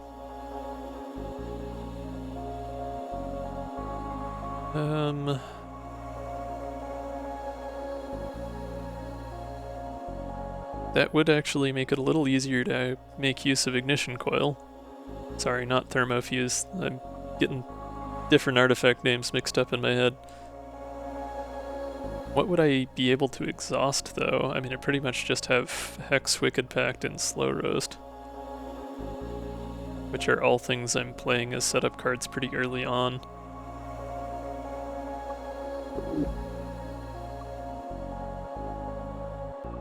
There is Spiked Bumpers, I could go ramming. Tiderunner's not got a very big footprint, though. Sorry, I got excited. It's okay. We also have Boost with Strong Start. Is there anything that would be worth boosting, though? Yeah, I couldn't even boost Wicked Pact because it gives me the Evade first, and that would get boosted before the Curse. That doesn't seem like it would be all that helpful. I think Dark Aura is probably the way to go. Get some extra Curse. I love that. Ah, we're in a Solar Flare. Okay. You know, Wizbo is gonna be in an extra solar flare. Mm-hmm.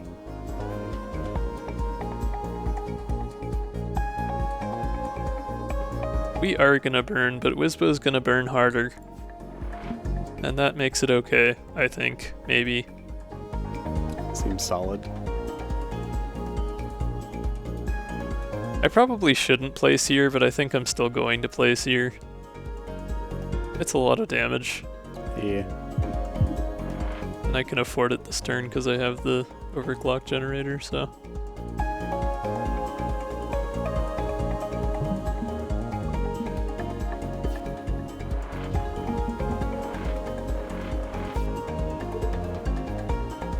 I did not draw Heatsink. I did draw Anchor. I suppose I could play Wicked Pact and that would keep me from overheating this turn. And I'm guaranteed to draw Heatsink next turn. That only staves it off for one turn, so it's probably still not worth it, but especially considering it doubles the heat damage. Well, if you Wicked Pact, that gives you some movement. You can move over, and then you can play your EMP Slug. And that'll at least take out one of the stupid miasmas that come out and get rid of the shields. Yeah, but it would give me one more heat, and then I would take the heat damage at the end of this turn instead of next turn. Oh, yeah, I guess. However, Wizbo's gonna take 2 damage from heat this turn. I can stall next turn if I play Wicked Pact, and then play Heatsink next turn. And then the turn after that, Wizbo will take another 2 damage. Possibly next turn if I Firefield? Yeah, if I Firefield and Heatsink next turn, I should be able to make Wizbo take fire damage next turn as well. And so then I just need to either draw Seer or make him take another 2 heat on the third turn in order to win the combat. Alright. So I'm gonna go that route, I think.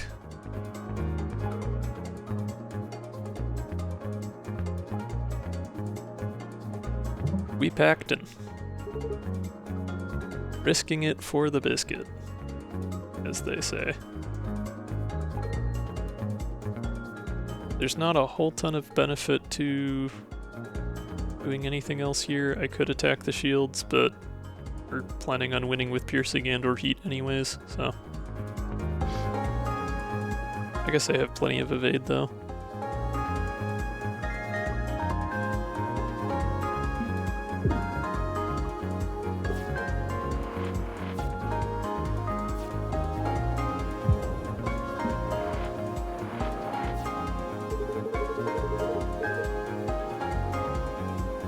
Oh, you know, I wasn't counting on Marielle getting question marked. At the same time, I can get back with Hex, so I should be fine.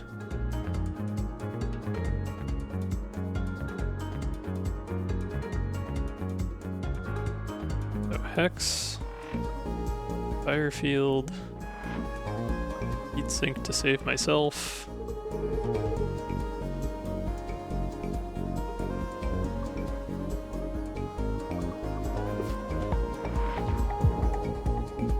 Okay, and does take the heat damage.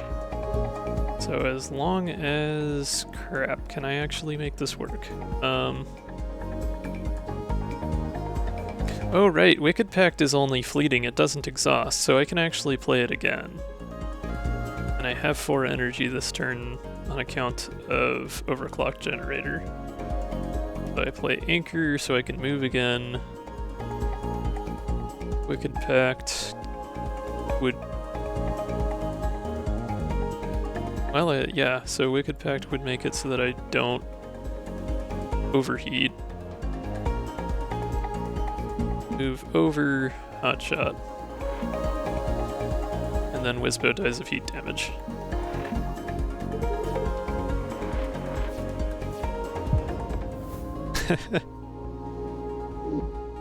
Okay, yeah, delaying the inevitable indeed.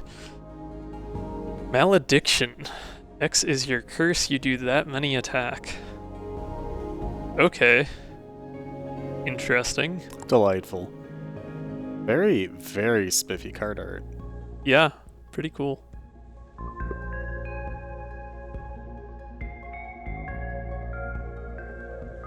So Wicked Pact is the only way for me to give myself curse right now. However, now that it doesn't give me heat, it's a lot easier to rationalize playing it every time it comes up.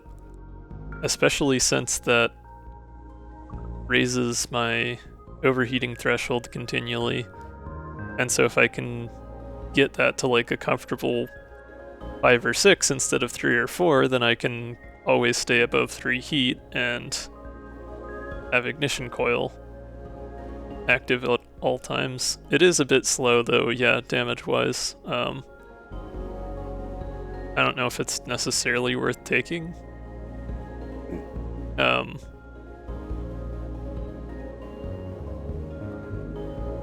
I think my current strategy works just fine without it. I have plenty of attack damage cards from Drake already as it is.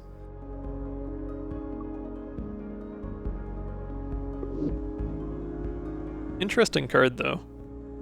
If I had more cards that gave me curse, then it might be more worthwhile, or if I didn't have any other strong attackers in the crew.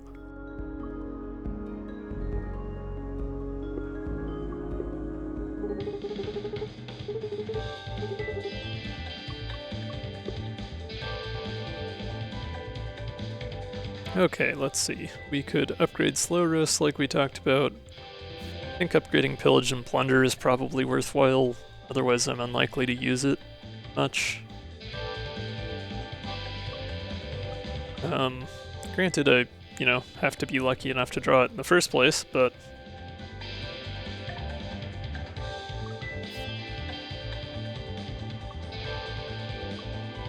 Firefield B isn't bad either, but I don't actually think I need it much, since I'm going to be delivering a lot of heat as it is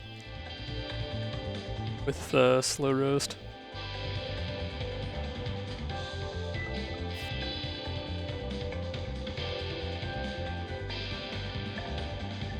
XB might actually be a decent upgrade to take at some point, now that I have more capacity to deliver heat to the enemy. Having a second curse, or I suppose a third curse since I have that artifact, would be interesting.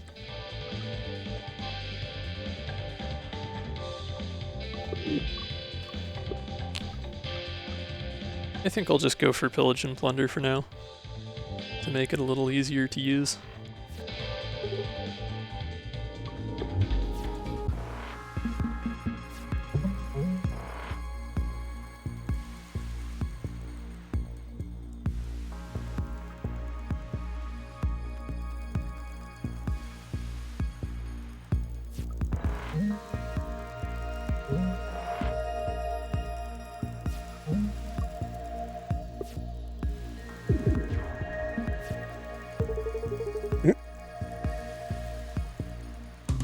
There's something beautiful about a cursed roly-poly fish head. Fair enough. I still don't see it, but It's a little harder to see with all the icons over it. Yeah. Don't worry, I'm adding more. Yes.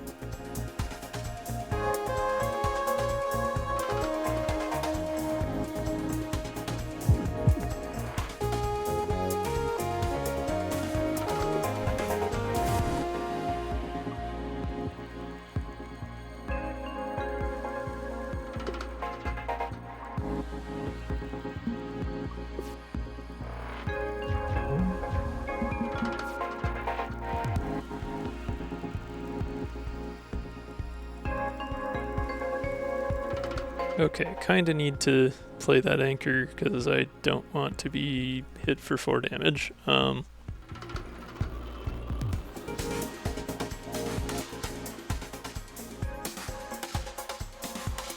does unfortunately limit which cards I can play here. I suppose if I just go for the right movement anyways, I can just play Wicked Pact Hotshot.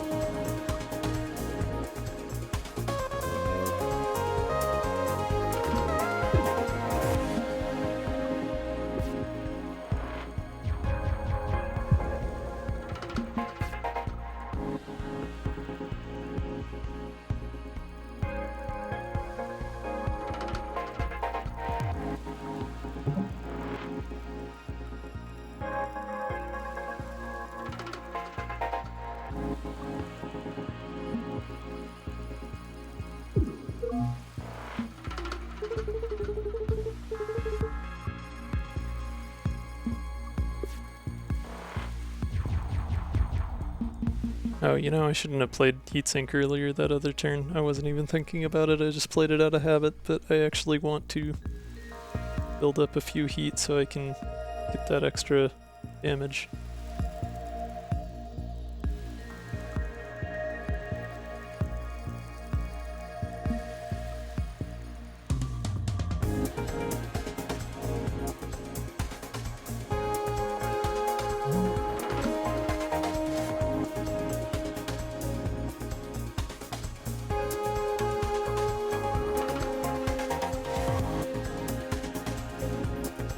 Oh, huh. The tooltip for heat for the enemy doesn't scale with curse the way that it does for your own ship. That should probably be fixed.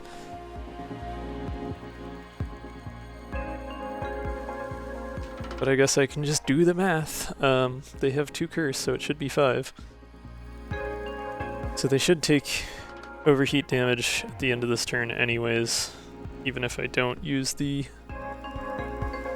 hot shot, so I'll just use the basic shot so as not to move around.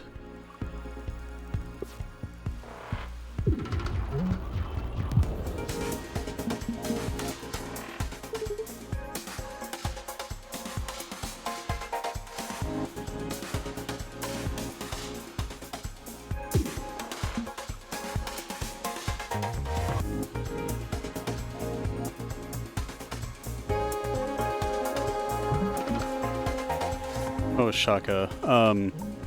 The tooltip for heat on the enemy doesn't scale with curse like it does on the player ship.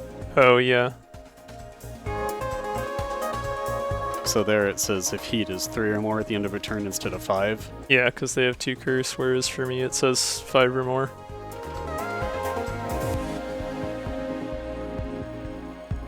Not a huge thing, but it would be nice to be able to just quickly mouse over to check instead of having to do the mental math of how many curse you have applied.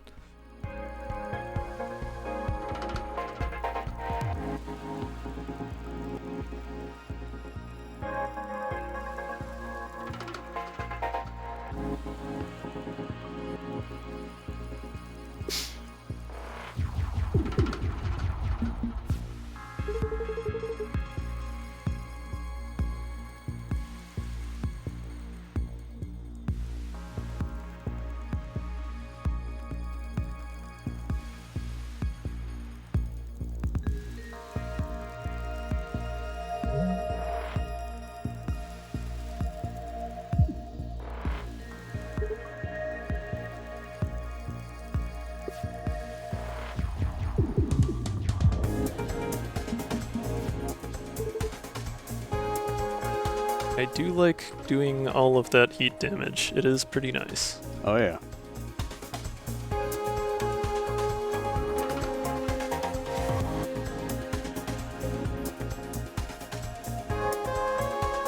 You were muted. Yeah. Yeah, right click is kind of causing me an problem here, isn't it? Time to start over. I mean, it's not like I can't avoid damage this turn, it's more so just that I could kill with Pillage and Plunder if Seer were at full power.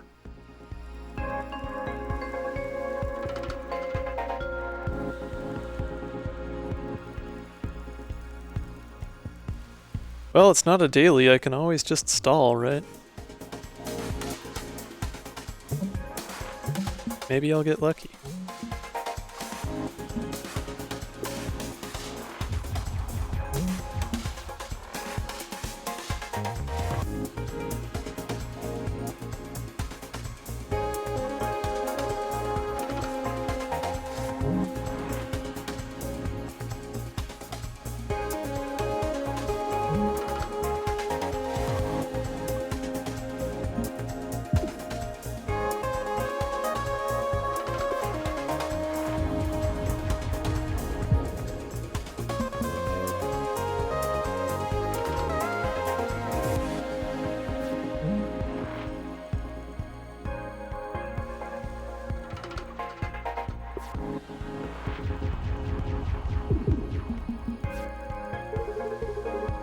Hey, we got lucky.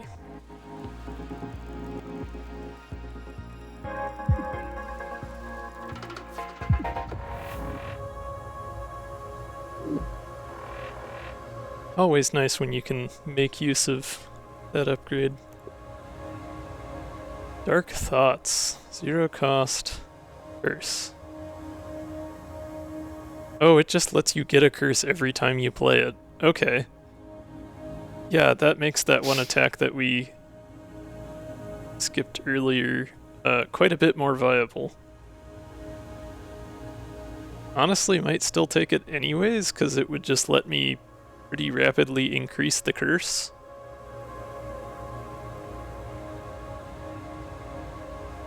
And that way, if we see that attack card again, we could pick one up.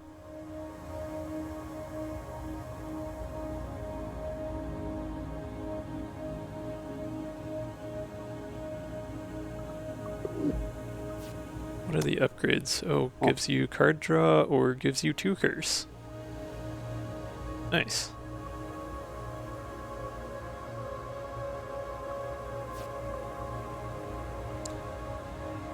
From Hell's Heart definitely wouldn't be a bad idea in a heat-centric build, right?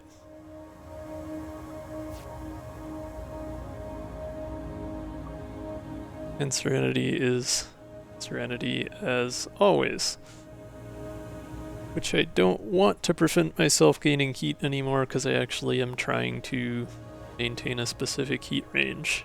And that's going to be easier to get into if I don't have Serenity. So I think Dark Thoughts is the way to go.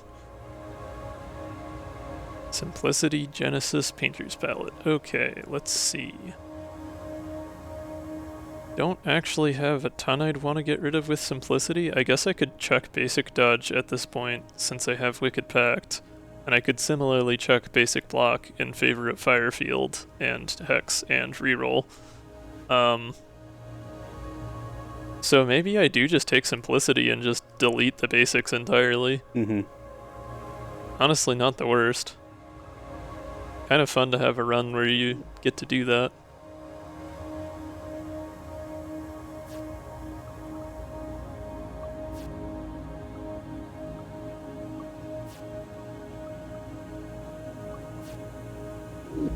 We rooted the Tiderunner and uninstalled cat.exe. It's fine. Don't worry about it.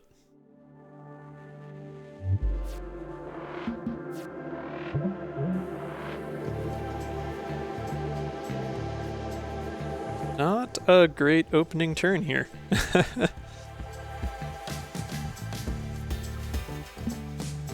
I guess it could be worse, but it's not good.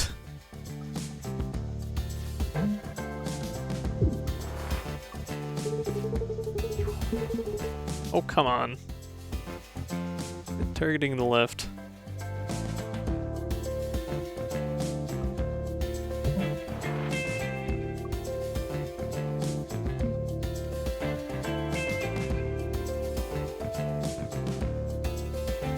Oh, you know what? I'm gonna undo that.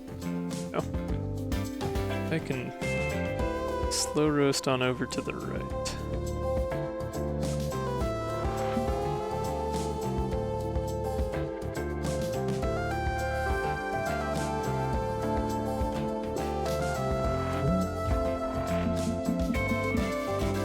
Thank you. Okay.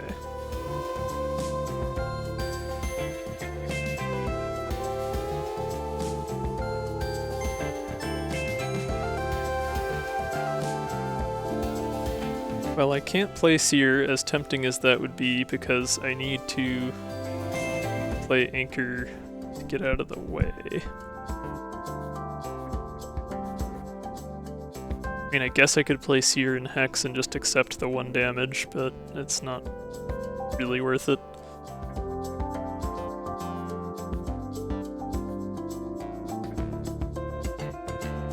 Well, maybe it is. I don't know. I mean, it's not a daily. I can afford to take some damage.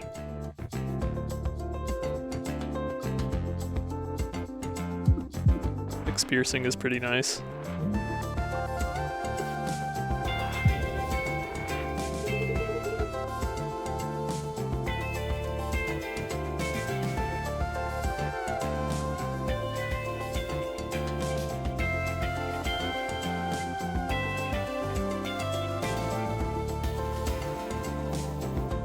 Oh, won't quite be able to make pillage and plunder work here. I could try again and see if I can survive long enough and get lucky on the reshuffle to get it next time. Worked for me last fight, so may as well give it a go. Lost heatsink, so I have one less card in the way.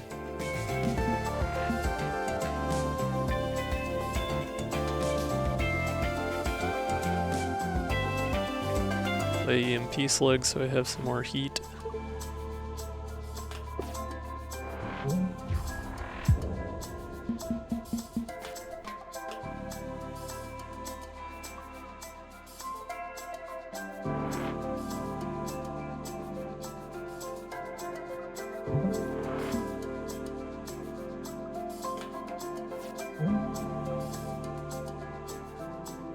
I think I kind of gotta play hotshot so that I can get through enough of the shield to have a chance at pillage and plunder next turn.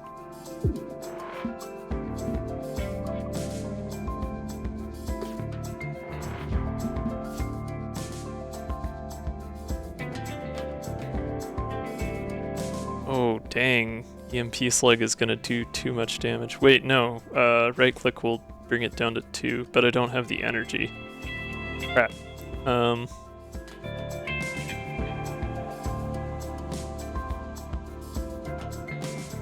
Yeah, that's annoying. Guess I should not have attacked last turn. Oh well.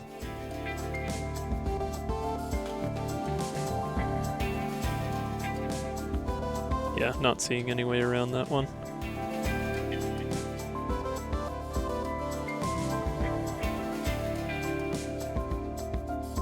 Oh, yeah, maybe.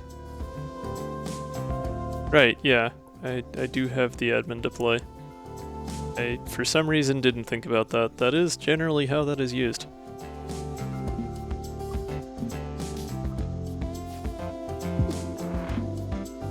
There we go. Thank you. Nice. Another slow roast. And a freeze dry. I do like the just apply more slow roast option. Or a second hex would also not be bad, honestly. 4 damage per overheat instead of 3.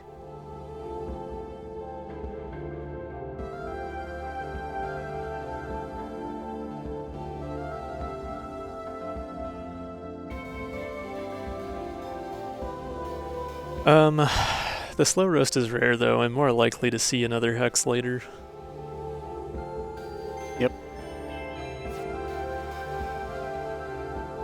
Okay, zone 2 is all the of elite per round. the elites right at the very end, yeah. Well, how are folks in chat feeling? Are we wanting to go up, down, or middle here? Alright, Dunkel is still around. Up we go.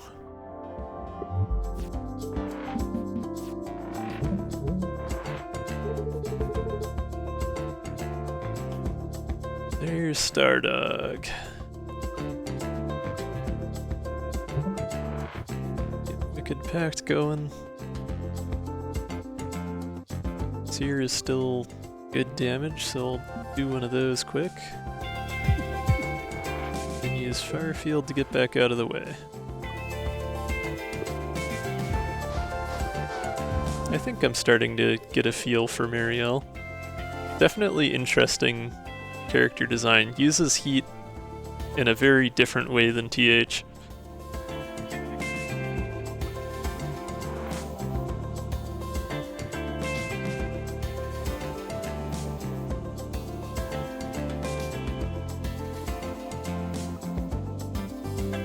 Be gone, Anchor.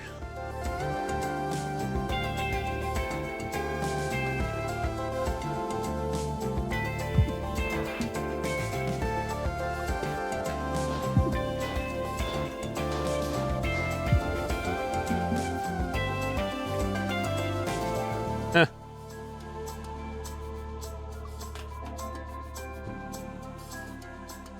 If only I had 4 energy this turn.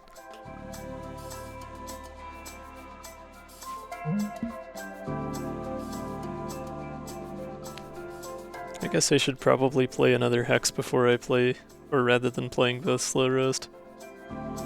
Just to increase the damage done.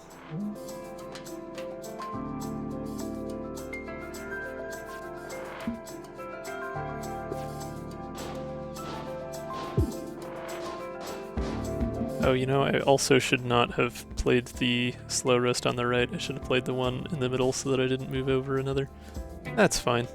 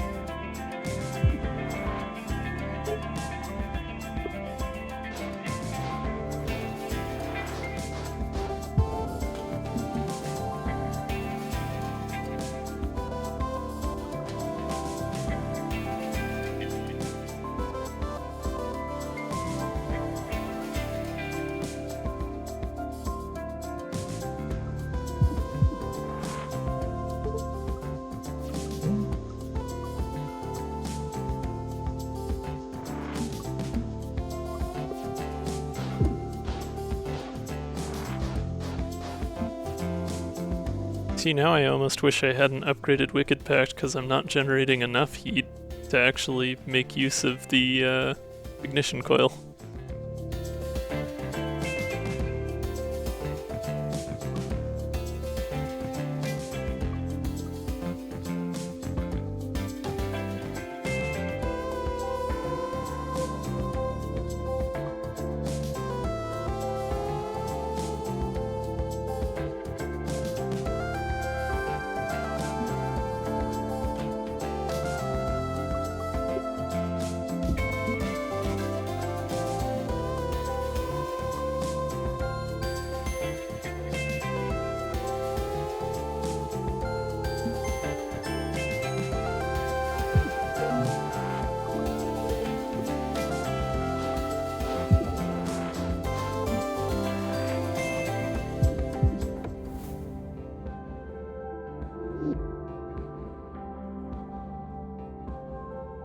Shuffle shot, system security, another hot shot.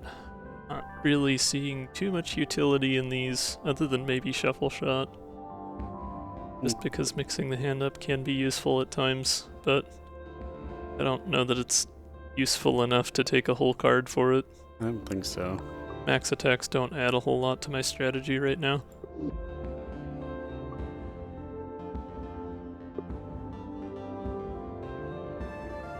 Okay, we do have one more inflection point.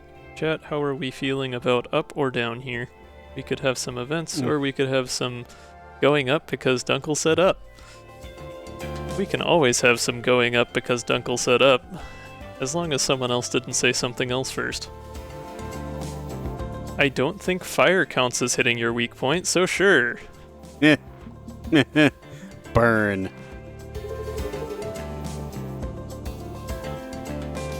Is it really though, Drake? Is it truly begging for a slug or two?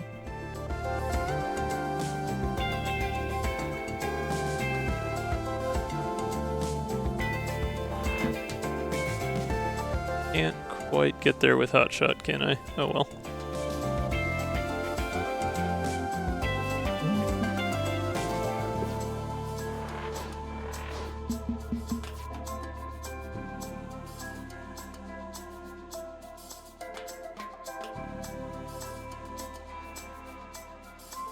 Oh, you know, maybe I shouldn't have dueled him so that I could have a chance at Pillage and Plunder. I guess if I got him down to just the right amount of HP, I might still be able to do it. Would rely on some pretty good luck, though.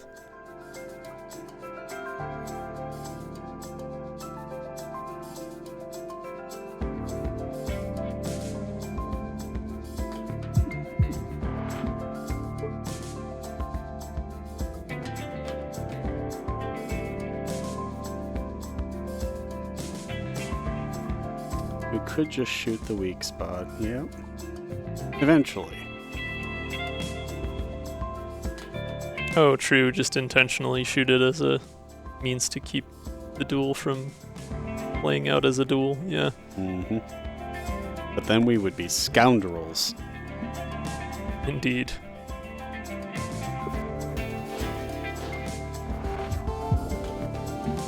No, I think the heat's gonna kill him before I have any chance at getting through that shield anyway, so I don't think I'm gonna worry about it. Oh, but we can slowst him some more.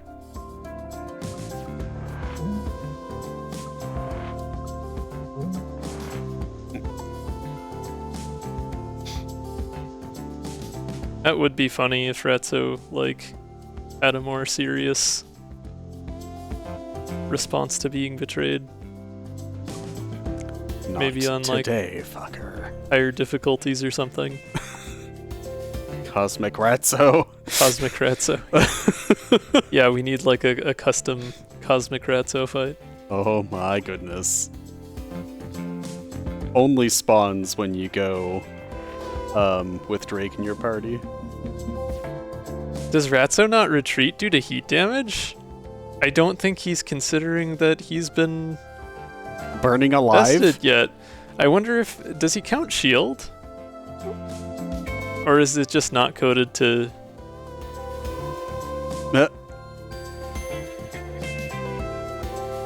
Interesting.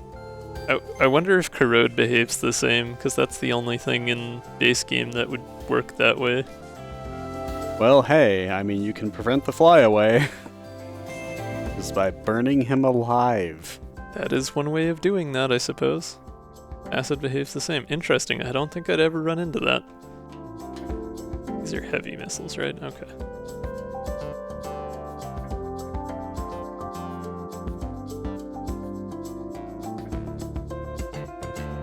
I should really do an EMP Slug B or something. I just don't have enough things making heat now to actually make my strategy viable.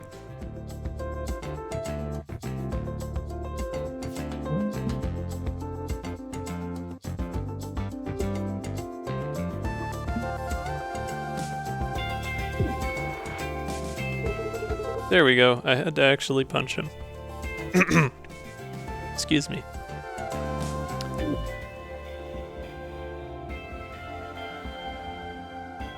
I suppose Desperate Measures is one way to gain some heat really quick.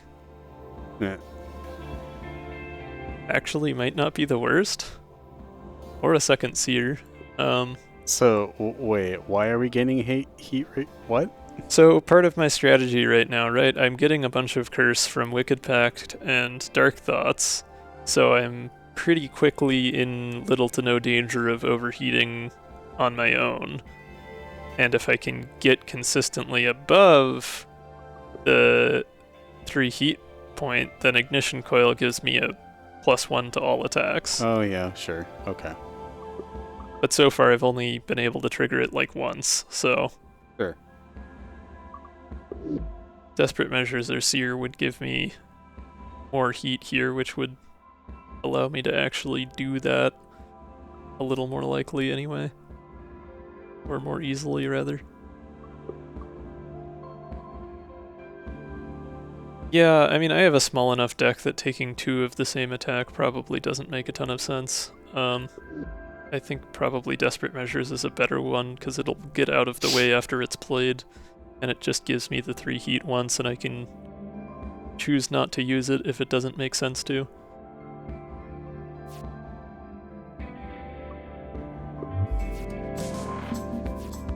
Ah, Dahlia.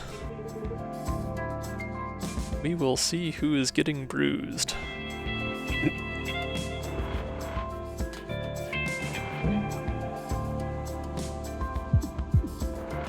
Or, you know, burned as the case may be.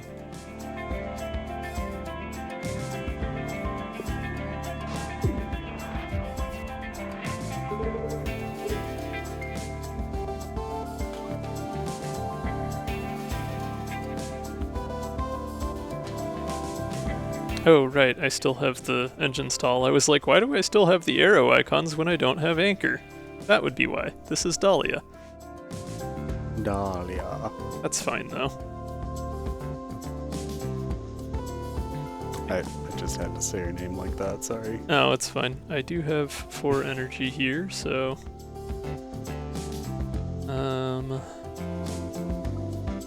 Kinda wish I had 2 engine stall instead of just 1.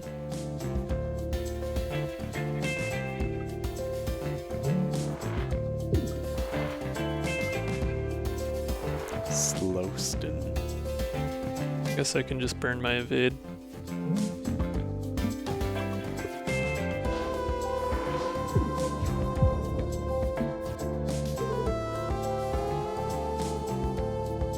Here's our desperate measures and our other slow roast.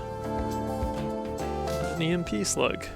All good things. Oh, but we have Wicked Pack, so I do need to spend that if I want to keep it.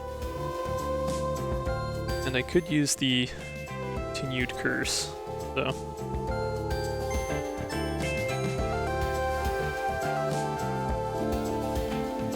I mean, they both do kind of look like they could be possums.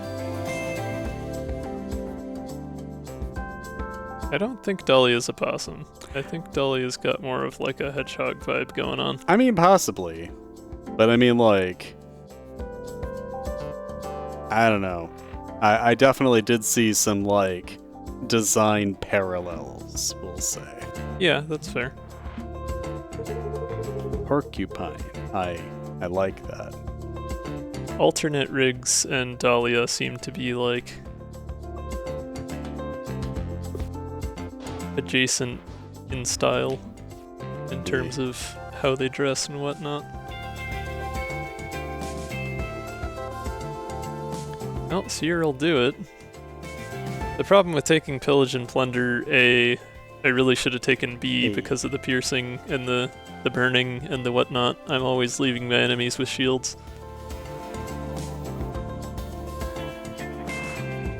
That was an oversight.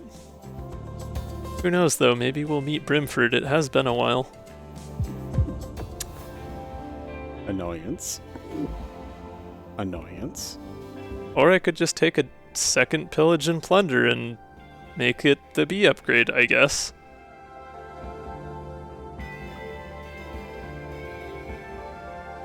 Voodoo. Attacks and deals a curse, exhausts after being played.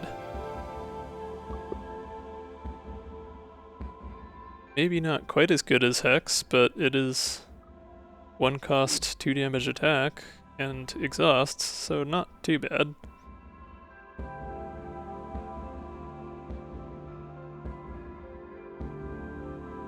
What do you think? We take Pillage and Plunder, make a B upgrade out of it, or take Voodoo? Let me read Voodoo quick. It just deals a it's curse. Just 1 curse and 2 damage, okay. Yeah, but it exhausts. It's not bad for 1 cost. You do have to land the attack to deal the curse status effect, though.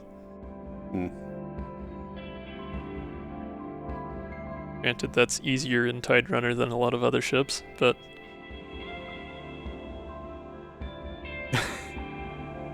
Do you want to make the curse an even number?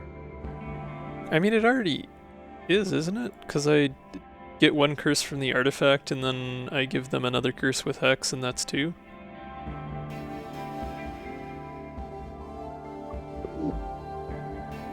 I don't know.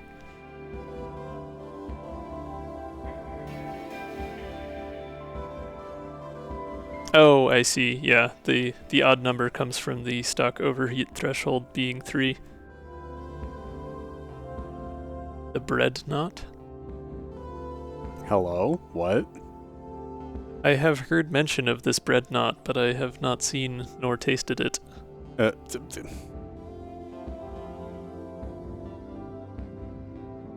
It's... Work in progress ship, gotcha. Alternate Riggs' not punchy ship, except bread. Something like that.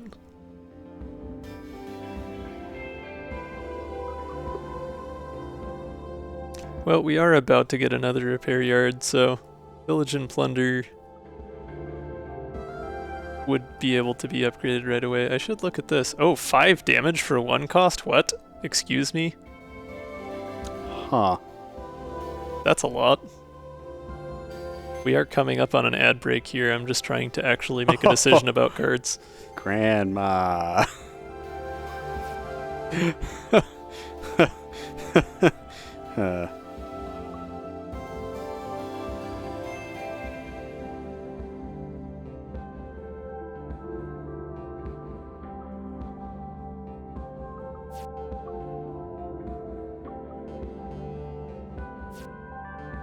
Why the heck not? Alright, we are going into another ad, so I will see y'all back in a few minutes.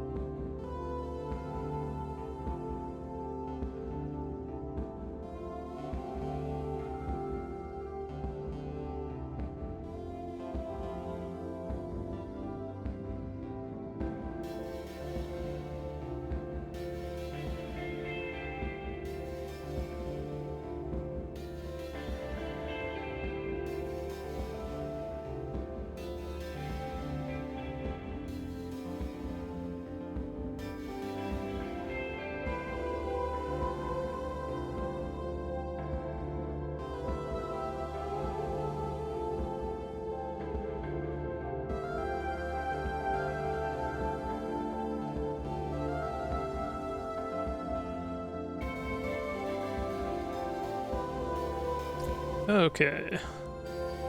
Let's wrap up Zone 2, shall we?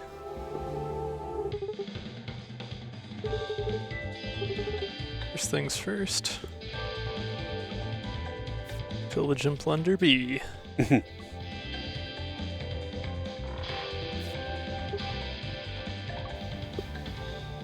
Ooh. We've got fire extinguisher being offered again, and we also have red candle. Overheat on the enemy triggers instantly instead of at the end of the turn. Meh. Okay, that seems fantastic. I... Because then you can just keep applying heat on that same turn and it'll count towards future turns. Okay, so... Is this a reference to Zelda 1? I don't know. Because you can continually use the red candle on the same screen without having to leave and come back. Unlike the blue candle. Ah, I see. The red candle is a dungeon item in level 7.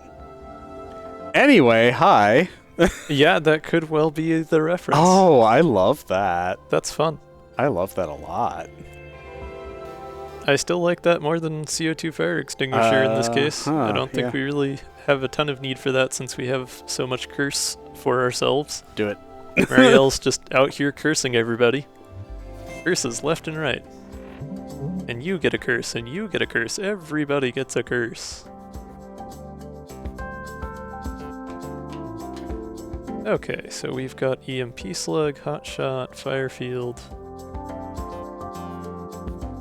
and Dark Thoughts to play. But what order to play them in? The order that makes everything have reduced attack damage, because I'm smart.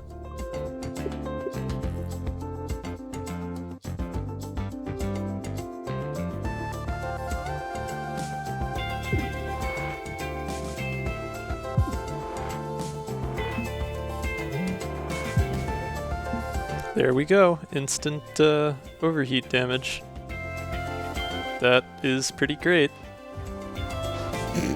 That makes me happy that I grabbed that second slow roast, because now that'll be significantly more useful.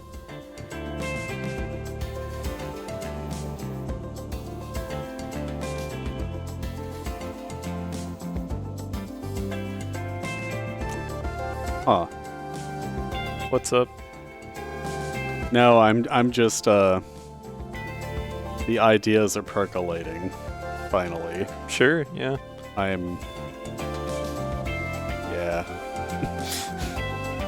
Sick brain isn't quite firing on every cylinder at the moment. Fair enough. I can't play Desperate Measures yet since that would cause me to take overheat damage.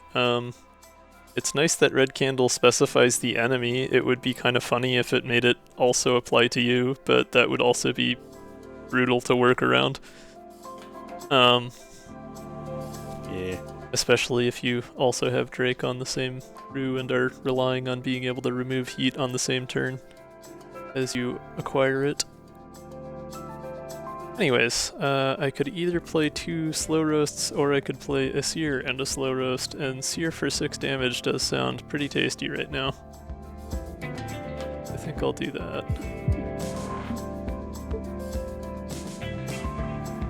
Play a slow roast to move back over where I was and not take any damage this turn.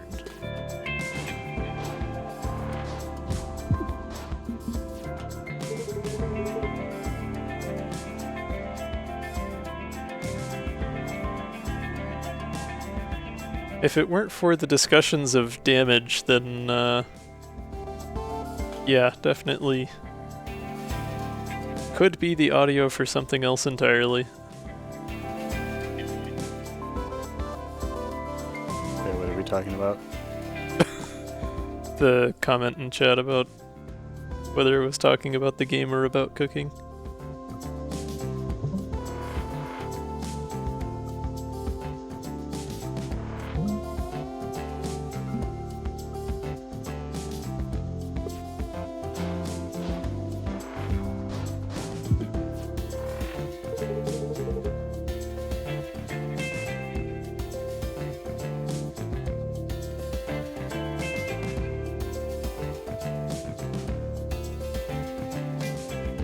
Oh, I wasn't paying close attention at the end of that last turn. Whoops. Okay, so Seer would get me down to 4 hull. I don't have any way to trigger overheat early.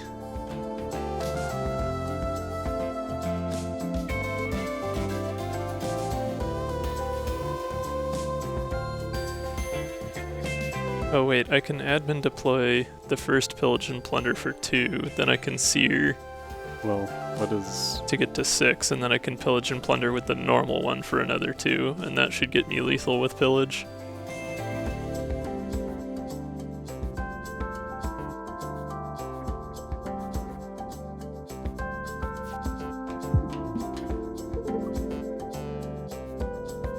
Oh wait, no, darn it. Right click, yeah. Yeah. Darn it. Was not doing my full maths there. Well, I can still, if I sear first, I'm still fine. It still works.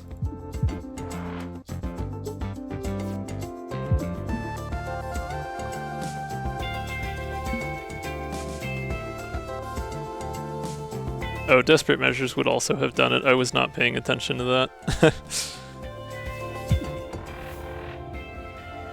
There I am, not understanding your message until too late because you just said Desperate and I didn't get that you were talking about the card Desperate Measures, which was in my hand that my brain just did not pay attention to as a card that existed. Oh well. Worked out in the end. More than one way to accomplish that. Firewall is a little bit redundant with Desperate Measures at this point, and I don't really need either of the other cards, so... Offshoot time. There's something that feels, like, weird about using fire to beat the crystals. Like, it just doesn't seem like those ought to be flammable. But perhaps they're meltable. Maybe. Who knows? Magnesium. But magnesium's a metal, not a crystal. It's shiny. But in a different way. Reflective? It's reflective. I actually growled out loud. Anyway. What? Hi. Oh, yeah, fair. Just caught myself doing that. Yeah, bots are annoying.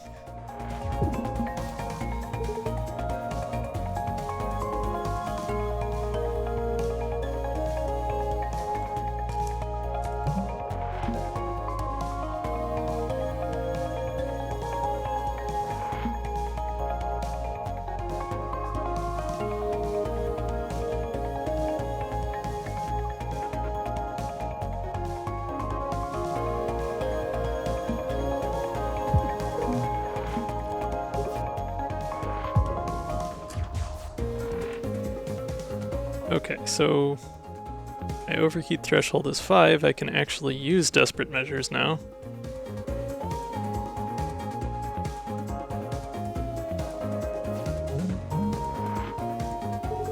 And that gives me the +1 to attacks. Very nice.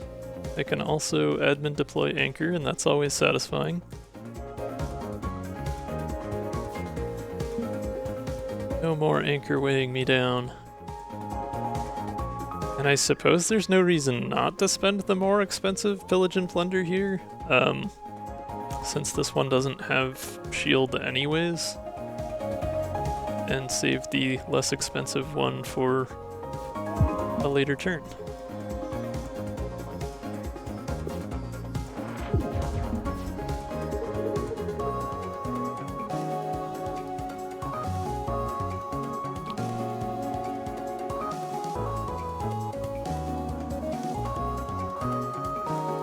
Okay, we're not really near lethal yet, so I don't need to worry about Pillage and Plunder.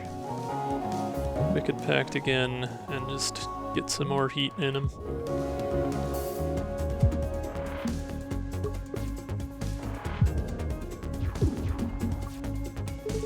Now we're getting close to lethal, and I need to pay more attention to that. I don't want to finish them before I've had a chance to Pillage and Plunder. Absorb the life force. Alright. It does feel fitting with, you know, Marielle's dark magic deck. Yeah, the reason I did that. What? That was the reason I did that. Yeah, I figured. Yeah. I was agreeing with you. Okay. I guess I can play all the things, but I don't think I can prevent them from dying from heat here. Because their threshold is only 5 and they're going to take heat at the end of this, so. Tried, just didn't get lucky with the shuffle.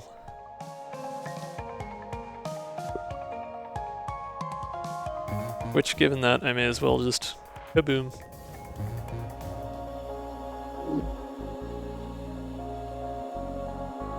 Inflammability at less than crazy temps and transmittivity in crystals. Interesting. Magnesium slug. 3 attack, 6 heat. Gives me 1 heat. That seems pretty good for 2. Spacer is always nice on Tiderunner, but I don't think that outweighs Magnesium Slug here. That's pretty tasty.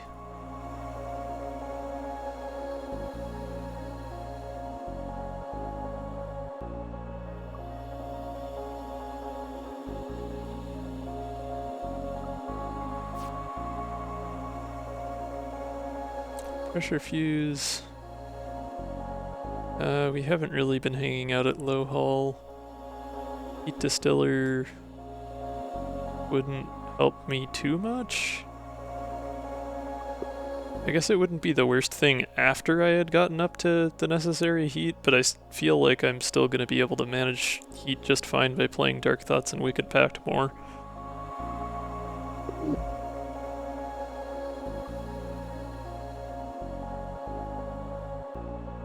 Oh, that's true.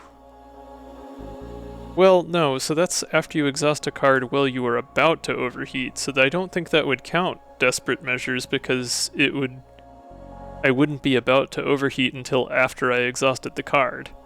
I would have to exhaust another card after playing Desperate Measures for that to work as intended.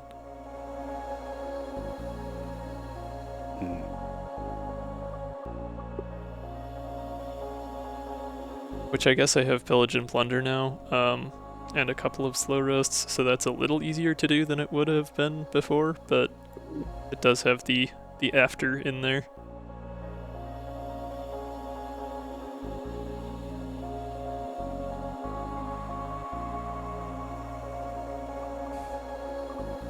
Pressure Fuse only applies to Drake's cards. I don't really need Jettison Hatch since I already got rid of all of my basics.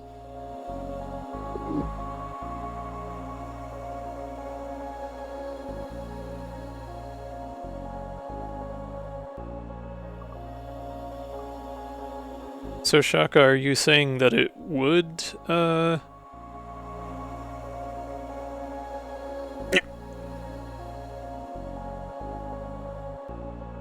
So it would still reduce my heat if I played. Okay. Yeah, that makes sense then. Yeah, I agree that the tooltip doesn't convey what it seems like it should. Because you wouldn't be about to overheat until you had already played the card.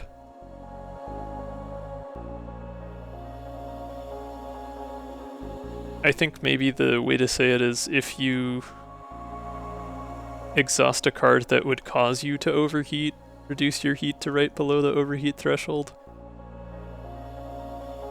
But that wouldn't cover the case of playing 2 separate cards where one takes you to overheat and the other card is just a random card that exhausts.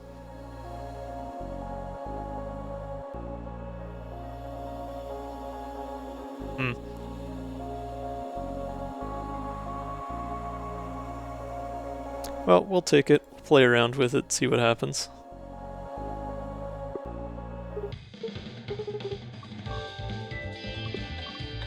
What can we do for upgrades? I haven't touched Seer or EMP Slug yet. I could go for the B on either of those and get some tasty extra attack power. Magnesium Slug has an upgrade to reduce the cost or an upgrade to increase the damage and heat. Slow Roast actually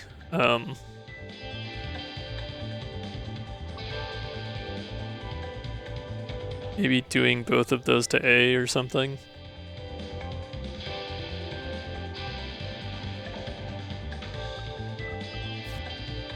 Yeah, this does increase heat. I feel like I can manage the heat probably, but Hotshot B would be nice, because there has been a number of times where I haven't played it because it's not lined up well, but I think I should probably upgrade a Slow Roast over that. Dark Thoughts A would be pretty good, actually, since it wouldn't take up space in the hand anymore that way. I do kind of like that.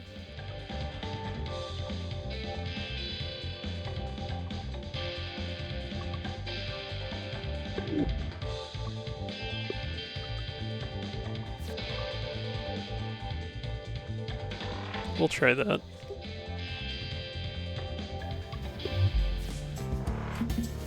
Mecha rigs.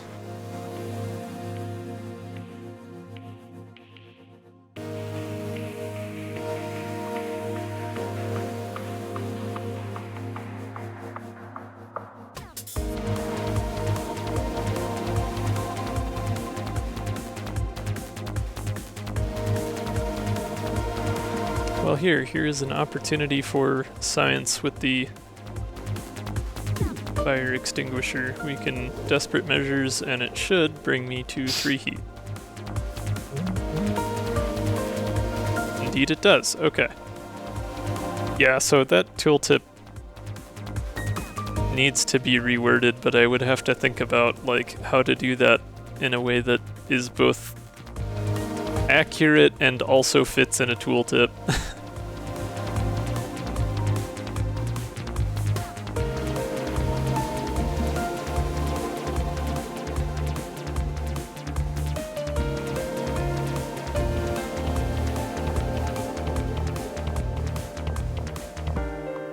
Magnesium Slug doing normal damage because left click or right click and ignition coil are canceling each other out. Oh right, we have that punch to worry about. That's going to deal 3 damage because the cockpit is weak and on that side. So I am going to want to deal with that.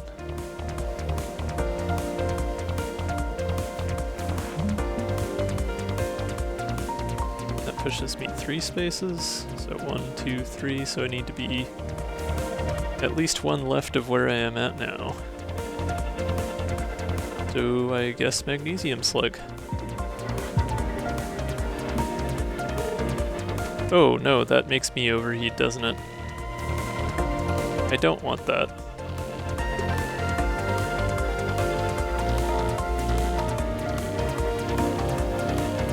I was not paying close attention. Need to wait till I get some more curse. I guess I'll just hotshot. And then just use my movement and call it a turn.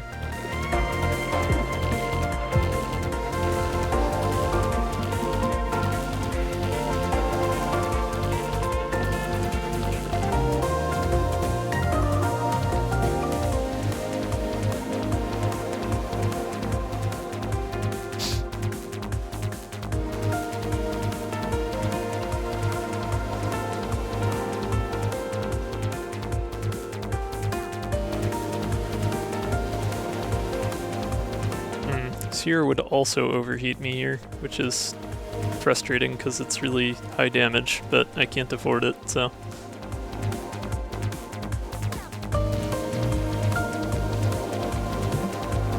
We will play everything else in my hand instead. Well, I mean, I can afford it energy-wise. I can't... Oh, right, yeah, I have another curse. Duh. That is true.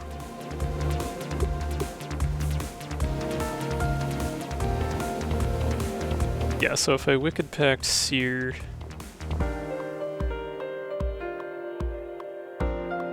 and I have 1 energy left, I could re-roll.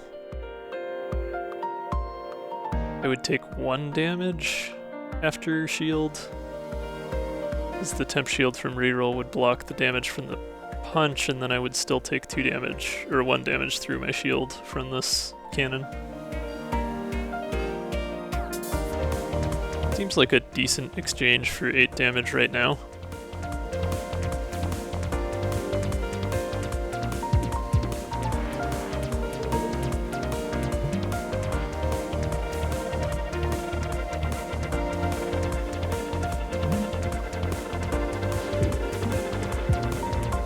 This is true. I have a hard time breaking myself out of the damageless mindset even when I'm not in dailies.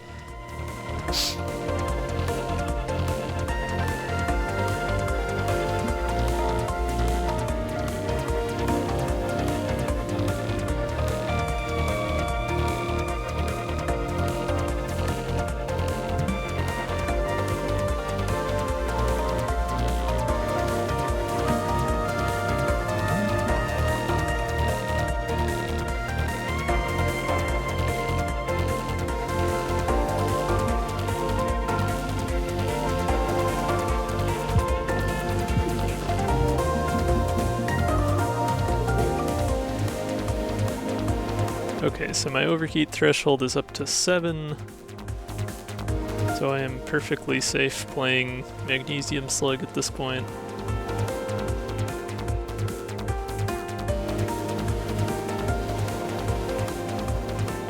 Don't, however, have any block.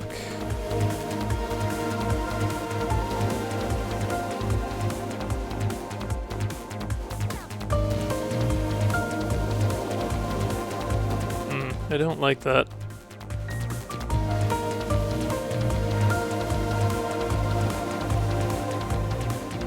Yeah, I mean, I could tank a lot of things. I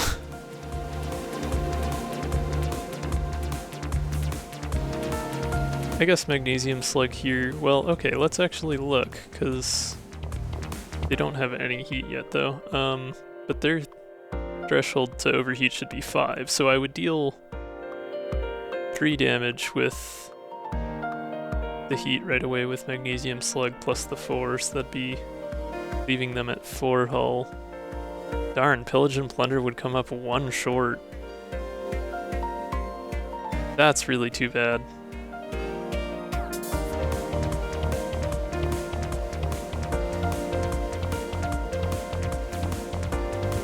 Can't really think of any way around that, though. I think I already used the other one. No, I did not. Right, yeah, Future Vision, that exists.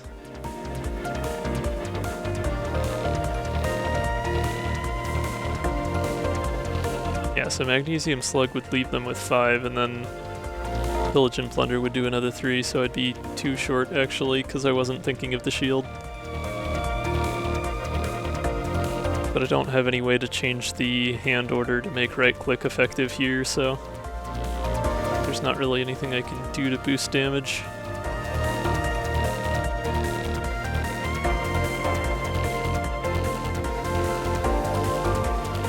I'm thinking the play is to stall to next turn and then try and get the Pillage and Plunder kill.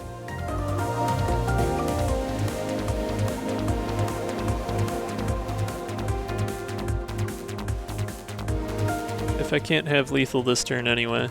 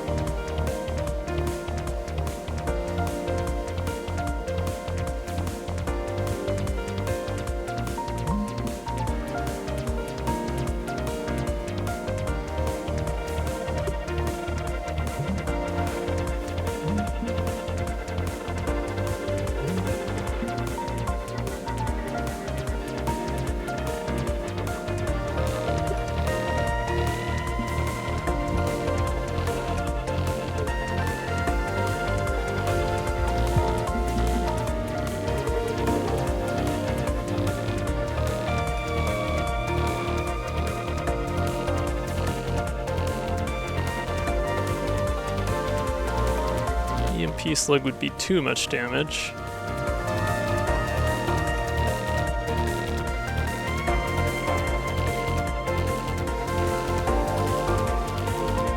I guess I can hotshot safely. Just get out of the way. And I should be set for next turn.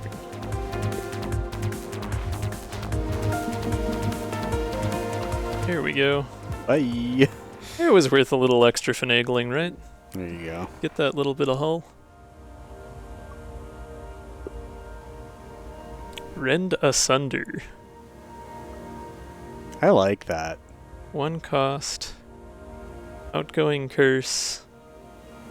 1 heat for me.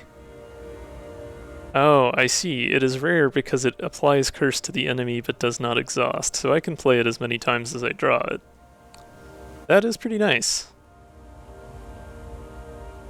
And seeing as I already have Dark Thoughts and the Wicked Pact going, I feel like it'll balance out okay as far as the extra heat I would be taking. It can also be upgraded to remove the heat, or to double the heat. And the curse. Very nice. Mm-hmm.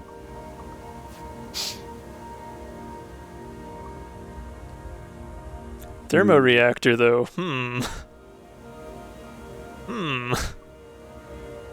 But also mooring line V2. Mooring. Mooring. Mooring. No, it's mooring. Mooring. Moor. Moor. Moor. Moor. Mooring line. Moor. It's 5 a.m. I'm having a time. Yeah, you sure are. I suppose Fire Extinguisher would help with Thermoreactor to some extent, yeah. Mooring. It would give me more opportunities to avoid heat damage.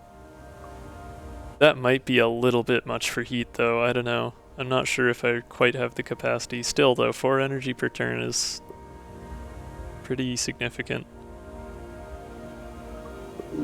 5 energy some turns since I have Overclock Generator.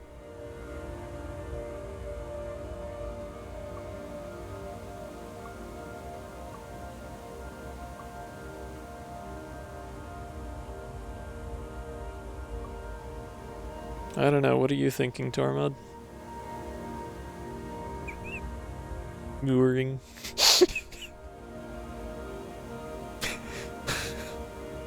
I am awfully smooth-brained right now. No thoughts, only mooring. Yeah, it's probably better to stick on the safe side for now. Yeah. I don't want to have to be doing intense mental math every turn to avoid overheating myself. Zone 3, let's go. Cicada time. Curse would just, yeah, randomly kill me.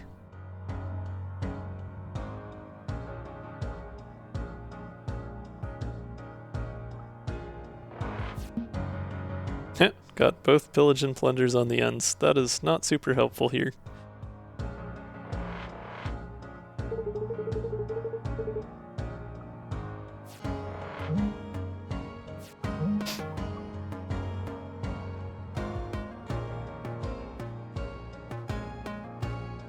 Actually, there's not really any reason not to play a... Bah. Sorry. Flashbang. Ah! Oh, yeah, I can't undo because I played the Dark Thoughts A, since that draws a card that breaks the undo ability.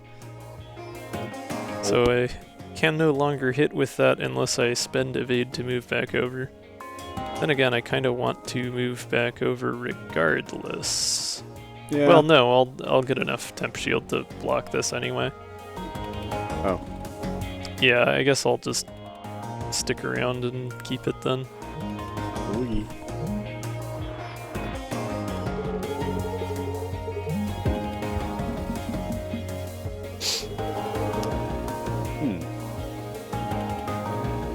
Too bad I didn't have that 4 energy this turn.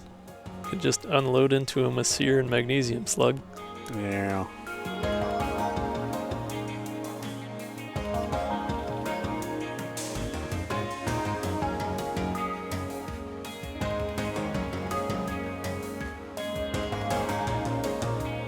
So their curse threshold would be 6. Or heat threshold would be 6. Magnesium Slug would just instantly deal... That'd be 4 damage piercing now. As well as giving me a heat. Seer for 6 is still better though.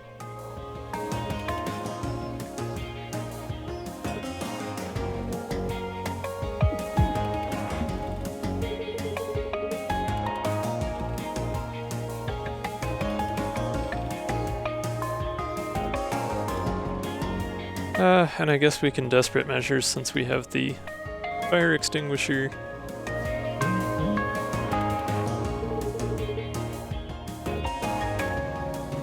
And hot shot for some extra heat.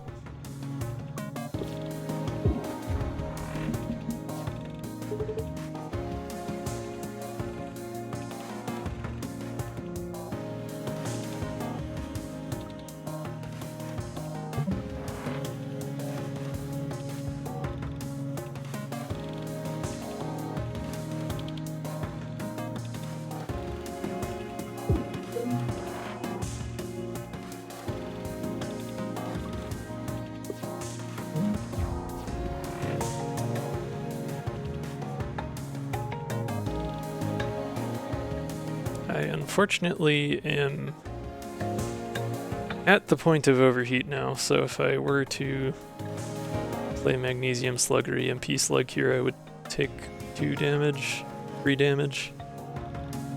Oh, Slow Roast Exhausts, yeah, right, duh.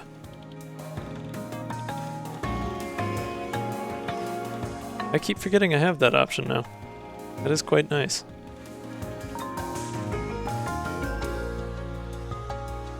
Well, EMP Slug would be the easy way to save myself from damage, although I suppose Fire Field would give me enough block to do that as well. And Magnesium Slug does more damage than EMP Slug, so that's probably the better approach. So be Magnesium Slug, get that tasty heat damage, Slow Roast to avoid my own heat damage, and then Fire Field for more heat.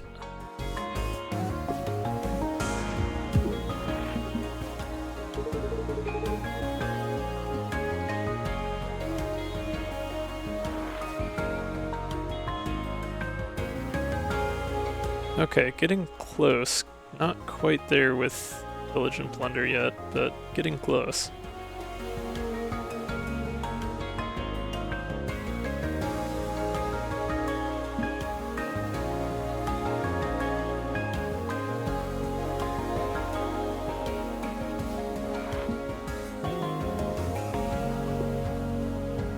Got the other one and Seer coming up next turn. And they should take another 4 heat damage as well this turn. So if I Pillage and Plunder A here, I should be able to finish with Pillage and Plunder B next turn, no problem.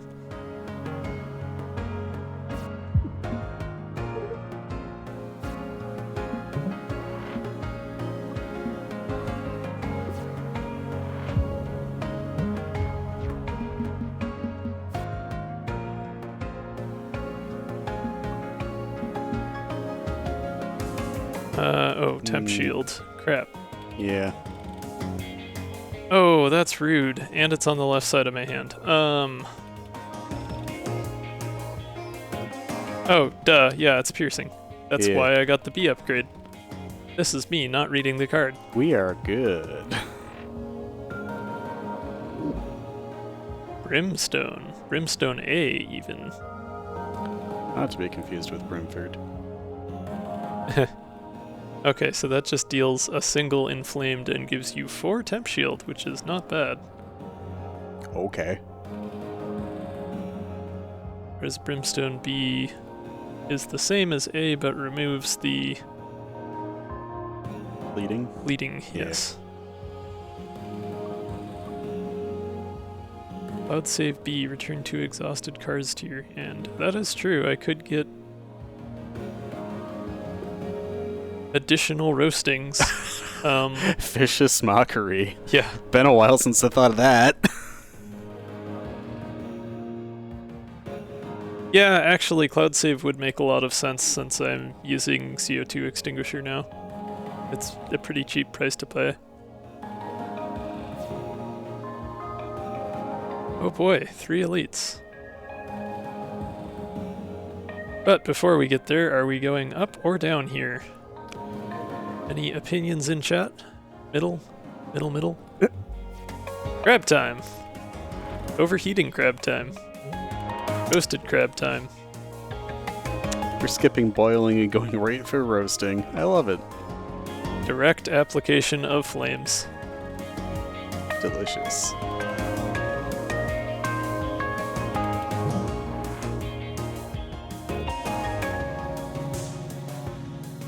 I guess I can just play everything. No, wait, no I can't. These are not one-cost cards.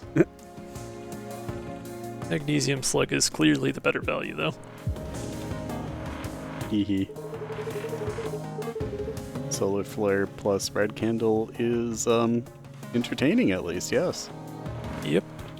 Thanks for lining us up.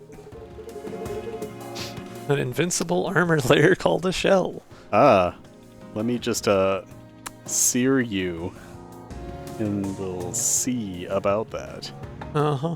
Yeah. Actually, oh, dang. What? Not quite enough. Dang. Oh, yeah, and I don't have the energy anyway. I understand, but the happy brain thoughts. Tormod just desires violence, it's fine. Especially against Brack.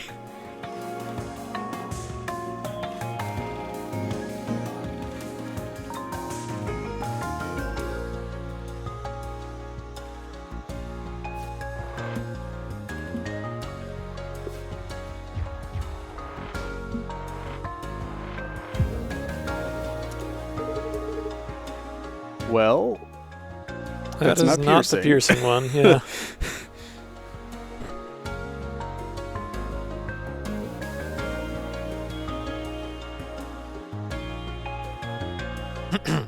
Excuse me. Well, desperate measures would get my heat under control. I do have that incoming seeker. how? Because of CO2 fire extinguisher. It exhausts, so it would bring me to 1 below Oh. my overheat. Huh. The temp shield will take care of the seeker.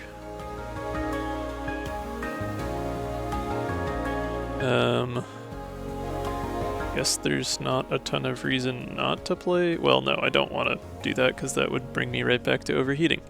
I also don't want to deal more damage to Brack, although next overheat is going to kill him either way, so... I suppose we just reroll and that's it. Unless I want to pillage and plunder for funsies. Which I may as well. I don't know if admin deploy fixes heat, that's a good question. I mean, pillage and plunder exhausts normally anyways, but... I guess we can test it, it's not like it'll hurt anything, so...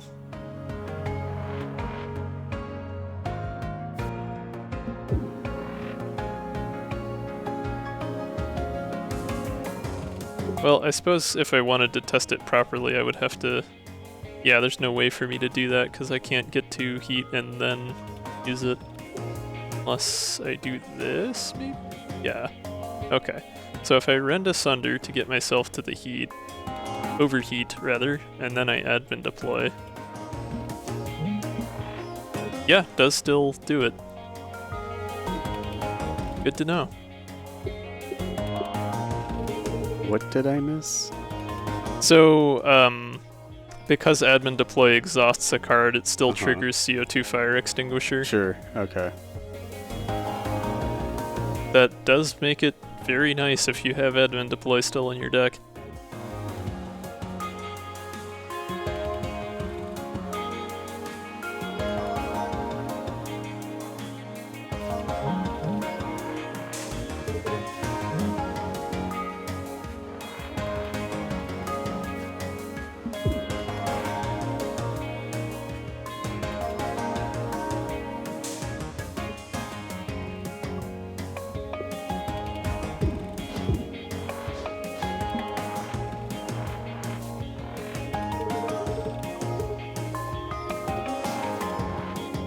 Ah, no luck on the draw.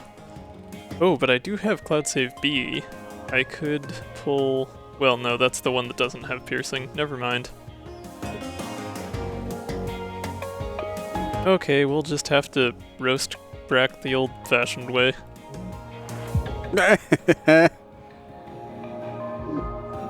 Sorry, that's just... yes. Ooh, Flashpoint. Actually, that could be pretty good if I build it up long enough. Huh. I don't know if we're gonna have 28 heat like we did with TH34. Yeah, a TH Drake run would get really cracked if you had Flashpoint. That would be fucking hilarious. You just get a bunch of flak shot and large amounts of plus charge and have a Flashpoint hanging out in the deck to be your 40 damage attack at the end. Yeah, there you go. And it's a 0 cost. It sure is. Hi, Cleo. Bleh.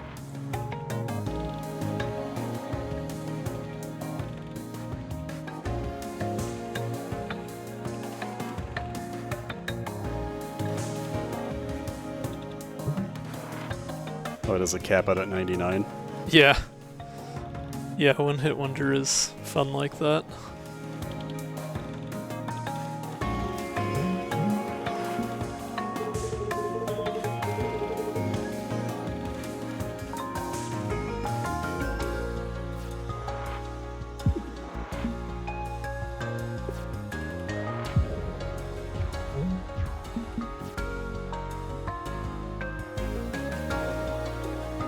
Okay, I want to save Pillage and Plunder B. I'm not lined up well to attack right now anyways, although I suppose I have the movement to get there. I could Sear and then Slow Roast.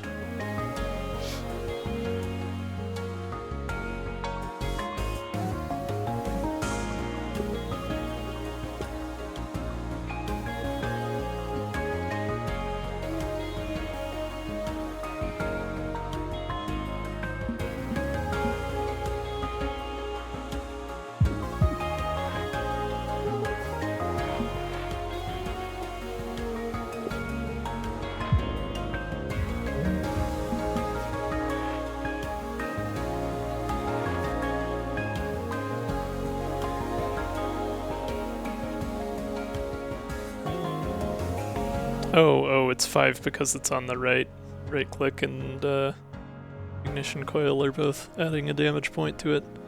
I was like, what? Is heat being counted wrong? No. Nope. I am too far over though. That's unfortunate. That's very unfortunate actually. I guess Flashpoint would at least get me out of the way. Not a lot else I can do this turn, so... Well, at least it doesn't exhaust. Yep. At least it also still lets you move even though the card ends the turn. Well, I mean, that's a function of the ship. Yeah, it would be rude if it didn't. Yeah.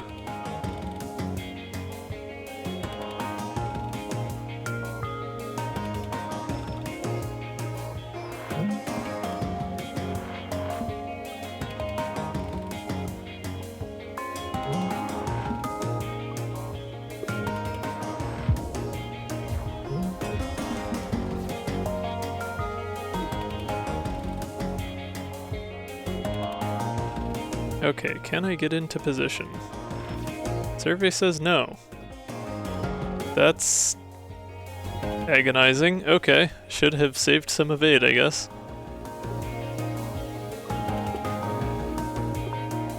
Just didn't draw Wicked Pact in time.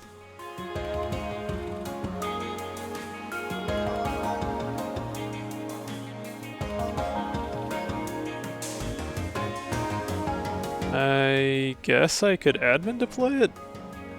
I might be able to admin deploy it. Yeah, I was... If I... Yeah, if you reroll... Oh, no, because reroll puts it to the... Okay, if I well, I have undo. Let's just play through this. If I reroll, and then I hotshot, then Pillage and Plunder becomes the leftmost, and I can still play it. Yeah, but you're not going to be lined up. But then I'm up. not lined up. Yeah. If I hotshot and then reroll, no, because that suffers from the same issue. Well, would admin deploy would move me first before playing it, wouldn't it? Or no, I would move after. Oh, never mind. Okay. But that deployed the wrong one? No, it didn't. Wait, what? Oh no, it just became 3 instead of 4 damage because admin deploy gets out of the way and left click takes effect. That's annoying. Yep. Gosh, okay, that's aggravating. Then I don't know that there is any way I could deal with it unless I can play both Pillage and Plunder. Or somehow otherwise inflict more damage than shields. Like if I re-roll so that the other Pillage and Plunder is on the right, then that does 4 damage. But then there's no way for me to admin deploy the one that I need to hit. Well... Yeah, why don't you do Hotshot? Because that moves me out of the way. And then you admin deploy. Oh. Yeah, but that still doesn't do enough damage, yeah. It doesn't. My bad. It's so close. Alright.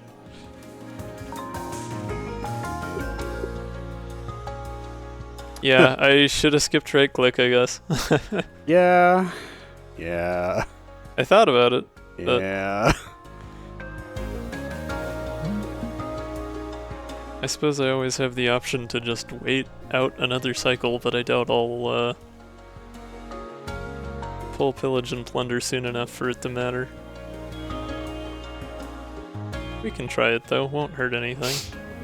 Probably. Maybe.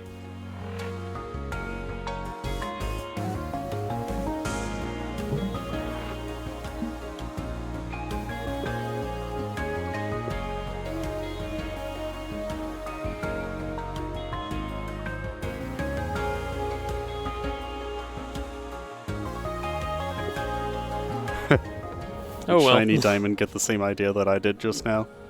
Oh well. Which idea was that? You could have just wasted them last turn and then pulled them back with Cloud Save B this turn. Then again, it would have been 3 energy, and you couldn't have played it without admin deploy anyway, so I don't know. Yeah, that's fair. That is an interesting idea, though. There might have been a way to make that work.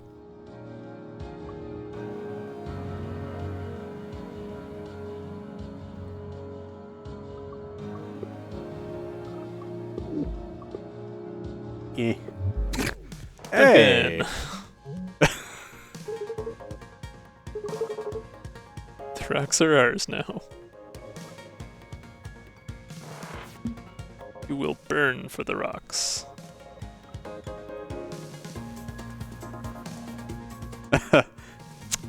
Thank you. What? Just confirming my train of thought. Oh, sure, yeah.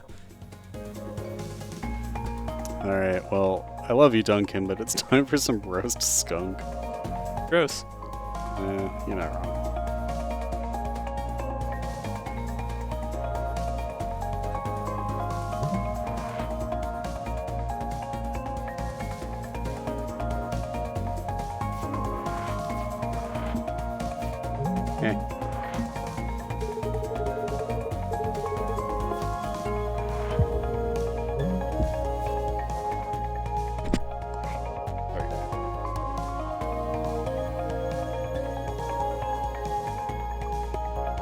I can get those slow roasts right back and play them again.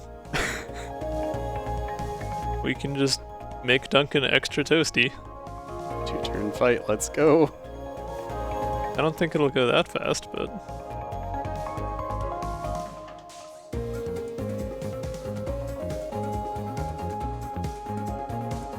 It is overkill, but it's funny overkill. And that's the best kind. Duncan now gets 8 heat per turn. Like I said, 2 turns. Well, so the thing with Red Candle is it still doesn't overflow, right? Like, if you gain all the heat at once, it's not going to divide it into 2 chunks of 4 heat to deal 4 damage. It's still just going to, oh, you got 8 out of 4, I'm going to deal 2 damage. So it's not, like, that crazy.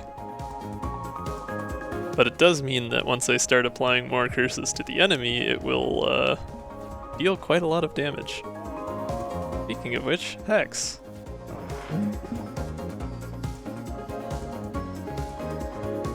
My brain is smooth as hell right now. That is totally understandable. Weirdly galaxy brain, yet smooth as shit. We are on the home stretch, so it is just fine. Yeah. I was like, heat equals piercing. Yes, that's how that works. No, it is not how that works right now. Not quite.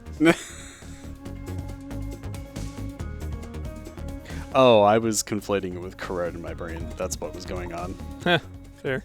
It was like 8. Oh, that's 8 corrode. Yeah, right.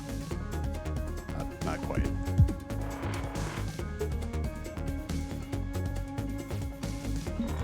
There, I made practical use of the admin deploy to CO2 canister trick. That's always fun. Hey. I suppose if I spent my evade I could use flashpoint as well, but it would just hit shields, so...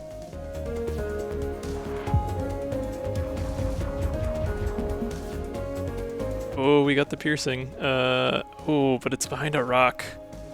Wait, no, duh, I don't need to hit the weak spot. I can just... You can just go boop. Fire my laser. Bye-bye, Duncan. Thank you for your sweet, sweet life nectar. Shadow cover. 2 ooh. shields, 1 curse. You're the faker. Sorry. There was a, what's the new game? Shadow Legends? Not Raid Shadow Legends. Oh, god damn it. Not that. No, the other one. Shadow the new Sonic game that came out last fall. I know what Shadow you're talking something or other. There was a speedrun of that on GDQ Yeah, the other last day. night. Yeah. But I can't not think of fucking... You're the fake hedgehog. Yeah. Yep. I was never one of the Sonic nerds, Same. but I do appreciate them. Yeah. I am glad that the world has such things in it. Yeah. Shadow cover seems decent. I don't know that I need the shield generation that badly, though. I guess I only have Fire Field for normal shield and the Desperate Measures, so it's not like it would hurt things.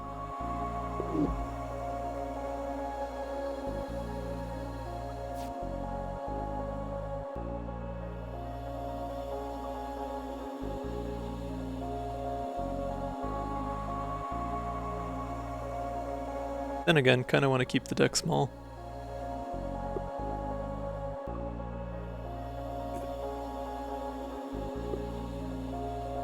Shield memory, jumper cables, nanofiber. Nanofiber would be nice. Shield memory also not bad.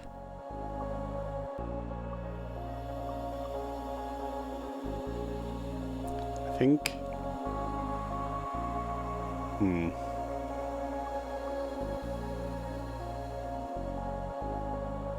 It's kind of hard to say what one would be most useful right now.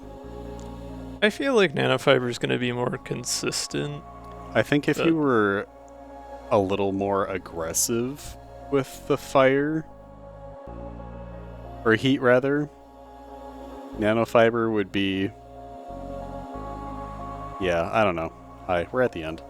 It's fine. Yeah, we are on the last few combats anyway, so skip out of spite. No. No, we'll grab It's shield memory. free. It's fine. We specifically went this route so that we could get a bunch of extra stuff. Oh, does heat wake this one up?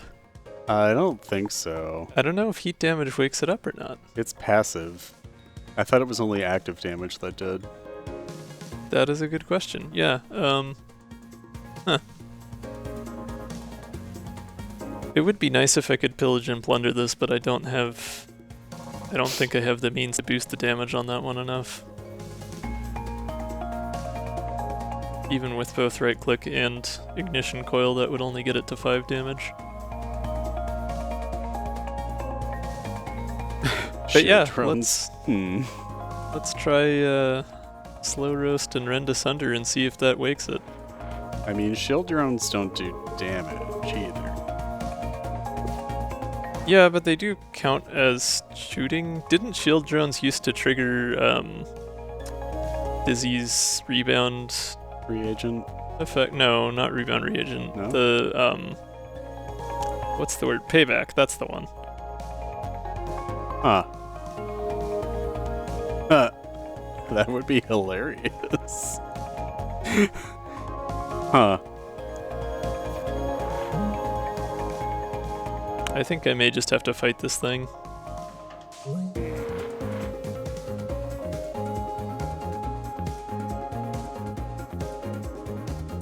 Oh well. This is not the crazy upfront damage kind of build. It's fine.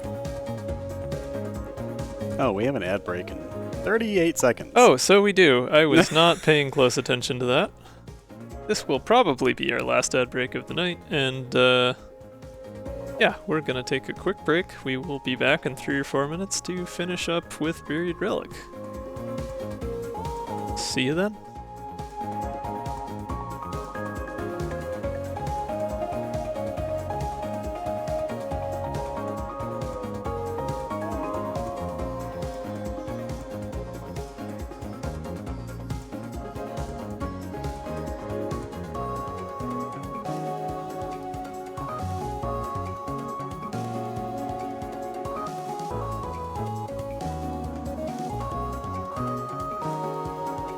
Hi, I was not paying attention, sorry. I just kept right on playing through the ad break. I try not to do that normally. I can't read. It's, you know, it's fine. It's late. That was probably the last ad break of the stream. Not much was missed other than that we could not quick kill Buried Relic, but... Moving along. We'll continue slow killing Buried Relic. Simmer it to mechanical death. Something like that.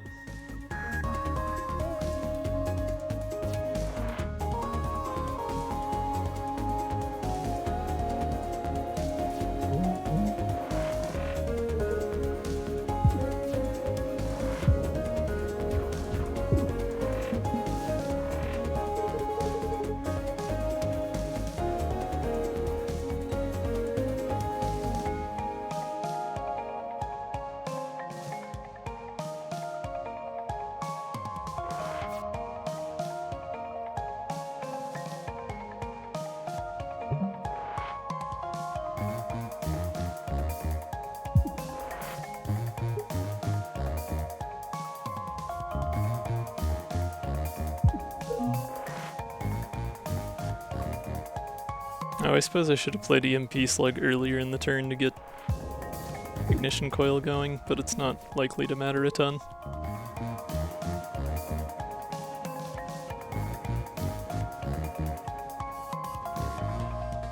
Oh, it's got just enough hull. If I sear first, I should be able to pillage and plunder. Nice. What was that you were saying, Drake? Feels mean? Didn't hear you over the sound of me destroying them. Blessing and a curse be. What? Oh, it gives them serenity, but it also gives them curses.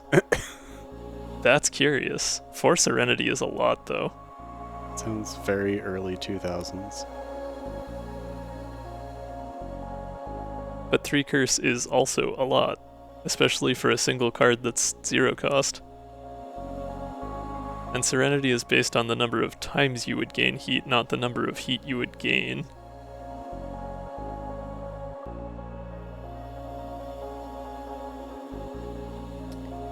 Yeah, I like that. I think that's fun. Huh. Alright. We'll give it a try. Joey Wheeler's sister. Oh, we could remove exhaust from a card. Safety luck could be very interesting.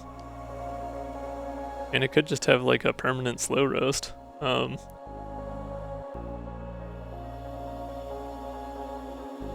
don't think I would want to remove exhaust from Blessing and a Curse because it's going to take a while to work through that Serenity anyways. Desperate Measures? Because with CO2, I'm always going to be fine with that. And it's great defense for free. Pillage and plunder B, baby. Let's just keep shooting. Yeah, that's really expensive though. I know. That was the joke.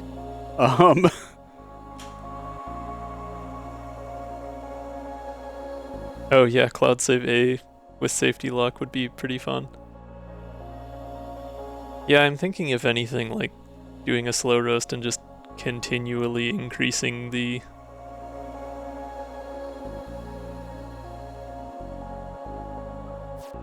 amount of flames being applied, but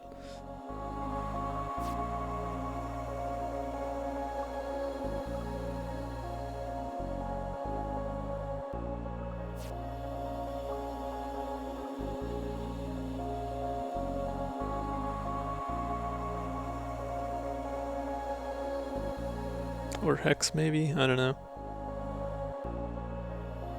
So many options.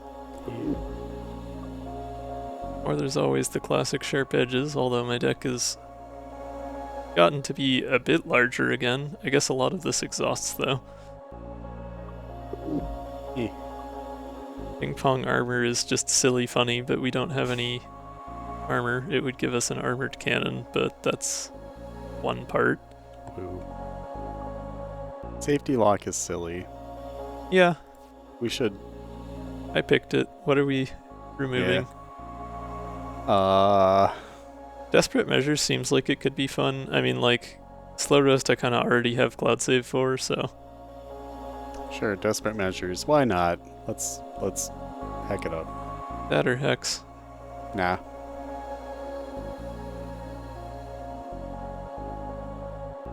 Well, I don't know. Desperate Measures. Let's do it. Yeah, I think Solid. that's a fun option. I'm going. Are we upping or downing? You didn't even let me ask. You don't get to I'm going and type your answer in before I even speak the words. Would anyone in chat who is not Tormod like to make a decision as to which artifact we grab here?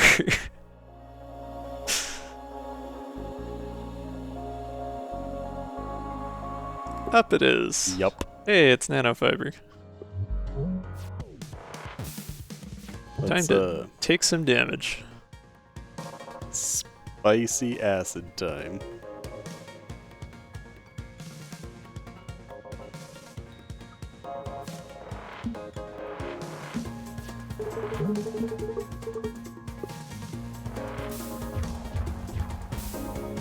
Bad ending, yeah.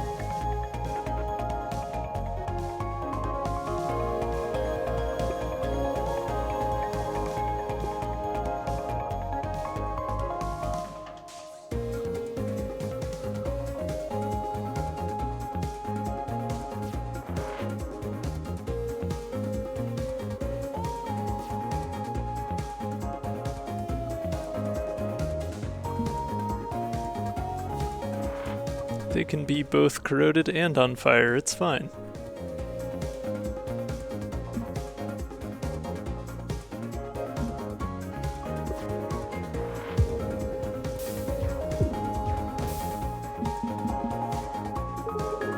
They are only slightly massively on fire.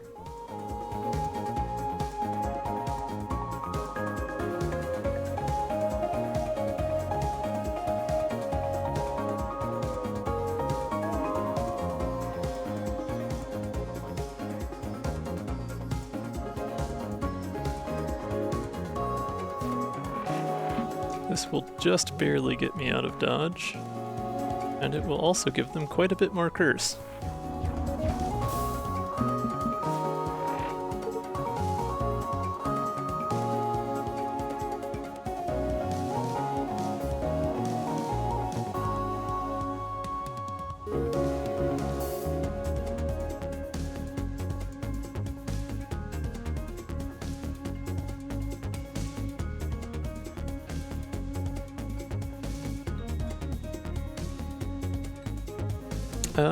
Not seeing any great way to avoid damage here. I guess I could stay put and only take 2.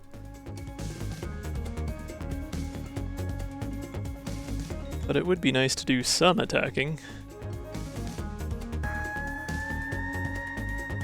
If I hotshot and sear, that'll put me back where I started and still deal some damage.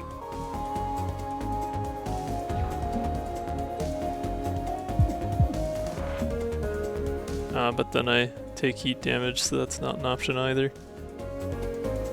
Since I don't have anything to exhaust here.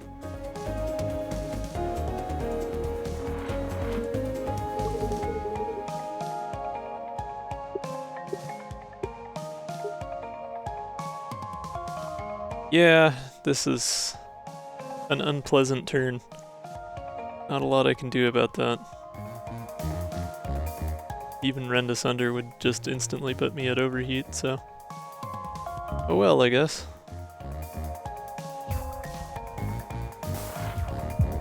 Sometimes you just don't draw well.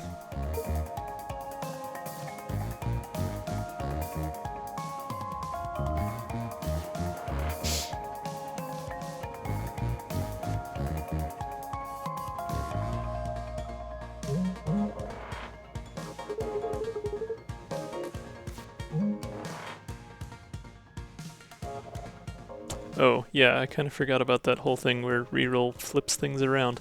That's fine though, that doesn't actually matter. Either direction of dodging is fine. Oh, yeah, whoops, heat. I wasn't watching my heat.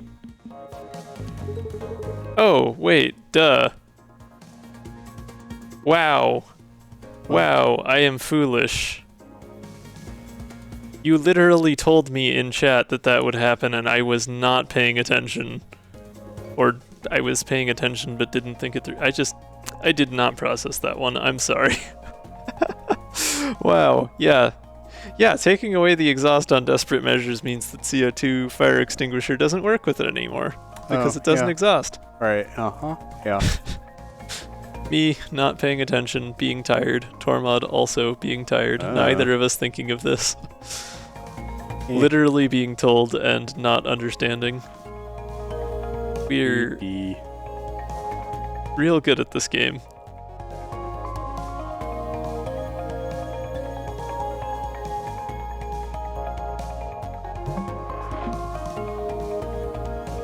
Oh, that's what those words meant. Okay. Yeah, that's about what my brain did as well. Yeah. Okay. Did not get it at the time.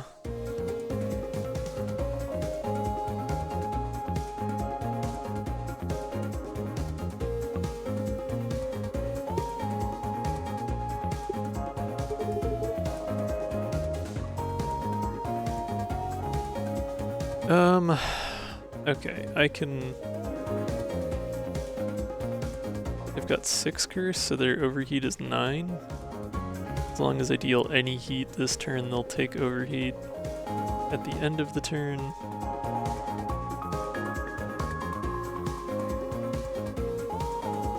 Wait, did that just undo Dark Thoughts A? That shouldn't have been possible.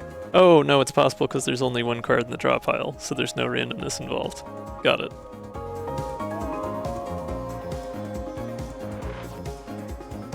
That makes sense. That's good to know it at least does that.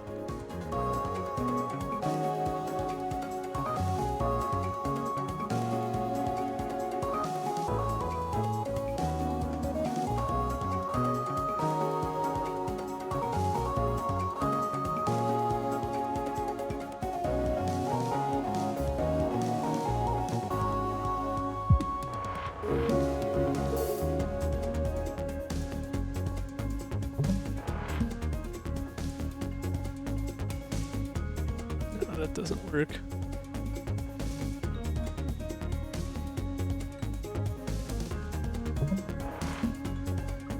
What I was doing is probably fine.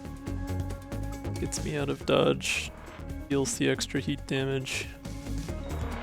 Good enough in my book. Oh, did not draw. Pillage and plunder. No joy. Only sadness. Only magnesium.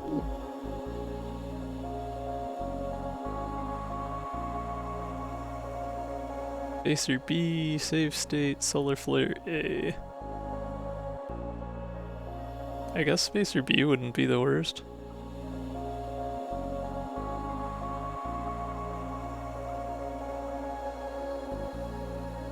Just some free movement. And another exhaust for CO2 to help make up for my blunder, maybe. Yeah. Recycling protocol.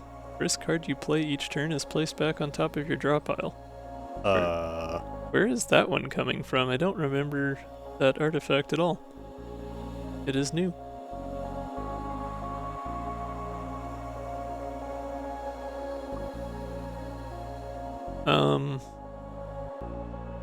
Curious. Yeah, I don't know how much usefulness that would have with this deck. I guess maybe Dark Thoughts. Oh, right, I keep forgetting that that's a thing you can do. You can see... Oh, that is from generic artifacts. I've just somehow not stumbled across that one. Neat.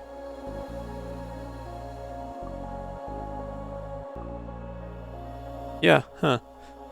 Adaptive plating would not be very helpful at this point. Ping pong armor isn't bad.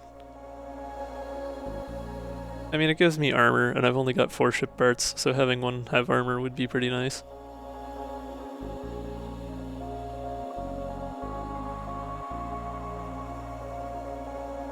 Are we awake enough to remember not to hit armored parts of ships? Maybe. Okay. It would kind of suck for the Cobalt, but, you know. Okay. It also does bounce randomly, and Tiderunner's got a decently small footprint to be hit by those bounce backs. I don't know. Famous last words. Okay. It could be fine. It could be okay. Oh. It might not end catastrophically with all of us dying at the last possible moment.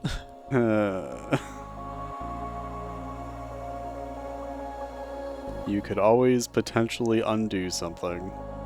I don't think you Maybe. can undo something if it is random, and the hit does say it bounces back randomly, so that would, yeah. Well, you could cheat. I think we'll go with the safe option here and take adaptive plating. Not that it helps much at this point, but it doesn't hurt. Hello, Smith. Ah, Smith way at the very end. It's okay. We will drain his life force too. Something like that. If I'm lucky.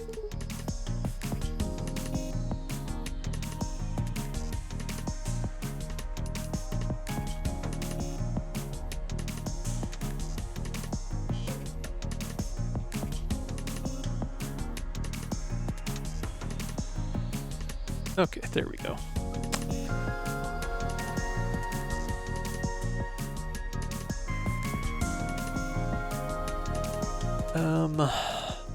Slow roast is a good start. Fire field. Seems like my hand wants me to go left. I suppose since I have Spacer B, I can actually play Desperate Measures, though.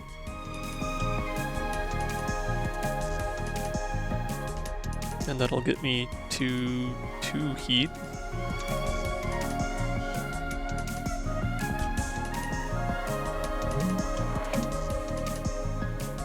Or I can just admin deploy it and exhaust it the way that it should be from the beginning.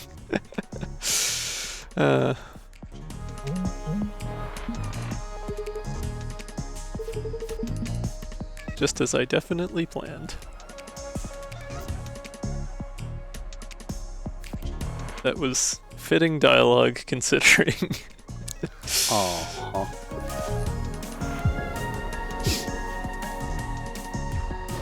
Adaptive plating does do nothing, actually. That's a fair point. I wasn't thinking about Smith being a not elite enemy when I took that.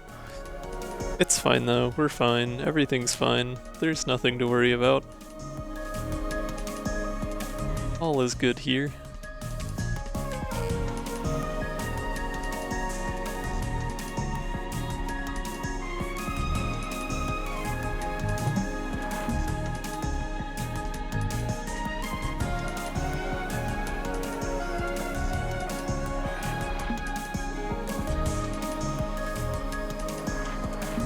Many curses, all of the curses.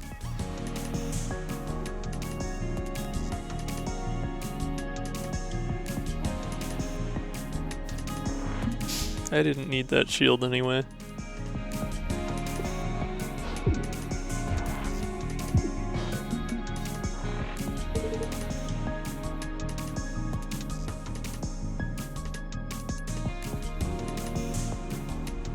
Okay, I don't have anything on hand that exhausts.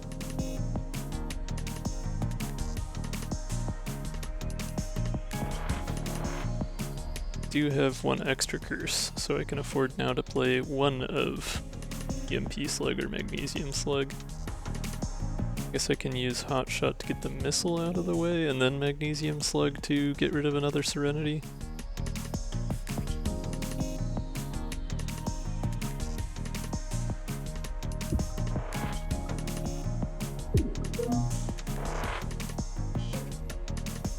Then reroll will give me the shield I need to avoid taking damage.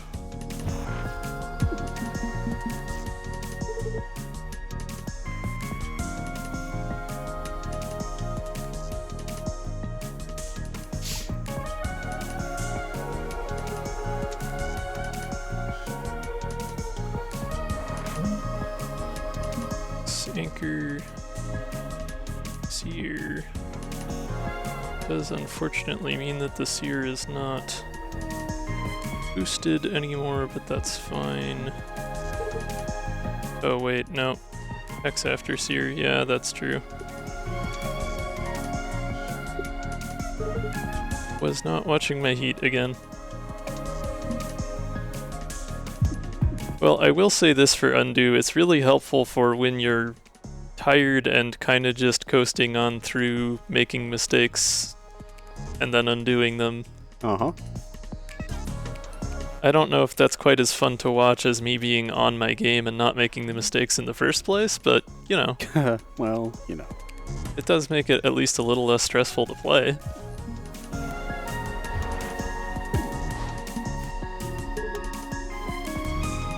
Did not get Pillage and Plunder here.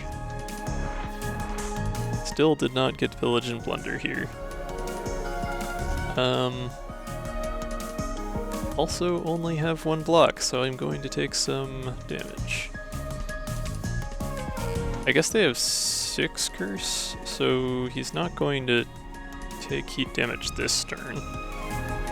That is a lot of curse.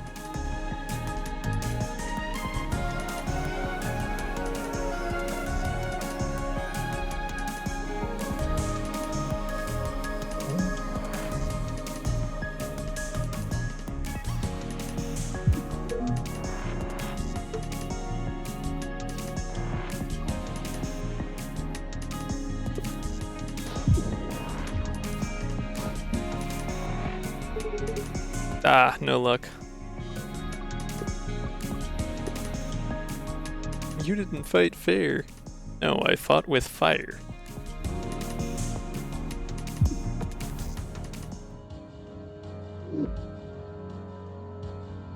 Oh, did I have spacer there? I missed it completely. Or were you talking about using cloud save to get spacer? I guess that would have gotten me another card. Ah, I could take a desperate measures that's not screwed up.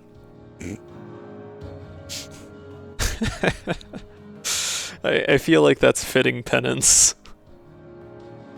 I get to have some deck bloat as punishment for my sins. This is a very cursed run, I'll say that.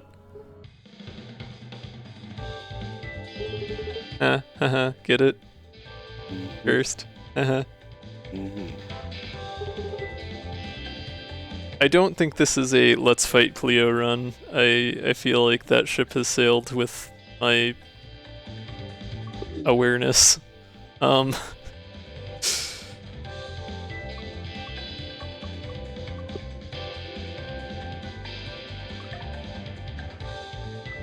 am not awake enough to engage in that particular combat.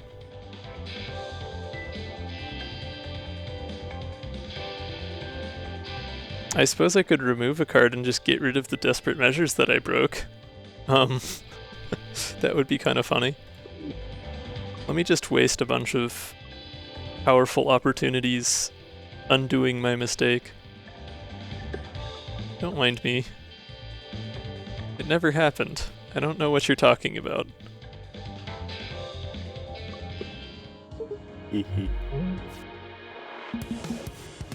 Safety lock? What safety lock? You can't see that. It's under the cursor.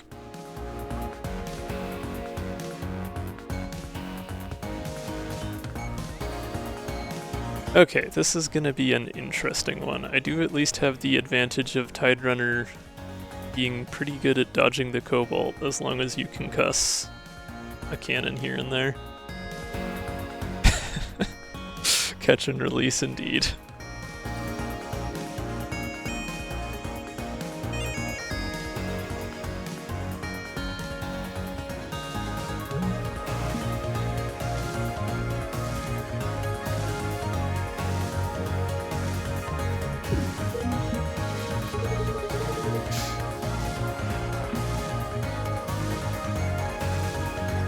I would like to flashpoint, but that would move me into the wrong spot, and it wouldn't deal damage anyway, so there's not much point.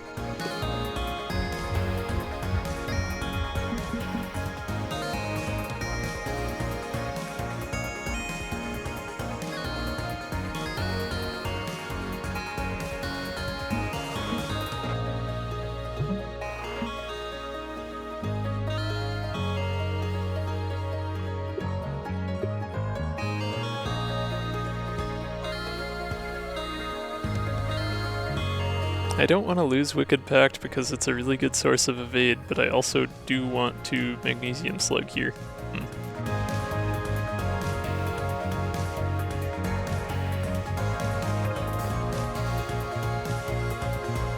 I guess if I Wicked Pact and use that evade, I can Magnesium Slug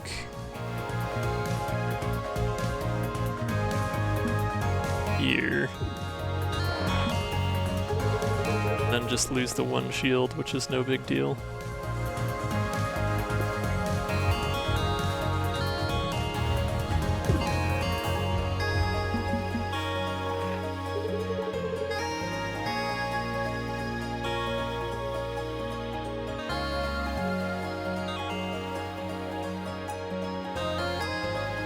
Okay, I have the energy to play everything.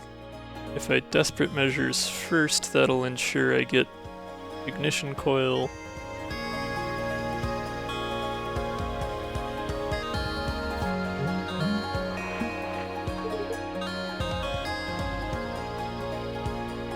And then I want to place here before Slow Roast, so that I don't overheat.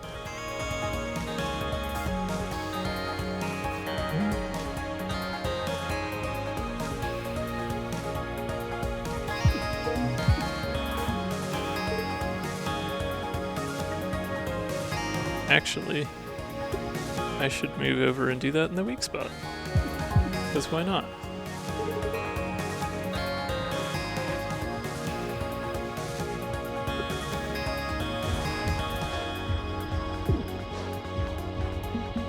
Polytrope is fantastic, yeah.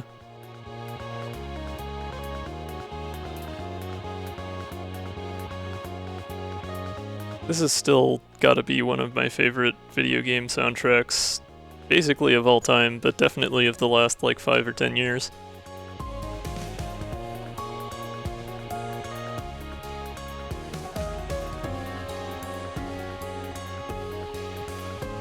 We are getting close to getting through those Serenity and start dealing that heat damage.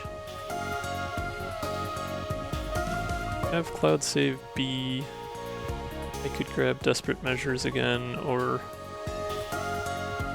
another Slow Roast. It would be kinda nice to get both Slow Roast back. But the Desperate Measures would also be useful this turn to deal with that heavy missile, so...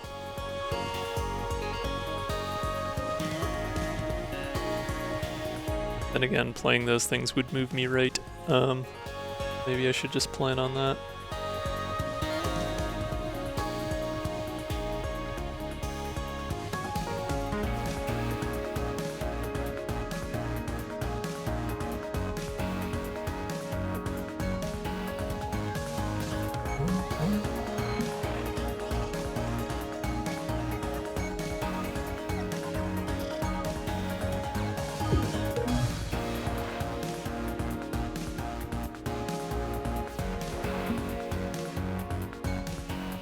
That is not enough movement.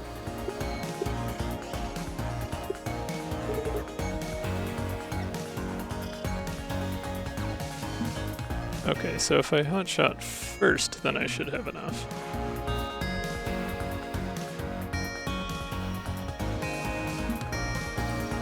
Yeah, now we're fine. Just didn't do things in the ideal order.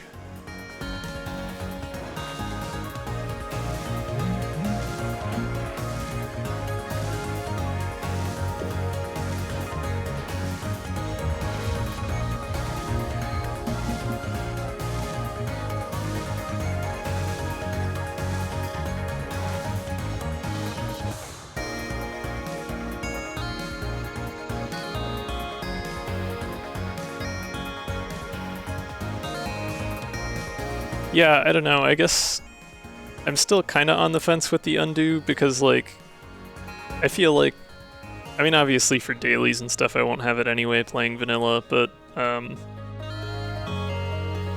feel like it makes me a little more careless because I'm not thinking through my moves before I make them.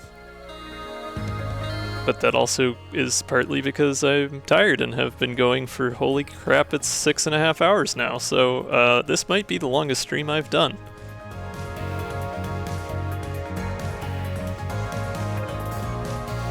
It was probably a little ambitious to do a new character modded run right after one that was already 3 hours, but you know, if there's ever a time.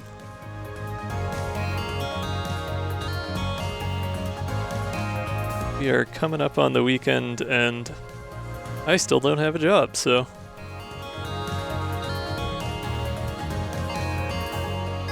Let's see... Magnesium Slug would actually... Okay, it wouldn't get them to overheat just yet. But it's still good damage, so...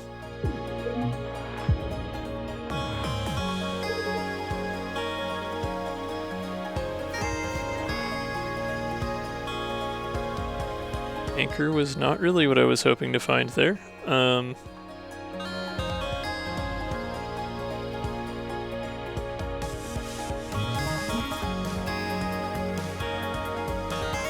Yeah, we're gonna take some damage. I guess Hex will at least shield me from a couple more of it. It's really only gonna be like 2 hull damage.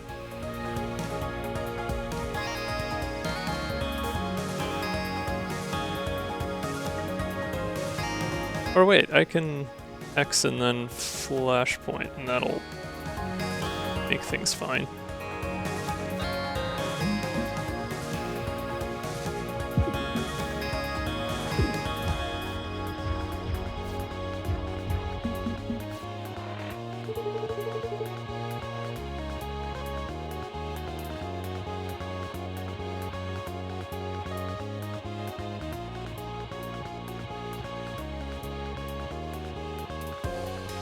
You know, if I was used to having landmines in my front yard, I think getting rid of them would make me more careless on my daily walks, realistically.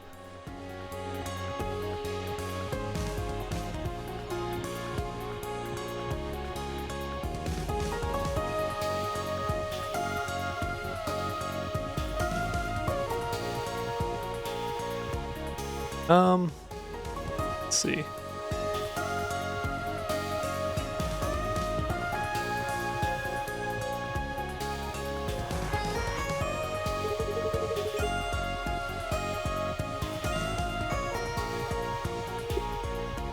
We don't really need more curses. We've already got quite a lot of curses. Let's just do some damage.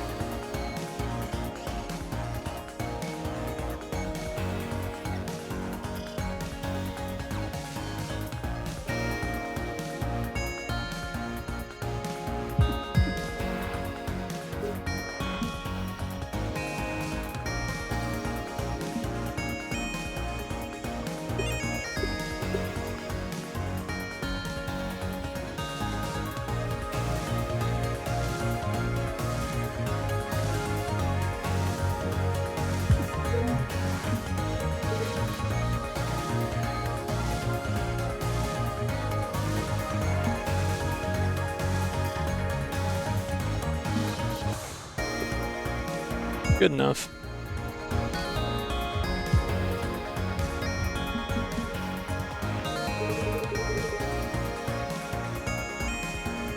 I think the nanofibers have had something to do for a minute there, Max.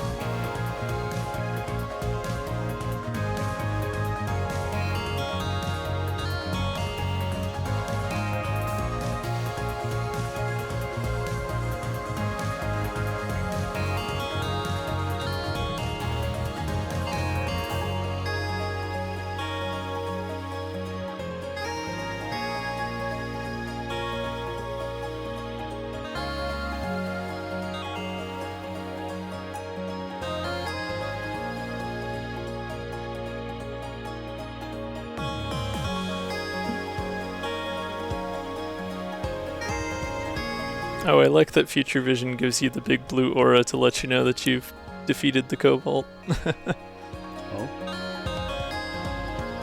Oh, nice.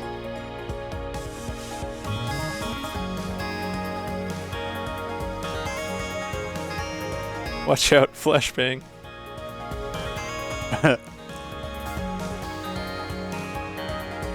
I mean, it's still not as bright as Undo, so...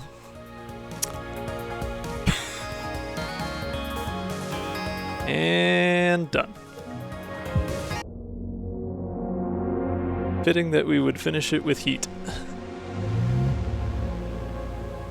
Oh boy, okay, that is a wrap. That was a doozy. Definitely enjoyed playing Marielle though. Interesting deck. I like that her cards feel like kind of a distinct take on heat as compared to Drake or TH. You know, they're all dealing with the same mechanic but in very different ways. Don't worry about it. Don't worry about it, Shaka, it's fine. We didn't remove exhaust from anything. It's fine. Fine. You don't also, need, Aaron. You don't need to go back and check the VOD. Go to bed. It's alright. Yeah. I never make mistakes. I am 100% accurate at all times. Oh, I guess... Okay, interesting. So I guess Codex Completion shows as an up to rather than a specifically that difficulty. Which makes sense, because that's how the logbook shows it.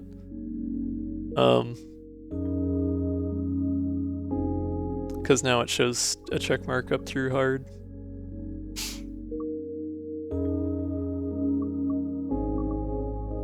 Anyways, yeah, that was a good fun run. Had a good time. Yeah. I look forward to playing more of these characters at some point, hopefully in slightly less lengthy runs, but had good reasons to be taking extra time. It was nice to be engaged with everyone, having a good time, and also doing such cool things as going outside and looking at the moon. So it is now time for me to get some sleep. I will be back next Tuesday/Wednesday with another daily run. I hope you all have a wonderful weekend, and we will see you next time. Take care, everybody.